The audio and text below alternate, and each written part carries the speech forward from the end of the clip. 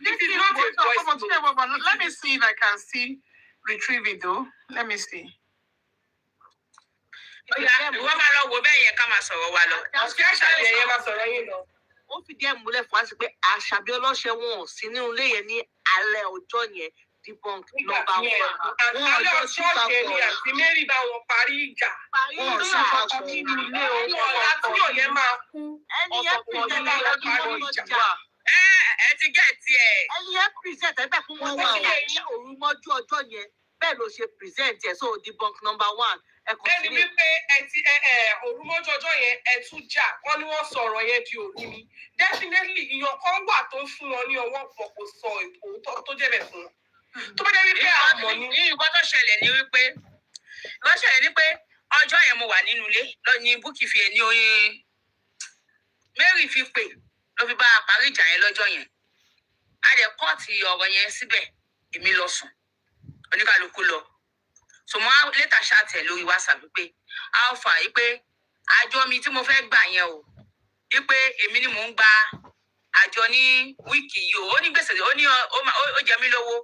Wọ́n á ní pé kó fi owó mi kó bá mi fi san àjọ. Èmi ò mọ̀ pé mi mo máa gbà. Èmi gan tí máa dájọ́ mi ò mọ̀ pé mo fẹ́ gbàjọ. Àbí Máyọ̀wá. Parọ́ wọn kì í máa rántí pé wọ́n dájọ́. Ìrántí o. Tí máa dájọ́ mi ìrántí o.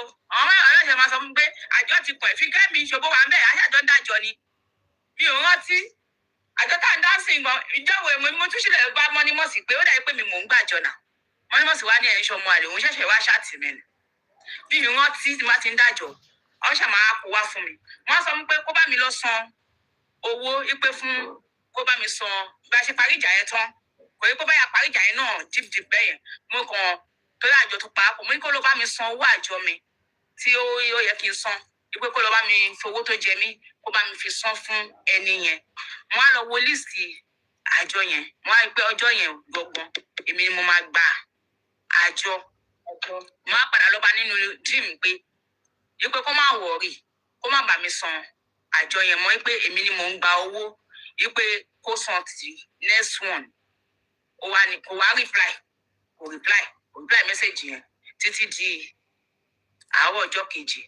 Ìgbà tó máa di àárọ̀ ọjọ́ kejì èmi wà nílé mo wà nínú ṣọ́ọ̀bù mo ti ń ṣe fídíò ọjà mi. Ọ̀rẹ́ mi kan wá pè mí Àdùnní lóúnjẹ ó wà ní Ọjọ́ta ó ti máa rí. Ó wá ní Àṣàbí wípé mọ́mì ṣídà pé o. Àlọ́ náà wà lẹ́yìn ẹ̀ Àṣàbí mo ti rí voice note yẹn. Ó ti rí. Bá ní mo máa send ẹ̀ sí. Play. Lo ẹ play. Ṣé fóònù kan lẹ̀ ń lò? Voice note yẹn pọ̀ gan. Tó máa ń play ẹ̀ lè gbọ́ tó ní tíyà. Èmi kò tí ì voice note yẹn rí. Máyọ̀wá ní sùúrù. Send ẹ̀ sí. Máyọ̀wá ni mo send ẹ̀ sí báyìí. Kò fún mi. Ẹni yóò ń voice note yẹn pọ̀ jàre. Mayor Empire mo message in WhatsApp ẹ dá sí WhatsApp mi. Okay. Ṣé ẹ gbọ́? Ẹ̀yin ń tọ́jú nǹkan o èmi tí WhatsApp máa ń crash gbogbo. iPhone mọ̀ ló lọ fún ẹ. iPhone bá lèmi náà lèmi ò ní ìsúwìfù kankan padà. Ẹ máa gbọ́ tó bá ti sọ̀rọ̀ ò ní gbọ́ o. Ibi tó ti rẹ́kọ̀dù ló dún pàrà. Ṣé ẹ gbọ́?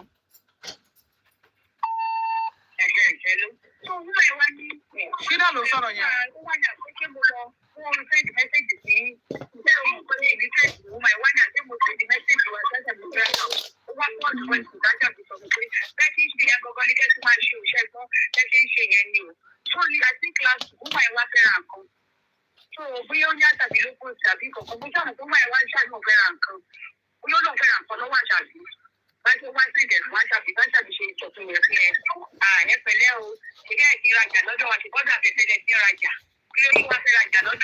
Ó dà pé ìdílé ẹ jẹ́ kí n gbọ́ yòókù ẹ jẹ́ mí sí torí ó dà.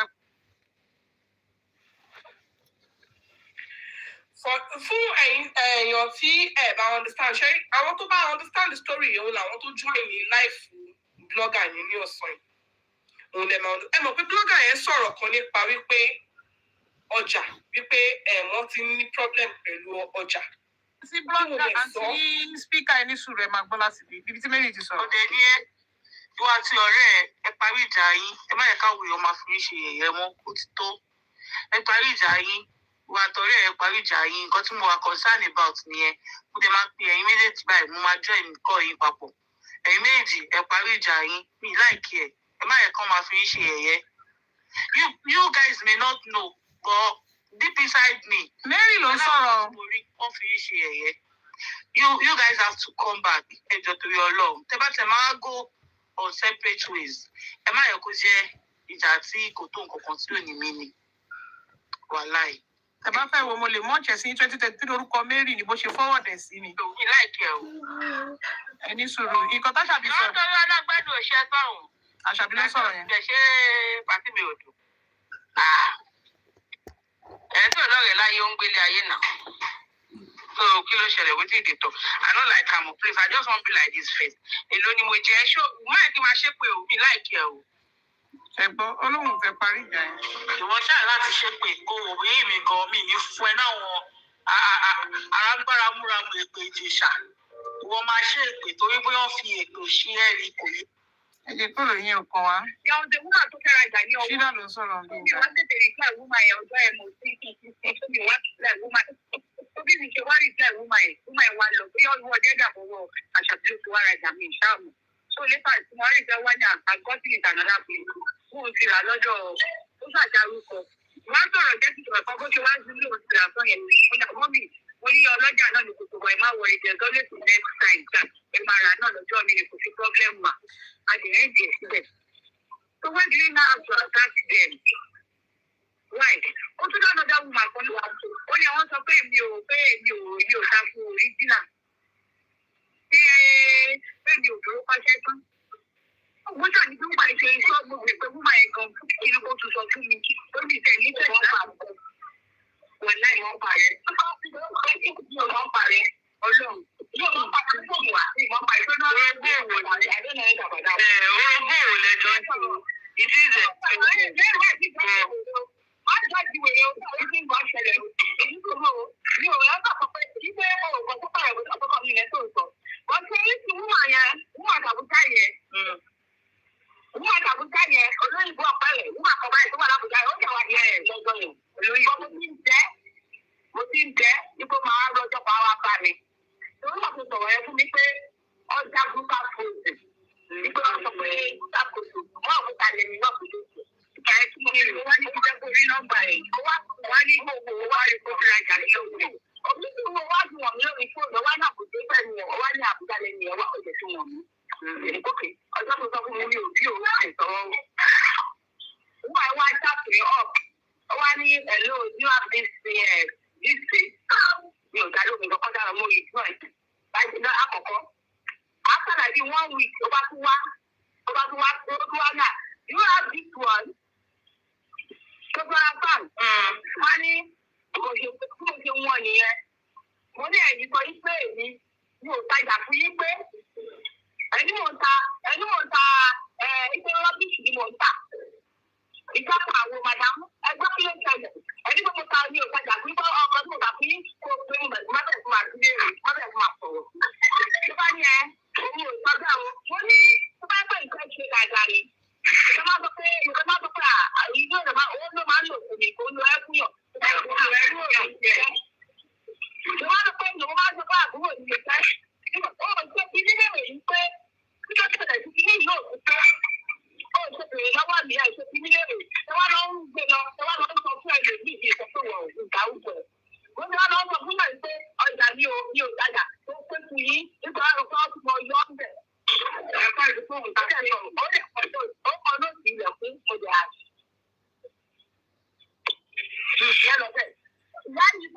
Ìyá Ọláolúwa tó wà ní ìgbó toko ìyẹn ọwọ́ àṣàkù mi ò dá lóhùn. Tó bá tún wá gbé mi ò dá lóhùn, á dì í ti mẹ́sẹ̀jì tó sẹ́ǹdì sínú padà. Tó bá tún ti wá o, á wo sórí mi o, á tún sọ̀rọ̀, á tún ti ní ìsìn. Wọ́n á ní bẹ́ẹ̀ tó ń ṣe yẹn ní gan-an ní kẹ́ máa ṣe o. Bẹ́ẹ̀ tó ń ṣe yẹn gan-an ní kẹ́ máa ṣe o, mi ò sọ jù bẹ́ẹ̀ lọ. Ó ti wá di bóyá ti ápàlà bí àwọn ọ̀sẹ̀ bó ti wá bá mi nìyẹn.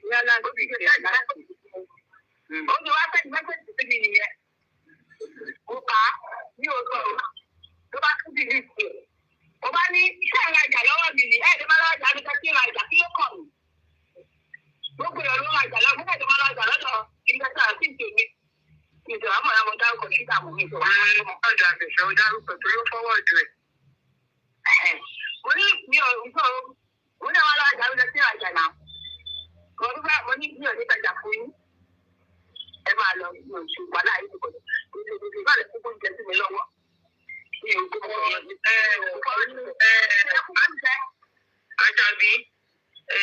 Àṣàbí. Owó ìgbàlódé bí 2,000. Partners máa wà ní business o. That is one thing tí mo fẹ́ kọ́.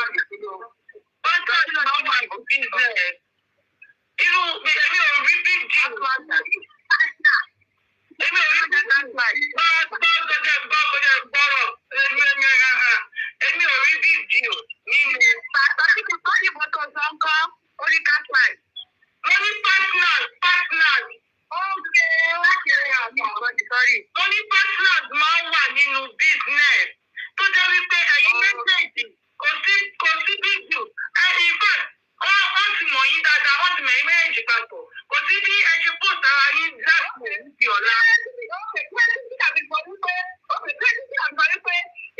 Èmi jẹ́ kó máa ta ọjà tòun sí sọ́dọ̀ àwọn ìyá lè máa rò pé kéèkì lòun tà. Èmi sọ bí Àṣàbí Jambo sọ fún ẹgbẹ́. Àṣàbí oṣù ẹgbẹ́ ènìyàn irọ́ ló ń pa. Oṣù ẹgbẹ́ ènìyàn ọ̀pọ̀. Ọ̀pọ̀ fún mi náà ni. Irọ́ ló ń pa Àṣàbí. Ọ̀yìn wọ́n sọ wípé èmi ọkọ̀ Àṣàbí. Láti ṣẹ̀kẹ́ ìdílé àwọn ọ̀gbẹ́ ìwọ̀n arúgbó wọn tà. Ìjọba àwọn ọ̀gbẹ́ ìwọ̀n wọ́n tà.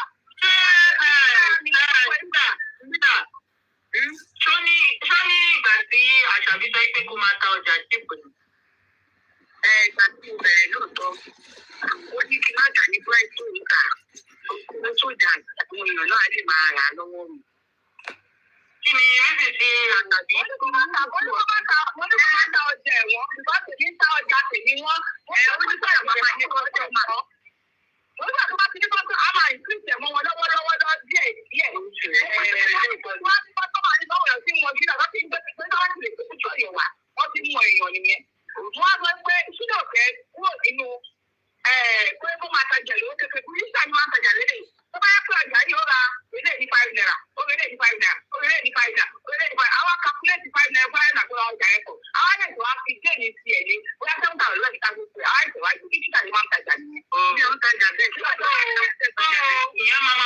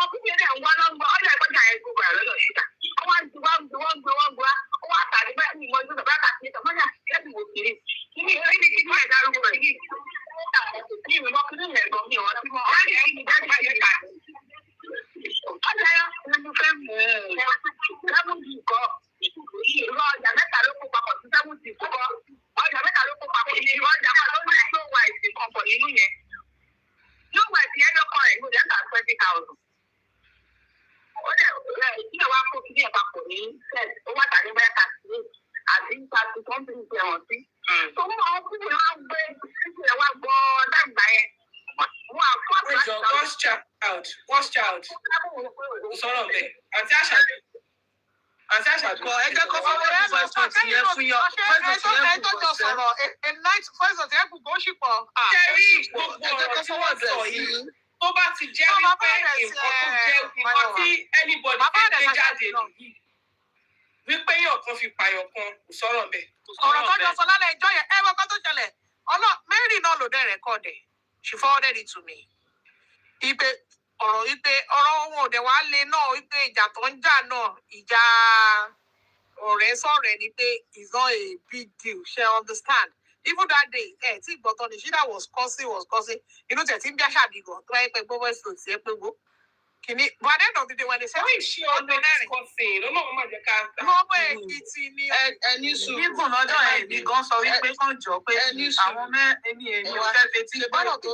pé Ẹ wá ṣe gbọ́dọ̀ tó. Ó ní jẹ́ ká sọ̀rọ̀ tó máa kọ́ọ̀tù aṣọ máa sọ́ kí n sọ̀kalẹ̀. Èmi ń kọ́kọ́ forward voice note sí wọn. Mo máa kọ́ fast forward ní. Fisi two. All times 1.5. Voice note yẹn pọ̀ gan. Kí ló sọ? Fisi times 1.5. Okay, kó lè Jẹ́ mọ̀ nǹkan tẹ́mi try láti kékeré mi sọ ni wípé kán fast forward sí ọjọ́ tí àǹtí Ṣídà kú gọ̀gọ̀gọ̀. No, you ever forward me lájẹ́ o, ìmọ̀. Pé voice note. Ọjọ́ tí Ṣídà kú voice note wo la ní lọ́jọ́ yẹn? Ní kọ̀ọ̀kan. Kò sí voice note lọ́jọ́ yẹn. Ọjọ́ tí ọjọ́ tó kú náà Máyọ̀wá kí ló sọ? Mo mọ̀ pé kò sí ẹni sùúrù, mo mọ̀ pé kò sí voice note lọ́jọ́ tí wọ́n kú. Kò sí voice note lọ́jọ́ tí wọ́n kú. Mo ní kán fast forward sọ́jọ́ tí wọ́n kú, kí wọ́n gbé voice note yẹn kúrò. Everybody ti gbọ́ nǹkan tán sọ, kò síbi tẹ́pẹ́ wàá kú kílẹ̀ tó mọ́, kò síbi tán ti sọ bẹ́ẹ̀ nínú voice note yẹn. Kò sí jà, kò sí argument. Ilé ẹ̀ka gbọ́dọ̀ bá fẹ́ sọ Sí, jà. Wait, Máyọ̀wá, calm down. Ẹ má blame Bukky Jesse. Ask me reason why. Ẹ tó fún information ni kẹ́ blame. Ẹni yẹn ló lọ twist ọ̀rọ̀. Ṣé you understand? Because wọ́n fún information ni. Because báwo ló ṣe mọ̀ pọ́ sọ̀rọ̀ ní night 2? Ó jọ gàtẹ́ kò jọ gàtẹ́, ó fẹ́ mẹ̀sẹ̀gì. So ẹni yẹn ló lọ twist ọ̀rọ̀ yẹn. Tó lọ sọ nǹkan míì fún láti fi favour ara wọn. But why are they doing that? That is my concern. Kí ló dé? Ẹ má bínú sis. Ẹ kì í sáré answer àǹtí. Sherry, if you are a good person and you don't have a personal vendetta against somebody, tí yóò bá gbé ẹjọ́ ẹ̀ wò, tí yóò yẹ pé yọ̀ngẹ́ kò béèrè lọ́wọ́ ẹ pé àwọn àgbẹ̀jọ́ ẹ̀ wá wọn ló ṣe báyìí wọn ló ṣe báyìí. She's not interested in knowing the truth. All she's interested is the fame. Trying. She doesn't care about what the truth is. All she wants is if I was the story Ashibe ṣe kíní kan. I mean, I understand because she's not interested in the truth or not. If she wants the truth, she would call the person. And then tomorrow, all right, what did I do? I asked Ashibe, this thing is not looking good. And truth be told, it was not looking good. Or you look good. Ẹni tí mi lè fàkáǹtì mi wọlé ni. Olú good. ọ̀rọ̀ yìí kò look One inbox the Mayor Empire on the streets. So ẹni tẹ́ ẹ bẹ̀rẹ̀ pé why you are fast forward mo ń bọ̀ nígbà tá a ṣe gbogbo ọ̀rọ̀ yẹn five note tó ṣe gbogbo kìíní ìtàn lálẹ́ ọjọ́ yẹn tí mo ti sọ fún pé kó lọ bá mi sanwó àjọ mi tó ní pé tí ò wá reply so wá di àwọn ọjọ́ yẹn mi ti wọ́n ní ṣọ́ọ̀bù lọ mo ti lọ ṣe fídíò pé ẹ wá rajà so mo kàn rí kàn yẹn ni ó wá jẹ́ pádùn ní ló pè Adùnní màlédì lórúkọ ẹ̀ ó ti pé wèrè ẹ̀ ó ti sùn. So ó wá ṣáà pè mí wá ní Àṣàbí mọ́mí ṣídà pè ń sìn wọ́n náà sọ pé ṣídà ṣùgbọ́n slum àbí nǹkan ó faint yà ó faint. Ẹ má bínú mo fẹ́ sọ̀rọ̀ point to correction o kì í ṣe mọ́mí ṣídà náà ló pè. Nǹkan tó pè fún mi nìyẹn nǹkan tí Àdùnní ọ̀pọ̀ tó pè. Àti Kẹ́hìndé ń gbà yẹn. Kò mọ Kẹ́hìndé. So ó wá ní mọ́mí ṣídà pè ń sìn yìí o mo wá ní mọ́mí ṣídà I was like mọ́mí ṣídà ó ní mo ní mọ́mí ṣídà ò pè mí rí èmi àti mọ́mí ṣídà ò sọ̀rọ̀ rí so mo á ní òkè kí ló lè ṣe pé ṣídà faint kẹ́ mo ní ẹni tó yẹ pé a ṣì sọ̀rọ̀ ní alẹ́ àná wípé so àgbàgà tẹ̀ tíjà bẹ́tà ti sọ̀rọ̀ ní lẹ́yìn kí lè sọ̀rọ̀ báyà tá a bá fẹ́ sanwó àjọ nìkan tó ra ní group fún so mo náà ẹni tó yẹ pé fi sọ̀rọ̀ ní alẹ́ àná pé kí ló wá fẹ́ fà tó fi máa faint wọ́n á pe mọ̀mísí mi wípé kọ́ lọ bá mi torí mọ̀mísí mi ń gbé ní side singer èmi ń gbé ní festa wọn ní òkè kí tó dé ibẹ̀ yẹn ọ̀nà ti gbé lọ sọ síbẹ̀ mo ní kí tó débẹ̀ yẹn ó máa pẹ́ o kó mo ṣáà bọ́ sọ́nà mo sì ti wá ọ wá pé ọkọ àbúrò mi wípé kí òun máa lọ ṣáájú àwọn àtọ́ máa fi débẹ̀ wọ́n pè mí mo ti gé my two gan tó fi pè mí wípé Peter náà lòun drive ẹni tó sùn tí mọ́jú which is our godmother tó sùn tí mọ́jú ọjọ́ sùn mọ́jú ni godmother ẹjọ́ sùn mọ́jú ni wọn àti godmother ọjọ́ sùn mọ́jú ni so godmother yẹn wá ní ọmọ tọmọ yẹn wá ń jẹ́ Peter yẹn òun ló wá wà lọ́dọ̀ wa Peter yẹn ń gbé ní ọ̀dọ̀ ó ń gbé lọ́dọ̀ mi ó ń ṣiṣẹ́ ní side ó ń ṣiṣẹ́ so ọ̀dọ̀ mi ló ń gbé so Peter yẹn wá ń drive òun ló ń dẹ̀ drive mọ́tò so màá ní òkè pé ó yá kó máa nìṣó awádé my two nígbà tá a dé my two wọn ní ó ti pé ó ti dákẹ́ o ọmọ mi sùn mo níṣẹ́ ti débẹ̀ wọ́n ní ó kù díẹ̀ ìgbà tó máa fi débẹ̀ wá pè mánà ó ti kú lóòótọ́ ìgbà tó máa fi débẹ̀ ó ti kú o wọ́n ní pé kí ló lè ṣe mí já máa lọ títà ń lọ àgbé ó lè pa padà gbádùn ní lọ́nà agbádùn ní Òṣòdì èèyàn tó pè mí for the first time ó pè mí lọ́nà mo gbé lóṣòdì Peter and drive àbúrò mi ní Kudi òun náà wà ní mọ́tò bàtà máa fi dé ọ̀nà ti gbé lọ sí ọtí transfer ẹ̀ lọ sí Ọbásanjọ́ ikọ̀ hospital kọ̀ọ̀kan gbé lọ wípé ọ nígbà tó ń bọ̀ ó ń bọ̀ láti motherless home ó fẹ́ lọ adopt ọmọ because ilé ọmọ ẹ ti bàjẹ́ ṣe mo sọ fún ẹ Fìkẹ́mi. Hello? Yeah, ó sọ fún mi. Ilé ọmọ ẹ ti bàjẹ́ so every week ló máa lọ ń ṣòkùn kankan nílé ọmọ yẹn tó ní máa ń dùn òun pé kí ní ẹ̀dẹ̀ ń gba owó lọ lọ́wọ́ òun. Èmi fún àmì màá sọ fún Ṣídà ó gbọ́dọ̀ ṣe oyún Máyọ̀wá tó bá ń pa ó ti máa ń pa kó máa já mi. Ilé ọkọ mi ni mo wà tí màmá sọ pé tó bá nídìí ẹni tí sọ fún mi máa bó oúnjẹ ọkọ mi fún ẹ ọkọ mi ló ń oúnjẹ sílé máa fún ẹ ní nǹkan tó bá fi lò ìgbà kan tó sọ pé wọ́n lóyún gbà yẹn mọ bẹ́ẹ̀ ṣe máa lọ́rùn jẹ fún wa ní Amalanta access. Ìgbà tó sọ fún pé òun lóyún wọn máa gbé jáde máa ní foyún ilẹ̀ á ní òun ò lówó máa ní kó má wọ̀ oúnjẹ ọkọ mi tó rà sínú ilé màá tún bù fún yín àbí Máyọ̀wá. Parọ́ o.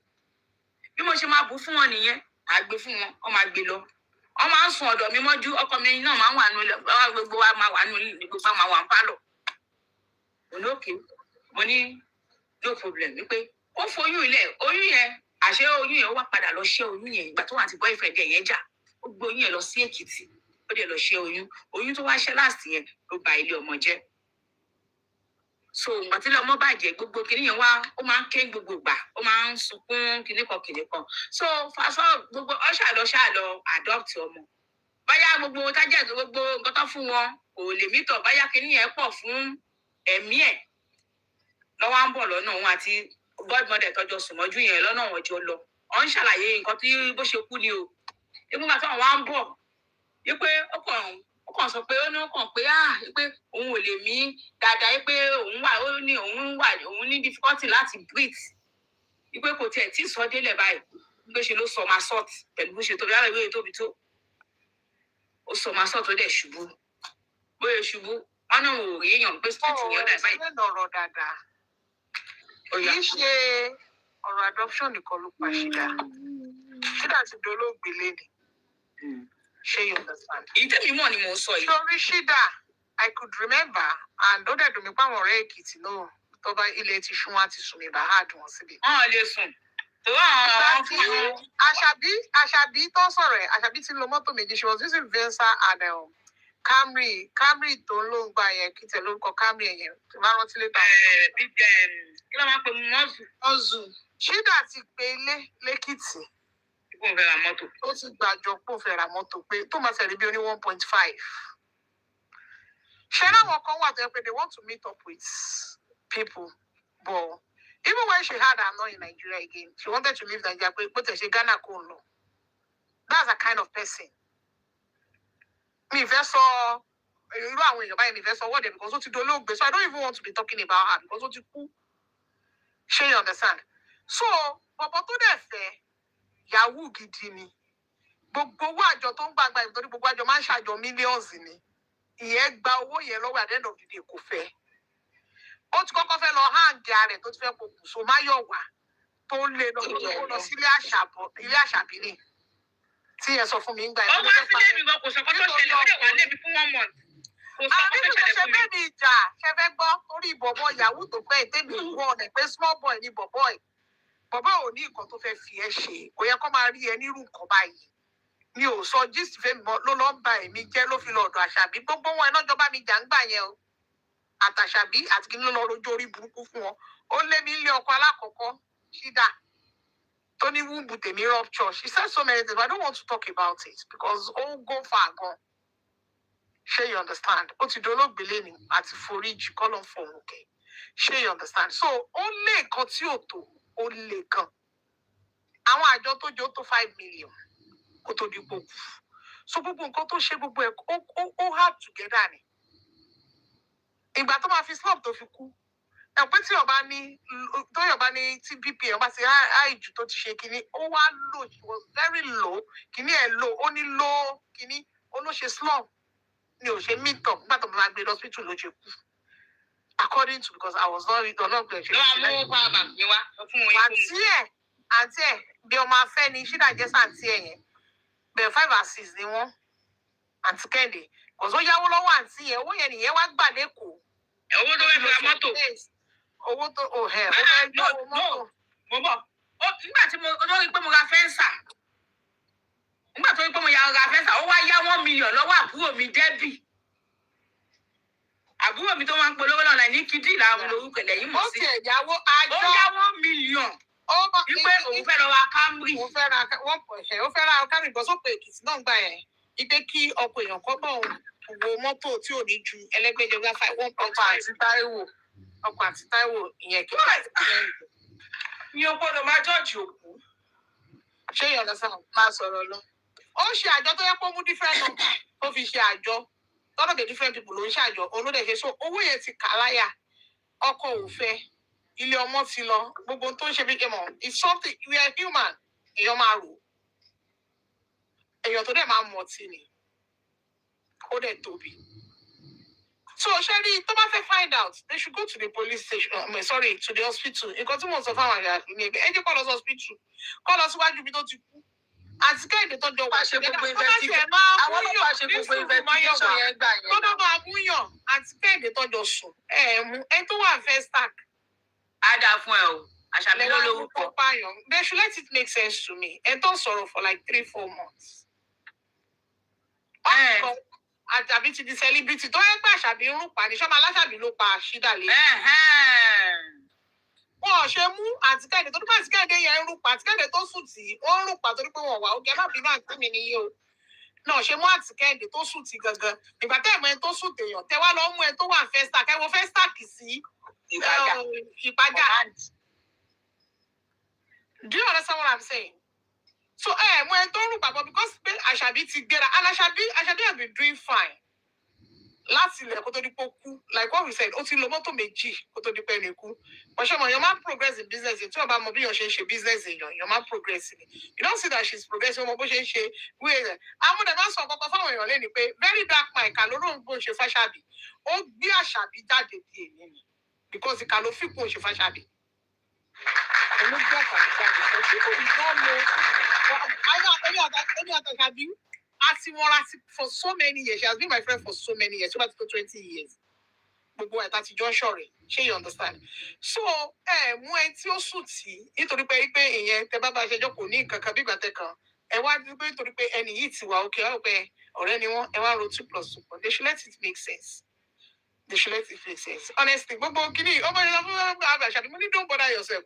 Tó bá yá ebi ọ̀rọ̀ ti lọ police station tó bá ti fẹ́ jẹ́ kó lọ sí kìíní at least ju evidence tó fi pọ́n wá mú jáde. It's as simple as anything. But ó kàn máa ń dùn yàn pé ibi tẹ́nu díẹ̀ sí òde bẹ́ẹ̀ ni èyí ẹlẹ́ran ara ni. Wọ́n yẹ pariwo olópàyàn. Àwọn èèyàn tó bá ti gbọ́ etí tó bá ti gbọ́ àlọ́ kò ní gbá bọ̀. So I think that's the reason why. Less for me. Because I don't know. Àwọn mẹ́rin lẹ petition. Ó ṣe jẹ́ pé orúkọ mi lẹ wá ń dá. So. Báyọ̀ wá náà wọ́n tẹ petition náà. Ẹ petition Peter, ẹ petition àti Kẹ́hìndé tó sùn tí ọmọ yín. Ẹni wá petition mi náà. Báwo ni tèmi ṣe yẹ mi tí mò ń gbé ẹni tó pé mo jọ́ rẹ̀. Wọ́n gbé ìdálálẹ̀ gbogbo wa ládálàgbọ̀. Ìdálára ló burú jù Àṣàbí. Àtúndádọ̀ orí ọmí àǹtáàtì. Ẹni tó ń fún blogger yẹn ní information. Ó kọ́ lè máa gbé kí ló ṣe kẹ́ ẹ̀ tó kàn ń ṣe dáadáa nu àyè inú kàn lè dédé máa. Ok, Máyọ̀wá nìyẹn wọ̀ dáàgì Máyọ̀wá ò mi yọ ẹ̀ padà rí o.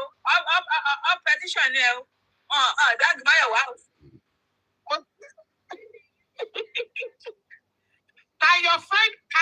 Máyọ̀wá jẹ́ ká fi Àṣàbí ṣe yẹ̀yẹ́. Can your friend ever? Ṣé o mọ̀ pé Àṣàbí náà rẹ́ mi o? Ó fi mí lẹ̀ wọ́n rojọ́ fún un. Ó fi mí lẹ̀ ó lọ bá ṣìdá. Ọlọ́run tó máa yọ mí ṣé torí pé tèmi àti iṣẹ́ ìrànjọ́ rẹ̀ yé mi náà máa mú lọ́jọ́ èní. Bọ̀ ẹlẹ́dàá ìyá mi ò sùn lọ́rùn. Because mo dúró ti yẹ.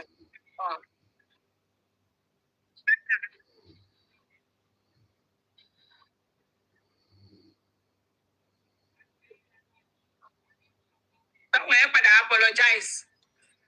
Ọ̀gá àpagbé Yínká ló wá padà béèlì ọmọ ẹ̀.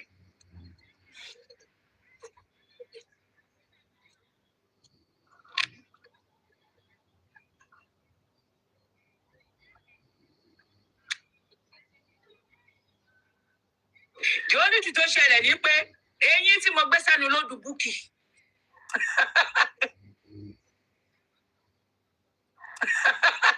Èmi ò ní sọ̀rọ̀ bọ̀ nǹkan tí bá ṣe fún ẹyọ kan báyìí wá fẹ́ lè kú. Mama sísá ò sọ̀rọ̀, kí ló ṣe sísá mi tó ń sọ̀rọ̀, ṣọ́ ti sùn ni? Because I don't know. Okay, ẹ ti wá gbé kéèsì ẹ. Ẹ wá gbé okay jẹ́ ká sọ̀rọ̀ nípa ti nǹkan tó ṣẹlẹ̀ ní hospital nígbà tí ó dà pé torí ó ní tìtọ́ sọ pé ńṣe lọ́gùn àbúrò òun pa. Ṣé bíbi tó ti fún ní injection according to Mayowa, ìbáwọ̀ Mayowa ló tó gbà tí wọ́n ti nígbà tí ọwọ́ ní kó tó gbé nílẹ̀ ṣe ìṣídà tó wọ́n fẹ́ máa wé 150 kg. No, 168. Ṣé 168 ni? So nígbà tá a fi jọ gbé jẹ́ ṣàtàjọ máa lọ gym gbà ẹ̀. So ọwọ́ náà ń wá bó ṣe máa gbé sínú márúwá wípé wọn ò rí gbé. Ìwé kọ́ ìyẹn àti Kẹ́hìndé ló ń narrate sórí fún ẹ pé ọmọ ò rí gbé bóyá ṣubú sílẹ̀ ńlẹ̀. Ipá àgbà tó wọn ṣáà máa rí gbé ọgbẹ́dọ̀ hospital kan ó ṣe gbàgbọ́ kò lè dúró ń bẹ̀. Wọ́n ní àwọn dókítà sí around pé kó gbé lọ síbò wá gbé lọ sí Ọbásanjọ́. Bàtẹ́mi ṣáà máa fi dọ́básanjọ́ ó ti kú. Òkè àwa ní wòkè kí ni àìṣe èmi débẹ̀ bíi after 4 hours ó ti kú ni mo débẹ̀ mo bá lórí ibi tí wọ́n tẹ̀ sí mo dẹ̀ yọjú mo dẹ̀ padà. So wọ́n wá ní òkè kí ni àwọn ní òkè kọ́ fún wa ní Máyọ̀wá ló lọ ń fọ́ǹtì gbogbo wọn tó ṣẹlẹ̀ yẹn ṣá. Àwa ní òkè kọ́ gbé sí kọ́ lọ wẹ̀ nínú hospital wọn bẹ̀rẹ̀ pé kọ́ bá páàkì ẹ̀. So gbàtọ́ wà lọ wẹ̀ gbàtọ́ wà lọ wẹ̀ wọ́n yàgbẹ́ sára. tó ó yàgbẹ́ ó ti yàgbẹ́ sára ọwọ́ ní ọ̀ọ́nì lè gbé lọ sí Èkìtì báyẹn ní ọjọ́ yẹn wípé kọ́kọ́ lọ wẹ̀ náà pé kọ́dẹ̀ páàkì ẹ̀ sódà aṣọ tí wọ́n fi wẹ̀ gan ọ́n sọ pé kọ́ ti lọ ra aṣọ yẹn lẹ̀ kí n tó dé wọ́n ti ra aṣọ yẹn so ọ̀dẹ̀ yìí aṣọ yẹn mọ́ ọ̀dẹ̀ yẹn ọwọ́ á ní pé kọ́ lọ mú mọ́tò èmi mo tún kó owó tó fi gbé àwa lọ gbé dánfó tó máa ń gbé wọn lọ sí mọ́tò yẹn orí regular customer àwọn tó máa ń gbé wọn wá sí ló máa ń gbé wọn lọ lé tó bá ti lọ sí ìlú padà so mọ́tò yẹn ni Máyọ̀wá wá pè ipe kó jọ pé ṣídà ti kú o ipe kó wá bá wọn gbé ṣídà lọ sí ipe kó wá bá wọn gbé ṣídà lọ sí gbé ṣídà ṣe aláìsí o mọ́tò yẹn náà ẹni yẹn náà mọ ṣídà o so mọ́tò yẹn wá sọ pé àwọn ti gbé náírọ̀nù ipò ti kọ́ ẹ̀bù o ipe bọ̀t báyà kóun yọ síìtì lẹ́sìn kóun padà wá gbé síìtì òun létà kóun gbé torí láìlọ́ọ̀nù òun kó lọ sékìtì ni wọ́n dẹ̀ sọ́wọ́n láìlọ́ọ̀ yẹn sí iwájú ọwọ́ tẹ Macintosh sílẹ̀ lẹ̀ wọ́n gbé ṣídà lé lọ so wọ́n wá ní pé wọ́n wá wẹ̀ ṣídà tán wọ́n wá ní pé ká wá wò ó wípé ṣé bọ́ ṣe gbé wá lélẹ̀ àdẹ̀yọjú àdẹ̀wò èmi mo dẹ̀ padà ní tó jẹ́ bí godmother ọlọ́wọ́ ọ̀nà bọ́ ṣe gbé wá náà nìyẹn so wọ́n wá ní kó má bàa máa rùn ipò àwọn máa fún ní abẹ́rẹ́ o ipò torí ó lè lọ wú kó tó di pé ó dé rí pé èèyàn tó san tó dẹ̀ ní high blood pressure pé ó lè wú o so wá ní ká máa fún ní injection tó máa fi preserve tí òfin ní nǹkan tó máa ṣẹlẹ̀ tó bá yẹ wá fún ní injection yẹn ẹ̀jẹ̀ kò yọ lójú injection yẹn ni ẹ̀jẹ̀ wá ń dà látọjú injection tí wọ́n fún yẹn ẹ̀jẹ̀ ń já gan ọṣà pa á ní kí ló fà tí ẹ̀jẹ̀ fi yọ báyìí ní ojú ọwá ní injection tí àwọn tó fọ yẹn wá sọ pé injection tó wọ́n fún ní hospital yẹn ni ló fà tí ẹ̀jẹ̀ yẹn fi yọ bẹ́ẹ̀ yẹn wípé torí èèyàn tó I don't know me anything by anything doctor so wọ́n ní ìjẹ́ táwọn fún yẹn injection táwọn fún yẹn ni wọ́n ṣá páàkì ọ̀fàṣọ ṣe ẹ̀jẹ̀ yẹn pé kó má bàa máa pọ̀ sí ọ̀fàṣọ wé dáadáa wọ́n ṣàgbé sínú mọ́tò dáfó tó máa ń gbé wọn lọ wọ́n wá bọ́ sínú ọ̀nà Èkìtì ní alẹ́ ọjọ́ yẹn Máyọ̀wá àti àǹtí Kẹ́hìndé tó sùn tí mọ́jú lọ́jọ́ lọ wọ́n ṣà lọ sí Èkìtì gbàtọ́ máa fi dé Èkìtì ọdẹ Èkìtì ní ṣé òwúlẹ̀ débẹ̀ torí mi ò tẹ̀lé wọn. around 2 o'clock lóru la dé sékìtì àwọn ẹ̀yìn nìkan la gbé wọn lọ. ẹ̀yin méjì ẹnìkan lọ so bọ́ ṣàṣe gbé lọ sékìtì nìyẹn so nǹkan tí mo mọ̀ mọ́ nìyẹn. Máyọ̀wá ló wá mọ nǹkan tó wá ṣẹlẹ̀ lọ́hùn. ṣe rí nígbà táwa dé Èkìtì lóru yẹn àwọn fámìlì wọn wá ń bá wa fa wàhálà kinní kan kí ló dé torí ojú ibi tán ti fún wọn ní injection yẹn ẹ̀jẹ̀ yẹn wá ń jáde gan bẹ́ẹ̀ bọ̀ tẹ́ bá nu ẹ̀jẹ̀ yẹn máa rí pé kò sí kọ́ọ̀tì kankan bẹ́ẹ̀ ojú injection lásán ní ẹ̀jẹ̀ yẹn. hospital wà ń bẹ̀ the same hospital tó ń kú sí ni wọ́n ti bá wa wẹ̀ fún wọn tó ti nu ara wọn due to pé ìgbẹ́ tán yà tí báyìí pé ìgbẹ́ tán yà yẹn kò sí nǹkan tá a bá gbé wọn lọ sí mọ́ọ̀gì lọ ṣe o cause wàhálà yẹn ṣàpọ̀ lẹ́kìtì lọ́jọ́ yẹn wọ́n ṣàbá wa fa wàhálà lóru yẹn pé wọ́n máa nà wá lóògùn wọ́n máa ṣe kinní kan ṣe la pa ṣe la ṣe kinní kan. Mo dẹ̀ wá sọ statement kan fún wọn ní alẹ́ ọjọ́ yẹn pé okay fine tẹ bá ní pé ṣe ni wọ́n pa ọmọ yín ṣe má sin òkú yìí kẹ́ gbé lọ sí mọ́ṣúárì tó bá ti di àárọ̀ ọjọ́ kejì kẹ́ bẹ̀rẹ̀ investigation yín lé lórí. Nǹkan tí mo sọ fún ẹ̀gbọ́n wọn ní alẹ́ ọjọ́ yẹn kò sí ẹ̀gbọ́n ní ẹ̀gbọ́n obìnrin kan àtẹ̀gbọ́n ọkùnrin kan. Ẹ̀gbọ́n obìnrin yẹn mother side wọn ni, ẹ̀gbọ́n ọkùnrin yẹn father side wọn ni. Ẹ̀gbọ́n ọkùnrin yẹn ò dẹ̀ sí Nàìjíríà bọ̀ ẹ̀gbọ́n obìnrin yẹn wọ́n wà lọ́dọ̀ wa lẹ́kìtì. Ẹ̀gbọ́n obìnrin yẹn ṣáà ń sọ ṣáà ń ṣe bla bla bla bla ṣáà ń ṣe pé ó máa jà ká má wọrí within 7 days ẹni tó bá pa ó máa kú ó máa tẹ̀lé kinníkan kinníkan. bí ni wọ́n ti lọ ro pé wọ́n ti lọ ro pé ká má wọrí jà.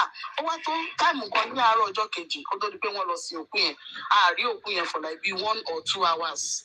Ọ̀sán kọ́kọ́ gbede ìtàlá gbé sí ní ẹ̀yìn bus wọ́n máa gbé kúrò lẹ́yìn bus for like 1 or 2 hours. Àwọn tó bá wà ní ìlú wọn lọ́jọ́ yẹn tó wà lórí live wọ́n máa mọ̀ nǹkan tí mo sọ. Àṣàrí òkú yẹn for like 2-1 hours àárò òkú yẹn wọ́n ṣàpàdà gbókù yẹn díẹ̀ ká má wọrí within 7 days ẹni tó bá pa ó máa kú káwa má wọrí ká máa lọ kìnnìkan oníkálukú dẹ̀ padà. Even gan ìgbà tí wàhálà yẹn pọ̀ lálẹ́ ọjọ́ yẹn wọ́n máa nà wá lóògùn kí ló dé tókùnrin ò tẹ̀lé wá kí ló dé tá àmúkùnrin wa. Mo wá sọ fún wọn pé àti wọn ò mọ́kọ wálé wá fún yín náà wọ́n ti fi wá respect pé kókùnrin tẹ̀lé wa lọ.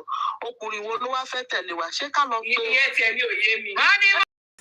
ṣé ká lọ pé ẹni tá a mọ̀ rí ni? Ṣé ká lọ pé ọkùnrin tá a mọ̀ rí ni ká sọ fún pé ẹjọ́ ẹ tẹ̀lé wa délé wa fẹ́ gbòkú lọlé o? I don't understand. Àwọn àti Àṣàbí gan ti ń bọ̀ ní àárọ̀ ọjọ́ kejì wọ́n ti wà nínú bọ́ọ̀sì ní Ọjọ́ta. Èmi ni mo wá pè wọ́n pé àǹtí Àṣàbí ẹ padà sílé. èmi àti Mary náà ni àti Mary tó wà nígbà yá Mary ni. Bẹ́ẹ̀ ni àti Mary àti bí ẹ̀yin bíi mẹ́ta ṣàbí mẹ́rin lẹ́ ń bọ̀ ta. Mary Peter àtèmi àti Adùnní.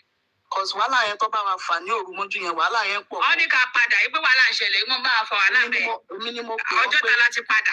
bọ́ọ̀sì dráìvà mọ́tò gan ló ń sọ èdè tán ní kán máa tàn wá bọ̀. irọ́ ni dráìvà mọ́tò mọ ẹni tì nípa kù. Àṣàbí ṣó ti gbàgbé ni tí dráìvà mọ́tò tó fẹ́ gbé wá. wọ́n náà pa ọmọ ṣífù kan Báyọ̀ sẹ́kù. wà kó nǹkan tí Mary ń sọ òótọ́ ni.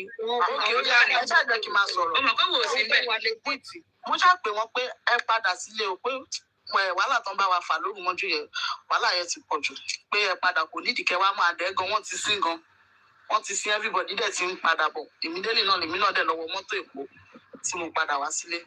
The next thing tá a dẹ̀ rí because ó kú ní November 30 the next thing tá a dẹ̀ rí ní after 3 months tí incident yẹn ṣẹlẹ̀ wọ́n dẹ̀ mú petition wá ní February wọ́n mú petition wá sorry. ẹ má bínú mo fẹ́ rántí kankan kí ṣílà tó kú èmi àti òsọ̀rọ̀ mo fẹ́ sílé o máwà mo fẹ́ sílé mo ṣe kọ́lé tán mo fẹ́ sílé yẹn so ṣílà tó wá kú òun ni ò jẹ́ kí n lè sílé yẹn ní December mo wá sùn sí January 5 ilé tí mo ṣí yẹn ló ti wá fa wàhálà wọ́n ní pé ṣílà ni mo lò wípé báwọn èèyàn máa kọ́lé láàrin 1 month. Kọ́lé ní àbí 1 month. So ìgbà tí after 3 months ọlọ́pàá ṣáwà gbé mi lé pé kí ni mo mọ̀ nípa ikú Ṣídà. Mo lè àṣẹbí police station là ń lọ ẹ jẹ́ ká dé station ṣá lè máa bèrè ọ̀rọ̀ lọ́wọ́ mi ní inú ilé. Mo ṣáà dé station mo explain nǹkan tójú mi rí kìnnìkan báwo ni Àṣàbí náà ṣe mọ̀ ń pa ẹ̀. Àṣàbí ò ń ṣe oníwàhálà o àwọn méjèèjì wọn ò sọ̀rọ̀ for like 3 months wọn ò sọ̀rọ̀ wọ́n ṣàgbá fóònù mi àwọn ọlọ́pàá yẹn search fóònù mi wọ́n wo fóònù mi bọ̀ wọ́n lock mi up lọ́jọ́ yẹn. Ọ̀gá wọn wá níbi gbogbo ọ̀rọ̀ tí mo sọ ọ́lẹ̀ wọn rí nǹkan tó fẹ́ fi lock me up wọ́n dẹ̀ release mi ní ọjọ́ yẹn. Mo ṣáà padà wá sílé wọ́n ṣáà pe àǹtí Àṣàbí náà again wọ́n pe gbogbo wa lọ́tọ̀ọ̀tọ̀ kì í ṣe pé ẹ̀ẹ̀kan yẹn náà pe gbogbo wa. Wọ́n dẹ̀ sọ fún mi pé wọ́n tíráàkì fóònù mi pé tí bá ti lọ pe àǹtí Àṣàbí lẹ́yìn tí mo lọ sọ fún pé wọ́n máa mọ̀. Kí ni mo fẹ́ sọ fún wọn fúngbà mo mọ̀ pé kò mọ ẹni tí ń pa ìtọ́rọ̀ tí ń bá sọ tó bá ti yàtọ̀ sí nǹkan táwọn náà bá sọ òun ni kẹ́ ṣiṣẹ́ lé lórí. Bọ́ọ̀sì òkùdọ̀rọ̀ tí mo sọ yàtọ̀ sí nǹkan tó ń sọ kò yàtọ̀ sí nǹkan táǹtì Kẹ́hìndé gan tó sùn ti sọ kò dẹ̀ yàtọ̀ sí nǹkan tí Peter tájọ wà involve nínú ọ̀rọ̀ kò yàtọ̀ sí nǹkan tó sọ. For like bí 7 months la fi ń ṣe case 7 months fine ẹ tún kúrò ìgbà tí gbogbo wa ti sọ̀rọ̀ tá ti rojọ́ tá ti ṣe àwọn ọlọ́pàá wa ń pe ẹni tó gbẹ́jọ́ wá sí police station pé okay o àwọn tó petition o murder case náà kọ sórí case wa ń gbà yẹn àwọn tó petition pé wọ́n pa àbúrò ẹ̀ o wọ́n ti wà ráńdì tó bá pe àǹtí yẹn lẹ́nu wọ́n lè ní wọ́n sí lẹ́kọ̀ọ́ lẹ́nu wọ́n sí ní Àbújá lọ́la wọ́n lówó mọ́tò tán lè fi wọ mọ́tò wá sí police station. Ṣé wọ́n tún fẹ́ẹ́ lówó mọ́tò sí wọn ni? Ó má bẹ̀rẹ̀ owó mọ́tò. Bẹ́ẹ̀ ni ó tún bẹ̀rẹ̀ owó mọ́tò lọ́wọ́ Máyọ̀wá. Ìyá ẹ̀gbọ́n Ṣídà. Ẹ̀gbọ́n Ṣídà ó tún mọ́ fóun lówó mọ́tò. Ìgbà tí wàhálà yìí wá pọ̀ sí everybody gan mind gan ò settle. Ẹ̀yin náà mọ Nigeria police but we thank God Ọlọ́run tó wà lẹ́yìn wa kọ̀ Ọlọ́run mọ̀ pé àmọ́ anything nípa ọ̀rọ̀ yìí. So àkọ́kọ́ gbọ́ tèmi pè mí tí mò ń gbé fẹ́ start báwo ló ṣe kàn mí. tọ́dẹ̀ mọ̀ pé wọ́n jọ sí papọ̀ lálẹ́ ọjọ́ yẹn. Ìgbà mi. Àtàṣàbí wá lọ sí another police station wọ́n wá lọ kọ petition pé ok ìwọ tó petition mi pé mo pa àbúrò ẹ̀ o wá sí station tí ìyẹn lálàgbọ́n ló fìwé pè wá sí o wá sí station tó fìwé pè wá sí Àtàṣàbí wá kọ petition sí Aunty Mary yìí náà. Competition sí Mary náà tó pè fàgbáyé ọba Mary sọ̀rọ̀ mọ́. Àǹtí ẹ̀gbọ́n ẹni tó kú yẹn ó sọ wípé òun fẹ́ mọ nǹkan tán sọ lálẹ́ ọjọ́ yẹn òun fẹ́ mọ conversation táwọn méjèèjì jọ ní. Àǹtí Mary ló dẹ̀ connect kọ̀ ó yá ẹ̀yin ẹ wá sọ nǹkan tí a sọ lálẹ́ ọjọ́ yẹn náà fi petition Àǹtí Mary nígbà yẹn. Jẹ́ mọ̀ nǹkan tó jẹ́ kó mọ̀ nǹkan tó a sọ lálẹ́ ọjọ́ yẹn nǹkan tó mọ̀ tó fi mọ̀ pa sọ̀rọ̀ ni pé àǹtí godmother tó wà pẹ̀lú ẹ̀ ojú godmother yẹn ló ṣe ń mèkọ́ yẹn bọ̀ kò fífún yẹn sí speaker because Ṣídà máa ń hide gan so kò jẹ́ kí godmother mọ̀ nǹkan tó ṣẹlẹ̀ ó kàn ń gbọ́ pé ariwo Ṣídà ló ń gbọ́ lórí fóònù pátápátá ó dẹ̀ mọ̀ pé pẹ̀lú Àṣàbí ni ṣe understand ó mọ̀ pé pẹ̀lú Àṣàbí ni argument yẹn wà wípé so kò fífún yẹn sí speaker ọ̀yẹ́ bọ́ síta tú àti Kẹ́hìndé because ìgbà táti Kẹ́hìndé lọ sí ìlú tọ́lọ̀ bá àwọn family àti Kẹ́hìndé lọ rojọ́ fún àwọn family ẹ̀ wípé òun àtàṣàbí lọ́jọ́ sọ̀rọ̀ ní alẹ́ ọjọ́ ó kú ọ̀la tó máa kú òun àtàṣàbí lọ́jọ́ sọ̀rọ̀ lórí fún òun òun nǹkan tọ́jọ́ ń sọ because òun ò gbọ́. Ṣé wọ́n wá ń sẹkún nǹkan tí àǹtí yẹn wípé lẹ́tà wá sọ̀rọ̀ yẹn pé Ṣídà wá ń sun ẹkún nígbà tá a ti sọ̀rọ̀ tán lórí fóònù wípé lẹ́tà Ṣídà sun ẹkún mọ́jú ní alẹ́ ọjọ́ yẹn ni ìyẹn àǹtí Kẹ́hìndé yẹn gẹ́gẹ́ bí wọ́n ṣe lọ sọ fún àwọn fámìlì ẹ̀ pàtí àǹtí yẹn lọ sílé fámìlì wọn Adékìtì èyí pé Ṣídà sun ẹkún mọ́jú pé bọ̀ òun àtàṣàbí lòun mọ̀ tí wọ́n jọ sọ̀rọ̀ lórí fóònù dípò òun ò mọ̀ wọ́n tó ń sọ because Ṣídà ò fi fóònù sí spíkà kò gbà àǹtí yẹn ò gbọ́ so kò dẹ̀ rojọ́ fún àǹtí yẹn pé nǹkan báyìí ló ṣẹlẹ̀ kò sọ fún wọn because ó ti ìfọ́ọ̀bù pé òun jí mi ní nǹkan so kò ní fẹ́ sọ síta so àwọn fámìlì ò wá mọ̀ kọ́ tá a jọ sọ yẹn lọ́ fi sọ pé kí ló nǹkan tó sọ pé àwọn fámìlì ẹ̀gbọ́n wọn ò ní voice note sí lọ́wọ́ voice note play lálẹ́ wọn ò ní lọ́wọ́ èmi gùn ò ní mi ò gbọ́ rí sétí mi báyìí mò ń gbọ́ for the first time má sọ ẹ lọ. So bó ṣàṣe bá Àṣàbí ṣàṣe lọ competition lánàá dá police station yẹn pé ó petition mi pé mo pa àbúrò ẹ̀ mo dẹ̀ yọjú sí station everybody wà là ń lọ sí station kan sí ó lè every week ẹ lè ní plan pé mò ń lọ bìkan lọ́la káwọn ọlọ́pàá pè yín ní ìrọ̀lẹ́ pé you have to report in our clinic kan by 9 o'clock. tó bá lóun máa wálé ni kò ní wá. Tó bá lóun máa wá kò ní wá ó lè lóun ò lówó mọ́tò ó lè lóun ò sí nílé ó lè lóun ò ní clinic kan so Àṣàbí wá lọ petition mi wọ́n ṣàkọ send petition yẹn sí kò wá wọ́n send petition Àǹtí Mary tó máa bí báyìí Àǹtí Mary tó máa bí báyìí wọ́n send petition yẹn náà sáwọn àwọn náà wọ́n sọ àgbà yẹn o tó wá sọ̀rọ̀ lẹ́yìn ìgbà àwọn náà wà gbà yẹn àwọn náà wà gbà yẹn tó ń bá wọn.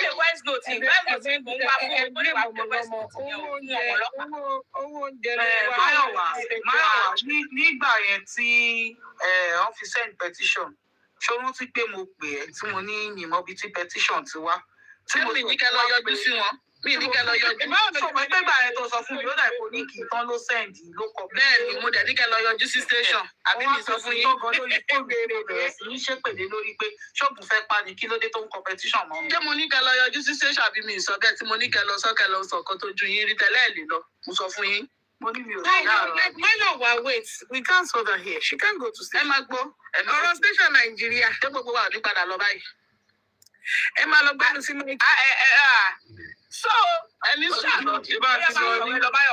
ẹni sọ wọ́n ṣàkó petition.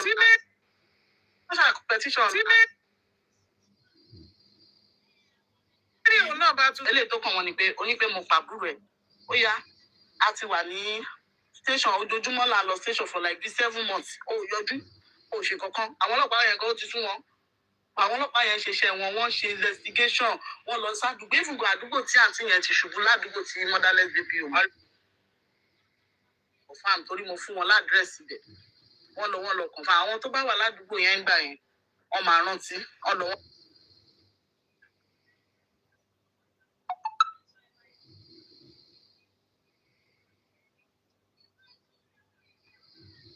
létà la wá rí ọ̀rọ̀ yẹn ní ọ̀dọ̀ àwọn blogger Ẹ̀pàgboyímíkà àbí kí lorúkọ wọn la wá rí ọ̀rọ̀ yẹn bẹ̀ tó ṣàbẹ̀ sí ní blọ́ọ̀gì wọn tó ṣàbẹ̀ sí ní ṣe pé Àṣàbí Ọlọ́ṣẹ ló pa ọ̀rẹ́ ẹ̀ kìnnì kan Máyọ̀wá ló fà á sílẹ̀ f'Àṣàbí Ọlọ́ṣẹ ẹ̀gbọ́n ẹ̀ tó wà ní ẹ̀gbọ́n Ṣídà tó wà ní Amẹ́ríkà tó wà l'Amẹ́ríkà ó fi àbúrò ẹ̀ ṣògbọ́n ó fi ra Bentley wọ́n ṣáà ṣe bẹ́yẹn wọ́n ṣáà ń ṣe bálabàlá gbàyànláwàǹkà wàhálà yìí ti pọ̀ jù kí ló dé ó petition wọn. wọ́n dragi family wọn sínú ọ̀rọ̀ yìí o. wọ́n dragi family wọn sínú ọ̀rọ̀ yìí. ìyẹn ò kàn dá sí wa ni o. ẹ̀gbọ́n Ṣídà gbọ̀ngàn tó jẹ́ ọmọ ìyá ìlú ọmọ bàbá ni wọ́n bọ̀ different mother wọ́n àdì ẹ̀ mọ́nú kéèsì wọ́n ní bàbá yẹn náà ló tún pa Ṣídà. pé ó fọwọ́ sí ẹ̀ṣẹ̀ ra Bentley ní wíìkì tó kú. tó o ṣe ń gbọ́ bẹ́ẹ̀ yẹn aṣáàtọ̀ pé wàhálà yìí ti pọ̀ jù a petition yẹn lọ station ẹ ní pé kí kọ́lọ́pàá send owó mọ́tò ẹ ṣe gbá ókè o ẹ jẹ́ káwa náà lọ sọ́dọ̀ Oríyọmí ká lọ gbẹ́nu sí máìkì kí bóyá tó Oríyọmí bá bá wa dá sí everybody sọ sí ẹnu ẹ̀ everybody bá sọ tẹnu ẹ̀ everybody máa ṣàwà ókè fine a ṣáà lọ sọ́dọ̀ Oríyọmí Oríyọmí wá ní pé òun ti gbọ́ nípa kéèsì yẹn pé ìgbà tóun gbọ́ nípa kéèsì yẹn òun dẹ̀ pe alágbọ̀n àkọ́dítù Oríyọmí wọ́n pe alágbọ̀n bí Oríyọmí ṣe sọ pé wọ́n pe alágbọ̀n pé nípa kéèsì Mùtúráyọ̀ tó wà lọ́dọ̀ yìí Oríyọmí dẹ̀ wá dáhùn wípé òun máa nídìí autopsy kóun tó bẹ̀rẹ̀ iṣẹ́ lé lórí ẹ jọ ṣé ọlọ́pàá lè fẹ́ kó ṣe autopsy ni. èmi tẹ̀lé máa kówó lẹ̀. ẹ máa gbọ́ ṣé ọlọ́pàá lè fẹ́ kó ṣe autopsy ni wọ́n wá padà lọ sọ́dọ̀ Abdul Oríyọmí mọ́ láti ìgbà yẹn tó ìgbà tí àwa wá gbọ́rọ̀ lọ sí ọ̀dọ̀ Oríyọmí àti Àṣàbí rọ́yàn wọ́n sanwó mọ́tò fún ẹnìyẹn pé kó bá wọn lọ sọ́dọ̀ Oríyọmí kọ̀ọ̀sẹ́ ẹnìyẹn ń gbé nìbàdàn ìdínà 100,000 àbí 50,000 wọ́n sẹ́ndì sẹ́nìyẹn pé kó jọ kó lọ bọ́rùn fi wọ mọ́tò lọ kó lọ fẹjọ́ yẹn sùn nígbà yẹn ìgbà tó Oríyọmí ṣàwá pé gbogbo wa papọ̀ pé ó yá everybody wọ́n wá blọ́ọ̀gì Oríyọmí gbà yẹn pé Oríyọmí ti gba 1 million ní ọwọ́ àti Àṣàbí pé òun ló fẹ́ fi dẹ ẹjọ́ rú blọ́gà yẹn ló blọ́ọ̀gì Oríyọmí gbà yẹn ìgbà tán tí yẹn ṣáà ń bọ̀ ní pẹ̀ǹkẹ̀lẹ̀ mẹ́sìn kọ́kọ́rọ́ alátẹ àti yẹn wá mú blọ́gà yẹn dání ìyẹn blọ́gà tó ń blọ́ọ̀gì wa yẹn ni Oríyọmí wá rí pé blọ́gà ìwọ tó ń sọ pé mo ti gbowó ó yá kò sí wàhálà ọ̀rọ̀ yẹn wá sí ìwọ náà tún wà ń bí ìwọ náà tún wá wà ń bí ọ̀rọ̀ yẹn tún dé ìyàgàn kú. so ẹ mọ̀ pé mi ti kọ́kọ́ gbé kéèsì lọ sí anestos tí kò yọjú ìgbà tí mo wá mọ̀ pé kì í tó ń bọ̀ ní Ìbàdàn ipe mo ti gbé kéde ipe ń bọ̀ ní ọ̀dọ̀ Oríyọmí mo wá lọ gba transfer letter mo lọ transfer kéèsì yẹn láti station tó wà ní anestos kẹ́ bá lè mọ owó tí mò ń ná mo transfer kéèsì yẹn mo transfer lọ sí Ìbàdàn again mo wá mú àwọn ọlọ́pàá tó wà ní Ìbàdàn mo mú àwọn ọlọ́pàá tó wà lẹ́kọ̀ọ́ wọ́n á gbé wọn ẹgbẹ́ àwọn náà ló máa ṣiṣẹ́ pé kọ́ wá sí Ìbàdàn mo ní láti lọ gba hòtẹ́ẹ̀ fún wọn. Wọ́n ti wà láti Ìbàdàn láti ó kú ọ̀la lọ́ ti wà ní Ìbàdàn àwọn 4 ni wọ́n lọ́ ti wà ń bẹ́ẹ̀ pé òkè àwọn wa kúkú ṣiṣẹ́ yẹn ní Ìbàdàn wọ́n ti lọ kọ́kọ́ lọ rí wọ́n ti lọ sí station tó wà ní Ìbàdàn wọ́n ti lọ bẹ̀ wọ́n ti lọ ìfọ̀mọ̀ pé àwọn fẹ́ ṣiṣẹ́ bí o àwọn ń bọ̀ o kìnnìkan bẹ́ẹ̀ yẹn ṣùgbọ́n tí bó ṣe jáde ní ọ̀dọ̀ Oríyọmí báyìí ọkàn gbé Mary kì í tán àti blọ́gà ọmọọṣẹ́ Ẹ̀pàgboyímíkà oye kó o gbọ́ wọn nìyẹn. èmi náà kọ́ gbé o èmi ni mo kọ́ jáde síta. kí wọ́n wá kọ́ jáde síta. ìbáyín tiẹ̀ dúró gan lọ́dọ̀ Oríyọmí mi ìbáyín ìwòjọ́ ìbáyín tọ̀tọ̀. ókè wo Oríyọmí gbọ́. èmi fẹ́ lọ bá lọ́ọ̀yà nísàlẹ̀ ní ọlọ́pàá wa lọ ṣe kíní kan lọ́mú wọn. kọ̀dà tó jẹ́ta ti wáyé. àtàlóyè tí mo lè ti ń wá Mary tí mi ò rí ìjà lọ́dẹ̀ tó bí mo ṣe ní pòkè bí wọ́n ṣe rí Mary báyìí mo ti fi picture Mary wọn mo ní Mary nìyẹn ó wà lọ sọ nǹkan tí a sọ lálẹ́ ọjọ́ yẹn nǹkan tẹ́bí ń wá Mary fún nìyẹn ó ní wọ́n yẹ gbé Mary lọ sí Ìyàgànkù ṣé Ìyàgànkù ní station yẹn wọ́n ṣàgbé lọ ìgbà tá máa fi parí kéèsì yẹn bí àwọn kìtọ́ náà ṣe ń jáde síta báyìí àti ọmọọṣẹ́ pagbo yìí mi kábàáyì tó tẹ̀sí ń ṣe fọ́ngán àti kìtọ́ tí ò bá mi sọ̀rọ̀ bóyá bọ́ síta báyìí lọ́bọ̀ọ́dù ilẹ̀ lọ́gbẹ̀ẹ́ sínú mọ́tò lọ́gbé wọn lọ sí station. Oríyọmí tiẹ̀ wá ń bínú pé èèyàn fọlọ́pàá múyàn ní ọdún òun o tí bá mọ̀ pé òun sẹ́ẹ̀tì òun ọ̀pọ̀ o èèyàn fi òun mú ọyàn o pé kí má ṣe orúkọ bẹ́ẹ̀ mọ́ láyéláyé mi wípé tí má fẹ́ múyàn kí lọ mú ní túwálì pé kí má múyàn ní kí má fi ọ̀dọ̀ òun mú ẹni mo ní kọ́ máa gbé mo ti wá wọn ti pẹ́. Ipò ìpè gbàtẹ́ petition mi tẹ́ ẹ̀ yọjú tẹ́ fẹ́ bá mi lórúkọ jẹ́ tẹ́ tún lọ ń kọ́ sí orí Facebook pé mo ṣe báyìí fún yín.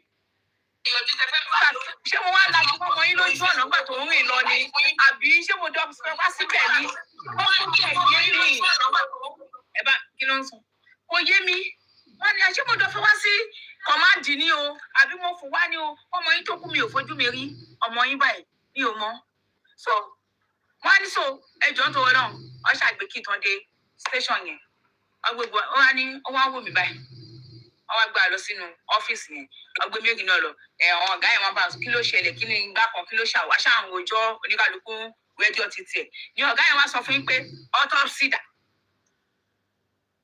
ló bá ní òun ò ní òun ò kì í ṣe lọ́dọ̀ àwọn kọ́wọ́n ti sin ọmọ àwọn ẹ ti sin ọmọ yín ẹ ti rò kí wàá lè tún fẹ́. ọjọ́ méje ti kọjá ẹnìkan kò kú. Jọ̀ọ́ kí n sọ̀kalẹ̀ lórí ẹ̀kẹ́ kí n padà wá pẹ̀lú kìnìún. Kí ló bẹ́ ṣe? Mo fẹ́ padà wá pẹ̀lú ẹni bá kéré ti fẹ́. Ọ̀gá ọlọ́pàá yẹn bí wọ́n rí pé ṣọ́ lọ sí hospital tí àbúrò wọn kú sí tó sọ pé rárá pé ṣàwọn fúnra wọn lọ sí hospital. Ọwọ́ abẹ́ lọ́wọ́ Kìtàn wípé nígbà tí yóò ń ja ìpè èèyàn kan ló pa àbúrò ẹ̀ wọ́n ní pé ṣé o padà lọ sí hospital àbí tí àbúrò ẹ̀ kú sọ lọ ṣe findings ó lóun ò débẹ̀. Wọ́n tó wà débẹ̀ lọ́kì ní ẹ̀dọ́ o stupid ni. Wọ́n ní ṣé o débẹ̀ wọ́n ní òun ò débẹ̀. Ẹ wá ní ẹ̀dẹ́ kí wá ní nǹkan tó ṣẹlẹ̀ tó ń bá àwọn pípò ìdúràgì pé àwọn ọlọ́pàá fámìlì ẹ̀ Oríyọmí gan ti dájọ́ wípé àwọn pípò yóò mọ̀ kankan nípa àkọ́ tó pa àbúrò ẹ̀ nà ó. Ọmọ kankan àbúrò ẹ̀ kú sí títì ni nà ó. So báwo ni máa ń mú èèyàn tó wà nílé ẹ̀ tó máa sọ pé ọmọ ń pa kú tó pa àbúrò ẹ̀ ó ní àwọn Oríyọmí wá sọ same thing tó Oríyọmí sọ náà ní station sọ lọ́ fi wá tí wọ́n mọ́lé wọ́n á ní òkè kọ́kúkú ń gba kọ́tọ̀dà fún wọn wọ́n lè remind wọn síbẹ̀ fún bíi 15 days láti ẹ̀kọ́kọ́ máa ń kí kọ̀ọ̀kan tó tẹ̀ kọ́kọ́ kúlù ẹ̀jì mi náà because ó ti wàhálà ti pọ̀jù fún mi àwọn aṣáà ń bẹ̀ mí kí n jọ̀ọ́ kí n ṣe kí n mọ̀ kí n má bínú ọmọ iṣẹ́ pagbo yí mi kánà òun náà ti wá dàbí wèrè ó ní kí n ṣáàjọ òun ò mọ̀ títọ́ ọ̀rọ̀ tẹ́lẹ̀ ni òun ti mọ̀ ń sìn kí n ṣáà ọ̀gá yẹn wá bá wọn sọ̀rọ̀ lọ́ọ̀yà àtọ̀gbé wa náà yẹn náà wá rí yẹn náà wá padà bá ń bẹ̀bẹ̀ gbogbo wọn ló wá padà jẹ̀bi. Ṣé rántí pé ọmọọṣẹ́ pagbo yí mi ká lóun sọ fún wọn wípé òun fẹ́ lọ sí hospital àti mọ́ṣúárì yẹn pé wọ́n sọ fóun pé kò nídìí kóun lọ. Gbé kóun kàn ṣe fídíò.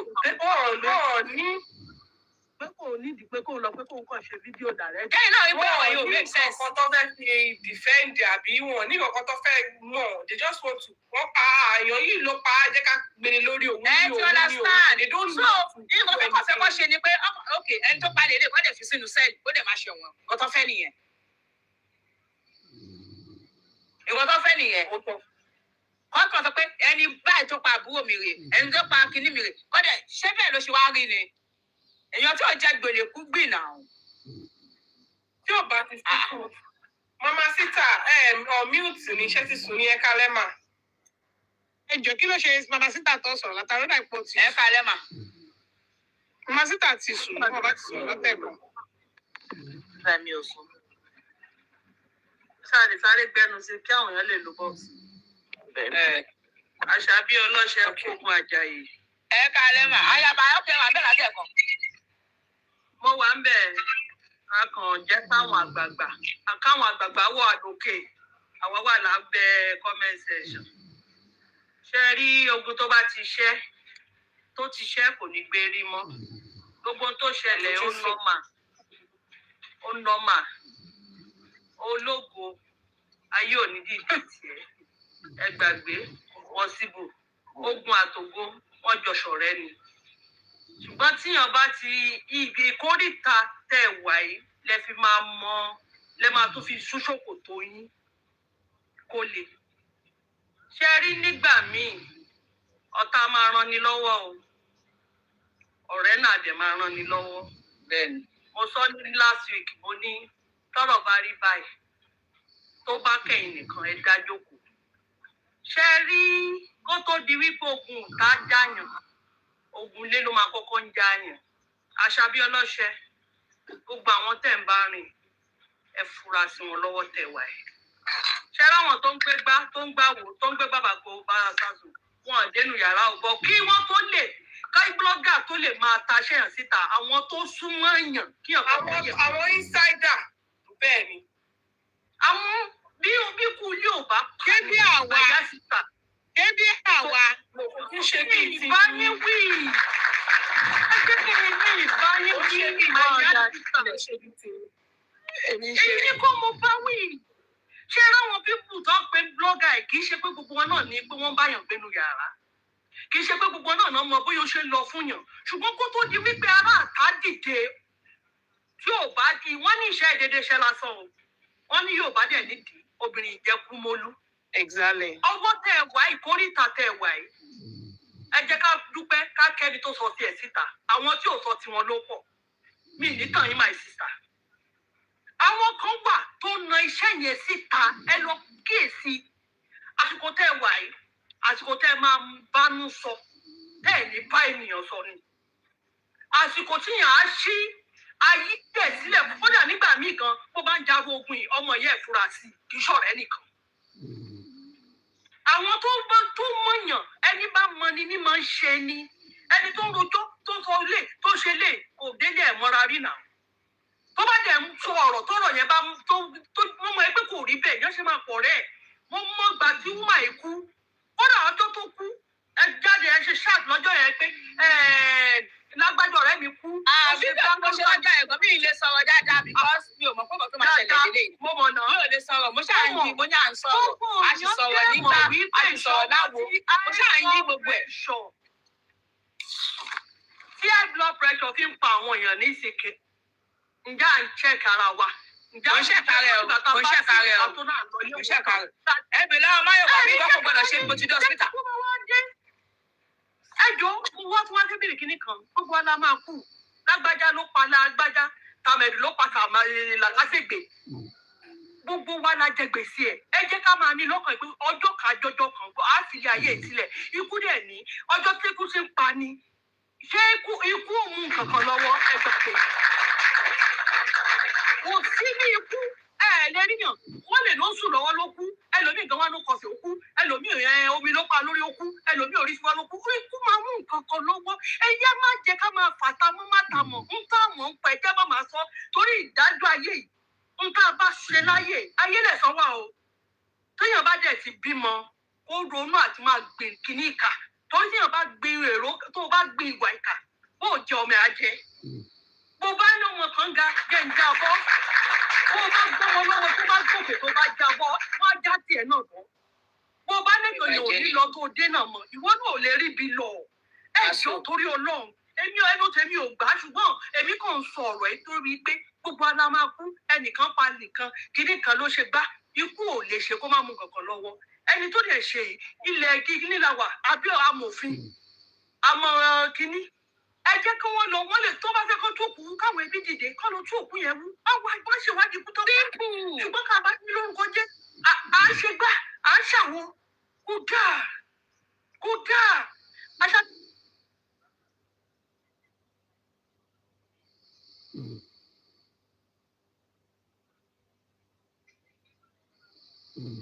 ìmọ̀ ní níṣe ni o ẹni tó ń sọ̀rọ̀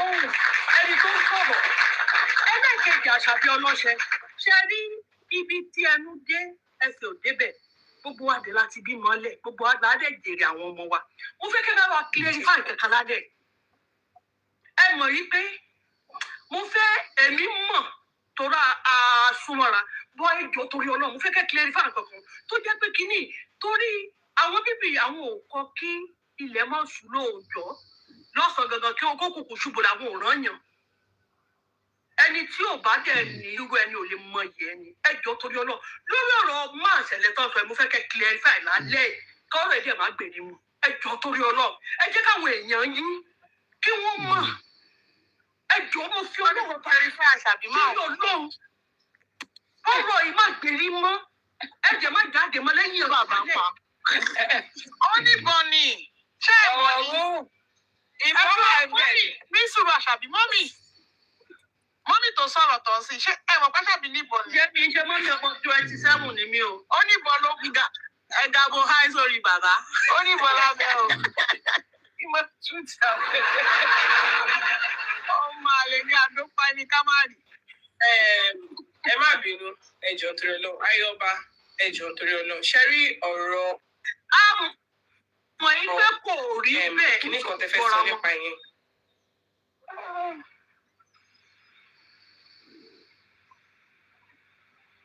nǹkan tí mo fẹ́ kẹ́ mọ̀ lálẹ́ ṣé ń gbọ́ mi ọ̀rọ̀ yẹn ń gbọ́ ẹ mọ̀ pé ó ń dùn àwa yìí. kí ló ń dùn yín bẹ́ẹ̀ fún kó dùn èmi because everybody mọ̀ ṣọ́ọ̀ṣì kan tó ṣẹlẹ̀ náà. àìní kò sí nǹkan tó lè sọ. kó dùn èmi. ẹ tí ò bá ní bìlíìfù ní bìlíìfù kọ́ ẹ sọ kí tó sọ yìí nǹkan tá a jẹ́ bọ́ sí. kì í sọ kọ́kọ́ pé ṣé tó bá yẹ pé lóòótọ́ ni ẹ̀dùn náà ṣé ń gbọ́ mi ayaba ṣé ń gbọ́ mi ṣé irú nǹkan bẹ́ẹ̀ máa ṣẹlẹ̀ bẹ́ẹ̀ náà làṣàbí náà ṣe lówó tó táwa bo gbogbo ìjọ lẹ́nu kí gbogbo ìjọ bá sọ̀rọ̀ ẹ̀ sí ní ọmọ sẹ̀rẹ̀ kan tó ti máa jáde láti ọjọ́ yìí. ẹ kàn fi ẹnu ara yín sọ pé kò rí bẹ́ẹ̀ ṣé mẹ́fà àwọn èèyàn ń ṣe ṣọ́ọ̀tì ọ̀rọ̀ ẹ̀ torí àwọn ọmọ tá à ń bí ni àwa ti lórúkọ tó àwọn ọmọ wa ń bọ̀ lẹ́yìn ẹ má jẹ́ kó kọ̀tàn burúkú lẹ̀ fáwọn ọmọ wa ọ̀rọ̀ tó sọ nípa báyìí kò rí bẹ́ẹ̀ dáàsì wọ́n á jẹ́ screenshot àwọn wà lórí internet tó bá dojú iwájú tó bá fẹ́ àti mọ̀ láwọn táwọn wa ń dé lọ tó ń lọ lọ́la nǹkan bá ṣe lónìí wọ́n máa àwọn pípì burú wọ́n á tún gbé fọ́ọ̀mù èèyàn nígbà tó bá gẹ̀ iná ní táìmù yẹn o nígbà tó gbọ́rọ̀ ẹ̀ jáde ní tí mo sọ nìyẹn ẹ jọ torí Ọlọ́run kò ní kọ́rọ̀ ẹ̀ má jáde mọ́ bọ̀ ẹ jọ fún fọ́gbọ́n àwọn tó fẹ́ràn yín pé kí ni kò rí bẹ́ẹ̀ dáàsì bá a fẹ́ nìyẹn á jẹ́ wà lórí íńtánẹ̀tì wọ́n ti gbélé sórí íńtánẹ̀tì jẹ́ kí ti ọ̀rọ̀ yín náà wà lórí íńtánẹ̀tì. mọ́mì yìí ti fẹ́ wọ́n ti kọ́ lórí ti bàbá ti ṣí dànù gbé wa. èmi àti ará ṣọ́ọ̀ṣì gan a ṣì sọ̀rọ̀ ní èmi àti mẹ́mbà ṣọ́ọ̀ṣì gan a ṣì sọ̀rọ̀ lánàá tí àwọn ará ṣọ́ọ̀ṣì gan wọ́ ẹ tó lọ gbé ọ̀rẹ́ fún. ṣọ́ọ̀ṣì yẹn ló ṣe ń lọ. ṣọ́ọ̀ṣì yẹn náà yìí lọ. ẹni ó ní sùúrù tó bá dé bàbá pa wá máa láàyè ṣọ́ọ̀ṣì wọn ní tí mo sùn bí o wọn ní tí mo kọ́ lọ sí ẹ̀ bá wà lọ́jọ́ tó ń pè pé bàbá kú. ẹ wo bí ẹ má bínú inú ilé ni mo wà pálọ̀ mi báyìí. ṣé ẹ mọ èjì máa lọ láwa o ẹni sùúrù ṣe mọ èjì máa tọ̀ sọ yẹn. pálọ̀ ni mo wà. 82 ṣé àbíkú ni. 82 years. bàbá 82 ṣé àbíkú ni. pálọ̀ ni mo wà tó kí n lè rí o tọ́ ni pé bàbá kú I was like bàbá kú kẹ̀ pé kí ló pa wọ́n. ó yẹ kó ṣe kórè káàmì ìkórè yìí gan ni náà. àti plan ìkórè náà àdìjọ́ àlè ṣèkórè bẹ́ẹ̀ ni táìmù ìkórè yìí bẹ́ẹ̀ ni táìmù ìkórè yìí. bàbá ikú tó pa bàbá kú nínú ilé wọn ní bedroom wọn ibẹ̀ ni ó ti ibẹ̀ lọ́wọ́ mo gbọ́ pé àbí máyọ̀wá ọ̀tọ́ pè mí lórí fún pálọ̀ wọ́n ní ṣubú ọ̀nà yọ̀ nínú ṣubú ní bedroom lákọ̀ọ́kọ́ ọ̀nùkọ́kọ́ ṣubú tẹ́lẹ̀tẹ́lẹ̀ tí ó wà ṣọ́ọ̀ṣì ló pè yín náà bàbá. ọ̀nùkọ́ ṣubú apá ń dùn wọ́n apá yẹn ń dùn wọ́n ọ̀n ti ń ṣapá yẹn ọ̀n ti nọ́ọ̀sì apá yẹn láti fi 7 months or 8 months. ẹ bá ti ní kọ́ ró bàbá yẹn. ọ̀n ti nọ́ọ̀sì apá yẹn láti fi 7 to 8 months. you understand? ọ̀n ti nọ́ọ̀sì apá yẹn fẹ́ pé ọ̀kí wá sí ṣọ́ọ̀ṣì dáadáa fẹ́ pé Sunday nǹkan kan náà máa manage wa so apá tó máa manage bàbá 82 bàbá yẹn wá yọ̀ ní bedroom nínú ilé wọn ibi tí ìyàwó wọn ń gbé o ìyàwó wọn wà nílé o inú bedroom ni bàbá ti yọ̀ tí bàbá ṣubú sí tí ìyàwó wọn náà dẹ̀ wà bẹ́ẹ̀ nínú ilé wọn ní first stack. Àṣàbí olóṣèṣe ṣe wá ní búlẹ̀tì lábẹ́ ń gbá tibẹ̀ síbẹ̀. èmi ò mọ̀ o. Understand ṣé kí n sọ rumors tó jáde fún yín gbà tí bàbá ikú. ọlábẹ́rẹ̀ wọ́n ní wípé hòtẹ́ẹ̀lì náà jọ wà Ìpè èmi bàbá lórí. èmi ni mo bí èmi kọ́ ni mo rí Ẹni tó lọ sọ̀rọ̀ yẹn gan, ṣé kò mọ̀ pé òun ta ní ṣí méjì bàbá yẹn, odidi olùṣọ́. Odidi olùṣọ́. Wáyé tó máa wá sí ẹni sùúrù ẹ jẹ́ kí n sọ ọkọ tí wọ́n sọ. Wọ́n ní hòtẹ́ẹ̀lì ni bàbá yẹn ti ní attack pé kó tó wá gé bàbá yẹn. spiritual father lọ jẹ́ sí mi. Spiritual father lásán ni wọ́n. Spiritual father tó máa ń pray fún mi, máa ń pray fún àwọn ọmọ mi. Jesus. So I don't understand. Èmi kàn fẹ́ kọ́ gbọ́ ọ̀rọ̀ ẹ ṣe jáde. Tọ́lá ní ẹ̀ bá lẹ́nu. A ní kò náà máa sọ pé èèyàn. Kò nọ́màlì kíyàn máa bàyọ̀ mi ò jẹ́. Ọkè tó bá yẹ pé ó rí bẹ́ẹ̀ ni. Ṣé mo lè máa bí àwọn tí ní arrest mi? Ìwé ẹ̀dá ṣẹlẹ̀. Ó bó ṣe gè. Àtúnṣe kórè ní ṣọ́ọ̀ṣì náà o. Àtúnṣe kórè ṣọ́ọ̀ṣì náà. Ẹ̀yin Àtúnṣe kórè ọmọdé o. Àtúnṣe kórè ọmọdé o tí mo tún pín gift. Ṣé iye bàbá 82? Bàbá 82 ni gbogbo yín wá kọ́lé pé wọ́n ṣé irú àdé ṣẹlẹ̀? Irú àdé ṣẹlẹ̀. Ẹ̀dẹ̀ máa rìn. Irú àdé ṣẹlẹ̀. Màá dẹ̀ tún ṣì máa ṣe gbogbo nǹkan nínú ṣọ́ọ̀ṣì. Èmi mo tún máa ń lọ́ọ̀ṣì ọ̀nfẹ́lì prógámù tá a máa ń ṣe fún Harvesto. Ṣé irú àdé ṣẹlẹ̀? Màá tún ṣì máa ṣe. Ṣé bàbá bímọ? Àwọn ọmọ bàbá ò lè sọ̀rọ̀ pé Àṣàbí ọlọ́ṣẹ ló pa bàbá wọn. Àwọn ọmọ kan tó lọ sọ jàre. Ìyàwó náà ṣe jáde pé ṣèbó níyàwó. Láti fọ mi kò sọ́wọ́ Ó dẹ̀ lọ ṣọ́ọ̀ṣì. Bàbá níyàwó. Gbogbo ẹjọ́ ń pàdé ṣọ́ọ̀ṣì ni. ìgbà tí bàbá ti tún kú tẹ náà pa ṣé 105 lẹ́bi tó bọ́lọ̀ ń dọ̀jà agreement pé bàbá máa kú. Ṣé màá tó ń ṣe wọ́n ń bẹ̀ yẹn? Wọ́n máa ń bíìfù mí nínú ṣọ́ọ̀ṣì yẹn. wọ́n máa bí ìbẹ̀rẹ̀ náà wọ́gán ìkárẹ̀ ẹ̀ fọ́. Mi ò ní business pẹ̀lú ẹ̀mí àgbà. Ìgbà tó ń ṣẹlẹ̀ gangan nìyẹn. So bí ìmọ̀ wíìsì tí mo fi ń lọ́ta. Mo lè ṣe lọ́ta yẹn. Bí lọ́ta yẹn ṣe ń pọ̀ tó lọ́lọ́run tún ń ṣe ìyanu sí. So èmi ò kí ẹ̀. I don't care. Mo ní question kílódé yìí náà fi lọ ń já mọ́tò tuntun tẹ́lọ̀ fi hàn press blogger yẹn. Ẹ wò ó ṣe bí Àṣàbí májè kan sọ̀rọ̀ májè kan ti ọ̀rọ̀ blogger sí. Náà nǹkan tó sọ ni ó ní tó bá wù ẹ́. Ẹ jẹ́ ká ẹ má jẹ́ kí Mọ́tò tí mo ti dá padà láti gbà wo. ẹ má Bẹ́ẹ̀ni jẹ́ bẹ́ẹ̀ náà bá sí ẹ lókè. Bẹ́ẹ̀ni yẹn bí mi nínú Àṣàbí ọlọ́ṣẹ.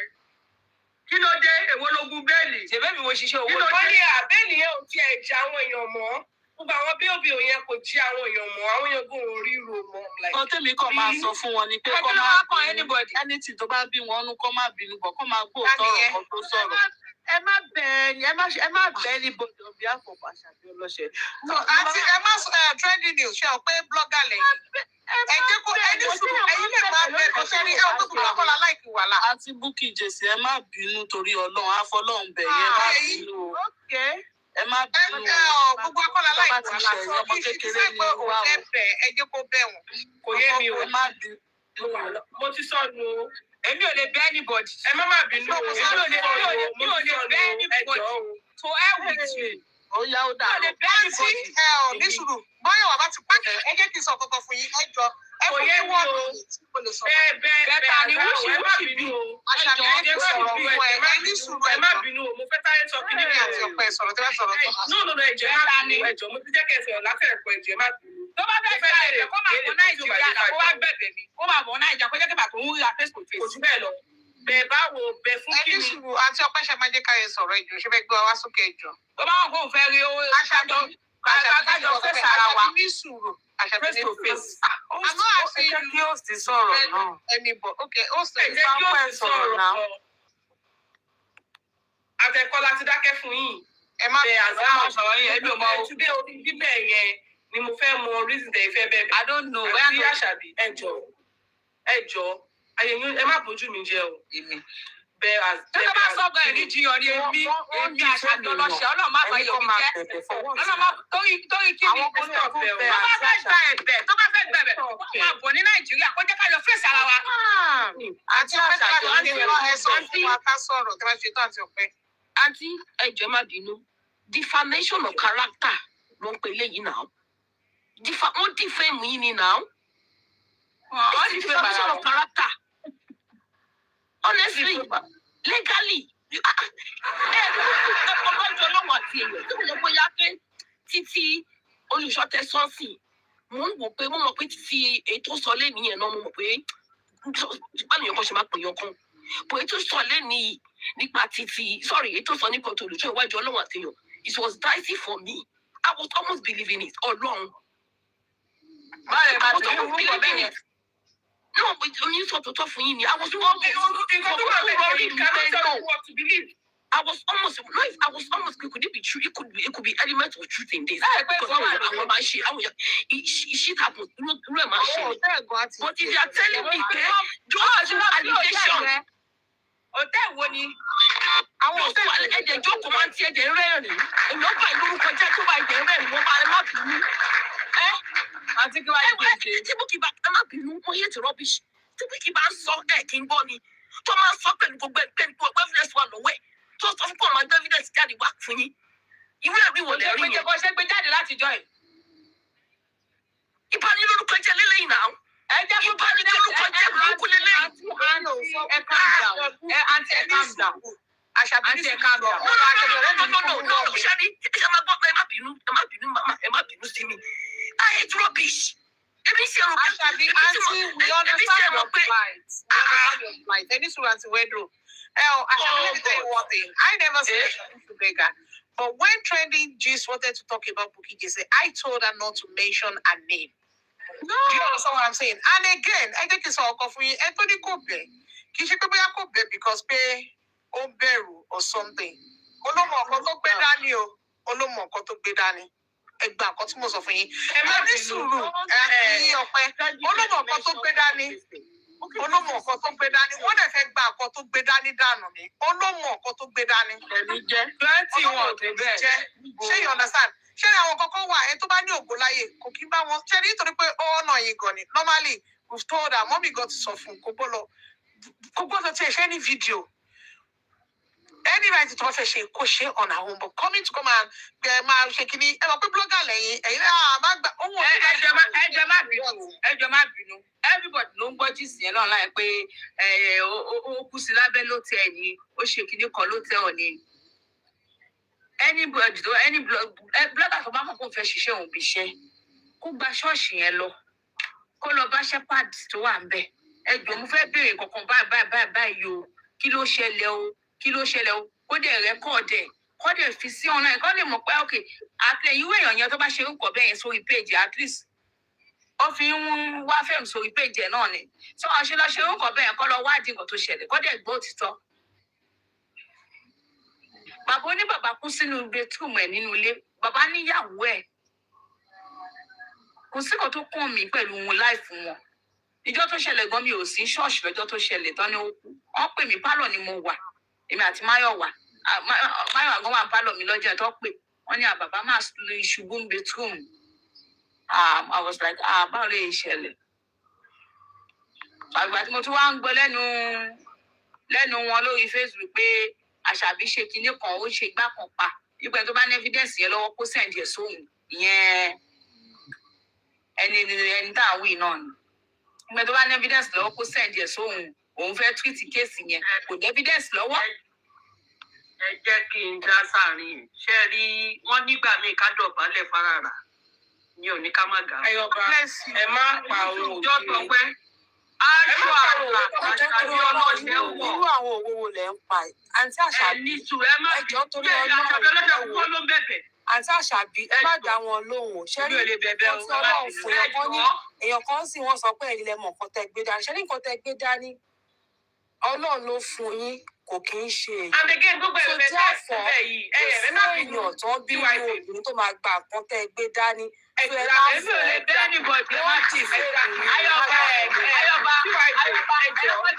Ẹ má sọ̀rọ̀ wọn ní kẹ́ bẹ̀bẹ̀ ẹ má sọ̀rọ̀. Èmi ò ní kẹ́ bẹ́ ẹ̀jẹ̀ má bínú. Ẹ̀jẹ̀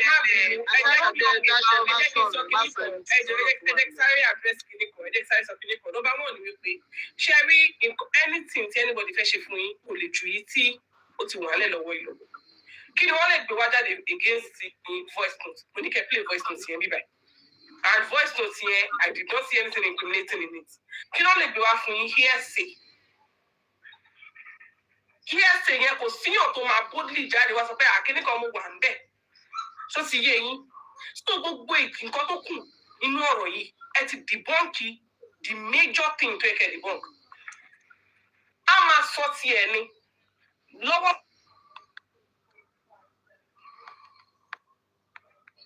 Now give it a rest.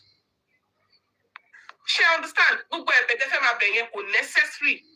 Ẹ má tẹ̀ sọ̀rọ̀ lọ́bẹ̀. Down to Má tẹ̀ sọ̀rọ̀ lọ́bẹ̀. you start. Wèrè wo ló ń sùn? Wèrè wo ló ń sùn kí wọ́n lẹ́sùn ẹ̀ fún? Kó máa bọ̀ ń bíbà kó máa bọ̀ náà ìjà kójú àjọ fèsì ara wa. No problem now. Kó máa bọ̀ tó bá mọ̀ pé òun mọ̀ pé òun fẹ́ fèsì mi, òun fẹ́ drag mi. From Nigeria, mo face ourselves now. Èmi ò bẹ̀ wo ogun. Mi máa sọ̀rọ̀ pé kí ni? Ìjọ ọ̀kẹ́ àwọn olóòtú fẹ́ sọ jùlọ tó ti sọ yìí lọ. Sọ̀rọ̀. Kò sóògùn kankan fún ẹ tó máa jà. Ọlọ́run ọba ló máa jagun fún ẹ. Ọlọ́run ló ń jagun ayé mi. But kí ni wọ́n tún fẹ́ sọ? Ṣáàbí ọmọ gidi kan máa ṣe nǹkan tó ń ṣe. Àṣàbí. Kí ló tún fẹ́ sọ online ju nǹkan tó ti sọ yìí lọ? Kí ni? Any blogger tó fẹ́ mọ òtítọ́ kó lọ sí ṣọ́ọ̀ṣì yẹn kó lọ bèè pé kí ló ṣẹlẹ̀. Simple. Àǹtí Bukky lọ tẹ́yìn ló bá dẹ̀ tún ní proof. Irọ́ ló pa kíní kan ẹgbẹ́ jáde bí bọ́ tí ẹgbẹ́ gbé ẹ máa bẹ̀bẹ̀ yẹn. Ẹbẹ̀ wọn. Ó lọ síbẹ̀ kó lọ béèrè. Èmi ò rí nǹkan púpọ̀. So kó lọ síbẹ̀ kó lọ béèrè. Ṣé wọn ọmọ náà bẹ̀ ni? Kó lọ síbẹ̀ kó lọ béèrè because mi ò mọ anything pa ẹ̀. Mi ò mọ online gan èmi gan ti ń rí blog ara mi pọ́n blog mi ò mọ. Torí ẹ̀yin comment section máa ń fọ́ ni. Torí pé mo ní kó máa sọ̀rọ̀ àwọn only fake friend. So kí ni kó máa jà bí? So I should be advising her to be fighting. Ẹ jẹ́ kí n sọ kíní kan fún yín.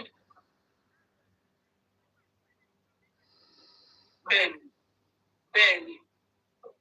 Wọ́n ṣe máa ń ṣe nìyẹn.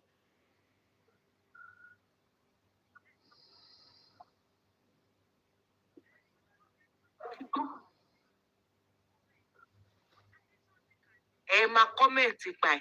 Àǹtí ẹni mo ní Bukky Jesse kìnìkan Bukky Jesse ṣe ṣó mo sọ̀rọ̀ nípa ẹ̀ ni. Mi ò bí kan pé bóyá pé ẹ̀yin ò ní problem pẹ̀lú Bukky Jesse. Àdèlè trigger ó bó ṣe kéèké kan máa jà online. So mi ò expect ó bó ṣe kéèké kan máa go back and forth. Ẹ má respond mọ́ lẹ́yìn èlé tẹ́tí respond yìí. You have a brand. Kò necessary. Ẹ ti gbọ́ Kò necessary máa bẹ̀bẹ̀. Ẹ má respond. Torí ẹ̀kọ́ sọ pálábọ̀dé ní trendy ẹ pẹ̀lẹ́ má wà òkè. Ẹ má pick on mi. Bẹ̀bẹ̀. Bẹ̀wù ká kọ́mẹ́ǹtì. Èmi ká kọ́mẹ́ǹtì èmi bá ń sọ̀rọ̀. Ó bá bú mi pa mi ní ká kọ́mẹ́ǹtì. Ẹ ti ṣàlàyé. Ẹ mọ̀ kí mo sọ fún yín. Ẹ ti ṣàlàyé. Ẹ má bẹ̀bẹ̀ ọ̀nà bó ṣe kí àwọn. Èèyàn wọn pọ̀ Àǹtí kìíní ṣó ti clear ẹ̀. Ṣé òṣìṣẹ́ dúró síbẹ̀ mi fẹ́ máa lọ? Ẹ bá fẹ́ máa lọ, you're free. You made your point. You stand your Ẹni tó bá fẹ́ ground. lọ, kó bá fẹ́ mọ nǹkan òtítọ́ kó lọ síbẹ̀ kó lọ béèrè. Kó má yọ mí lẹ́sìn. Ṣé kí wọ́n kó ṣíà yìí ló lè mí láìkì? Kí ló dé? Ẹ fẹ́ jókòó ọ̀rẹ́ Ó dà pé màmá Ṣé kí wọ́n kó ṣíà yìí? Ṣé gbogbo ló wà ní Festac ló wà kí wọ́n kó ṣíà? Festac ni o. Ó tó tẹ máa fi kó láti Festac kìkẹ́ ṣé kò ní ti tó. Ní ẹgbẹ́ lẹ́mi ni bàbá kò yẹ̀ yára pé kò jìnnà síra wọn.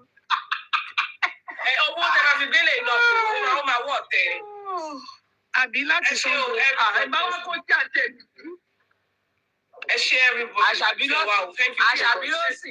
Àṣàbí ló tù. Àṣàbí ló sí. Mo wà bíbà. Mama síta ẹ̀ sí látàárọ̀ ìjọba lọ. Kúkú wà bíbà. Mo wà ń bì. Mama síta ti sùn, ọ̀ṣẹ̀ ìjì ni. Àǹtí mi sọ̀rọ̀ Ìgbà tá à ń play gbogbo Mama síta ṣé yẹn pẹ́ ìṣe nǹkan lọ́wọ́? Ṣé mama síta ń gbaná mú lọ́wọ́ ni? lọ́rọ̀ gbaná mú ilé. lóru. Jẹ́rí nǹkan tó ṣẹlẹ̀ ní wípé gbogbo ẹni mo ń bọ̀ mo kàn ló sọ mò ń ṣe èmi ò ṣe mo ti wó gbogbo ẹ̀ tẹ́lẹ̀. Ẹ jẹ́ kí n sọ kọ́kọ́ fún yín. Ṣé rí social media is a place to jẹ́ wípé ó fún everybody láyé láti constitute nuisance àti láti fi wèrè ẹ̀wọ̀n. Ashibe, when my boss or anybody to work,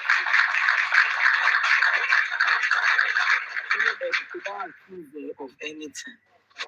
So an issue below a cobra station, they can sue you, they can report to police, not anybody know because Auntie me ma shori, that's why mo she love. I want to download here. That is a confirm. Most of why you want to buy it. Social media is not court of law. It's not. There is no validation. Everybody lay pariwo. Surely, all dollar and kokomoko wan be buying because at the end of the day, talumba rujo. Me. To ban anything. To mo court of law, chief judge, magistrate. Anybody can see anything. So there is court of law. There's police station. Olo send the kini si me a gift. Don't say my boss. Don't say what me abi. Oh, baby, o ṣe send the gift is. Ẹ jẹ́ kí n bọ́lẹ̀ kẹ́ gbé ẹni ẹ gòkè ẹgbẹ́ ni. Ẹ jọ bẹ́ẹ̀ àti ọpẹ́ bá wà sókè. Queen. Ẹgbẹ́ ni ẹ gòkè. Because tó bá ti sọ̀rọ̀ wá fẹ́ gbé síta. Mo náà bọ́ tàwa fẹ́ rojọ́. Lọ́sùn máa. Èmi ò ń ṣe o. Ẹ ṣe jàre àti ìbò náà kò tẹ̀lé yẹn bá mi lé ègé lọ́sùn. Màmá Sílà mi ò ń ṣe o. Lébi tí mo ti rí 99, 100 is bullshit. Ó sì gbà tó yín ó Mama Sita. Because at the end of the day, everybody knows. Mo ti rí 99 now, 100 is bullshit to me. Tó pẹ́ tó bá rojọ́ tó bá ráyè ẹjọ́. Tó máa sọ̀rọ̀ ìwọ máa jó tiẹ̀ kó máa post. Má bá anybody bá ta. Ọ̀rọ̀ yẹn máa kẹ́niyẹn lára kó lọ sílé ẹjọ́. Kúntì. Mo ń rí ẹ tó sì lè for the first time lórí TikTok. Àtọ́sí máa wà lórí TikTok. Ó ní bí wọ́n pàdé. Nígbà tó rẹ́ mi ò láì wàhálà. Ibi tó ti náwó la máa ń lọ. Tó ti ń jẹun. Ẹ̀ẹ́dẹ̀ ń gbé mi lọ bẹ̀rẹ̀, ẹ̀ ń gbé mi dání o. Ẹ̀ ń gbé mi dání o. Wọ́n ti pẹ́ lórí ọ̀rọ̀ yìí. Ọ̀rẹ́ mi ò pààyàn, ọ̀rẹ́ mi ò ṣàpàyàn o. Máyọ̀wá, báwo ni ọkọ mi? Àṣàbí ò ń ṣà. Ẹ kú iṣẹ́ yìí. Ṣíṣí o, ẹjọ́ ẹ̀ṣàánú wa o. Abiyamọ àgbáyé ẹgbà wá o, ẹ̀ṣàánú wa o. Àṣàbí ò pààyàn o. Ọ̀rọ̀ tí ì ṣe sí Sídà tí ń bọ̀ ní ó ti lé 20 years. 20 years lèmi àtẹni tó ló kù. Everybody náà máa mọ̀ ṣé bẹ́ẹ̀ ṣe ń pààyàn nìyẹn. ẹ̀ láì ṣàdìyẹ. Common sense.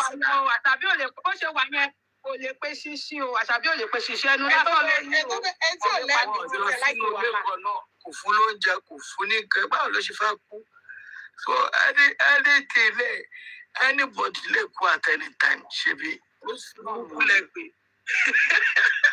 Ó lè pàyájọ́ burúkú. Nígbà tí Àṣàbí wá jẹ́ Fádèyí olóró.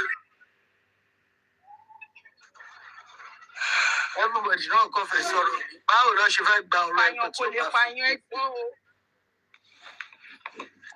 Ó ṣe Kò ní láti gòkè láti wá sọ pé kò lè pààyàn o, ẹ ṣàánú wa o. Àbíyamọ ayé ẹgbà wá ẹ̀ ní jíìsọ̀ fihàn. Nǹkan t'Àṣàbí fẹ́ jẹ ló ń wá o. Wọ́n tó fẹ́ jẹ ló ń wá lórí social media kò lè pààyàn.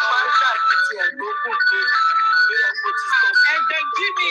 Mama Sita ẹgbẹ́ jí olóògùn Jimmy.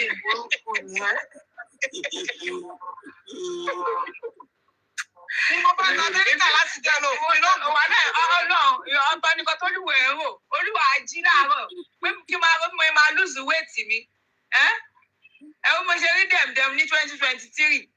Tí mo rí dẹ̀mdẹ̀m kò bí búrẹ́dì tó jábọ́ sómi. Àṣàbí ó mọ̀ wípé life is hard fáwọn tó bá ìwọ ń sìn bó ṣe fine tó fresh ẹ̀. Mo máa lose weight mi ò láìkì bẹ́ẹ̀ ṣe ń fine yìí. Bẹ́ẹ̀ ṣe ń fine yìí gangan ni Bó ṣe fine yẹn gangan ni problem àwẹ̀ tó wá ń dán. Ọmọ gbẹ́gbẹ́ yìí ti kéèyàn wà lóyìnbó láti bíi 20-30 years kó má rí ìgbà tí ṣe kó má ronú gbé.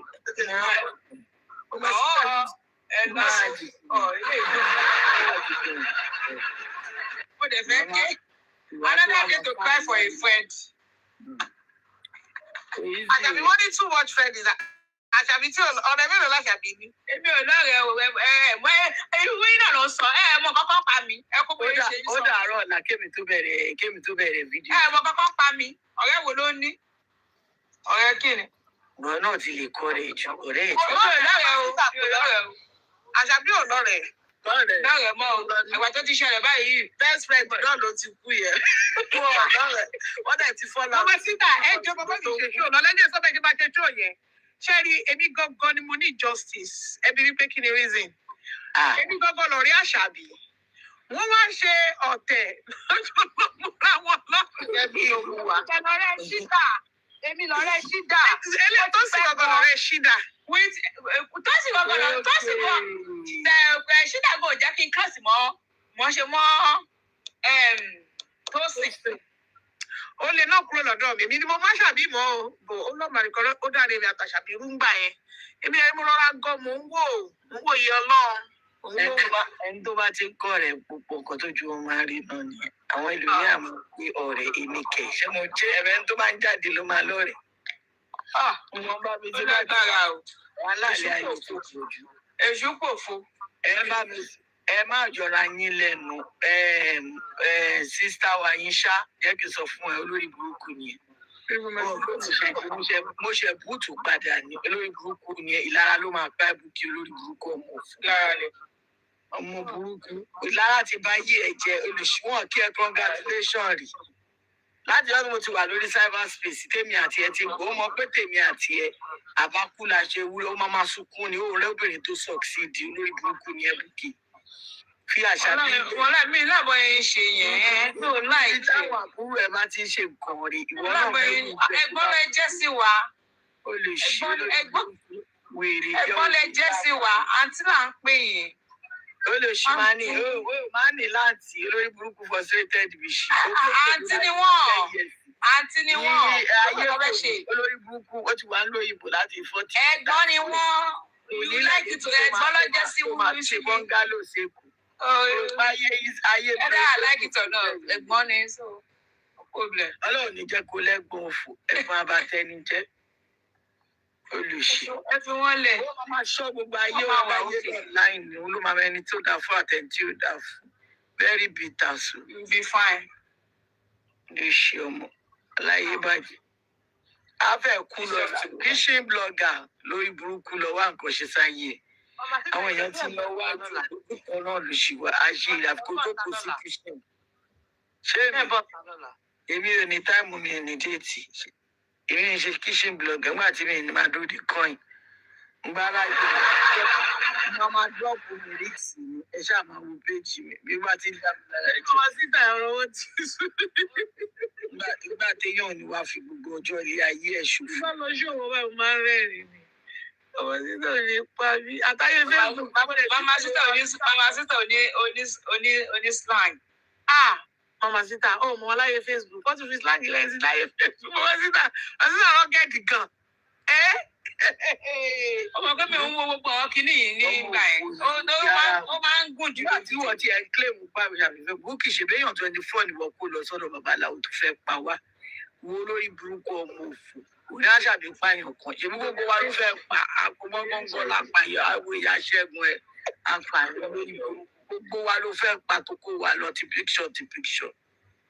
Ìwọ náà lè máa sọ pé èèyàn kan pààyàn ó lè ṣe. Ẹnìkan ló ti ń ba ayé èèyàn jẹ. Ó ṣe jù bẹ́ẹ̀ lọ fún Genesis. Ó máa rú Mama Sita grandma rẹ̀ tó bá padà ṣòfò Ṣínèkè. Ó ní bọ́lọ̀ ń pàdé lọ́jọ́ ìdájọ́. Wọ́n bá tẹ̀mí sọ́lá ẹ̀kọ́ ti rí àtẹ́ńtì fẹ́ kó dárúkọ Bukky Jesse fẹ́ píkọ̀ mi. Mama Sita.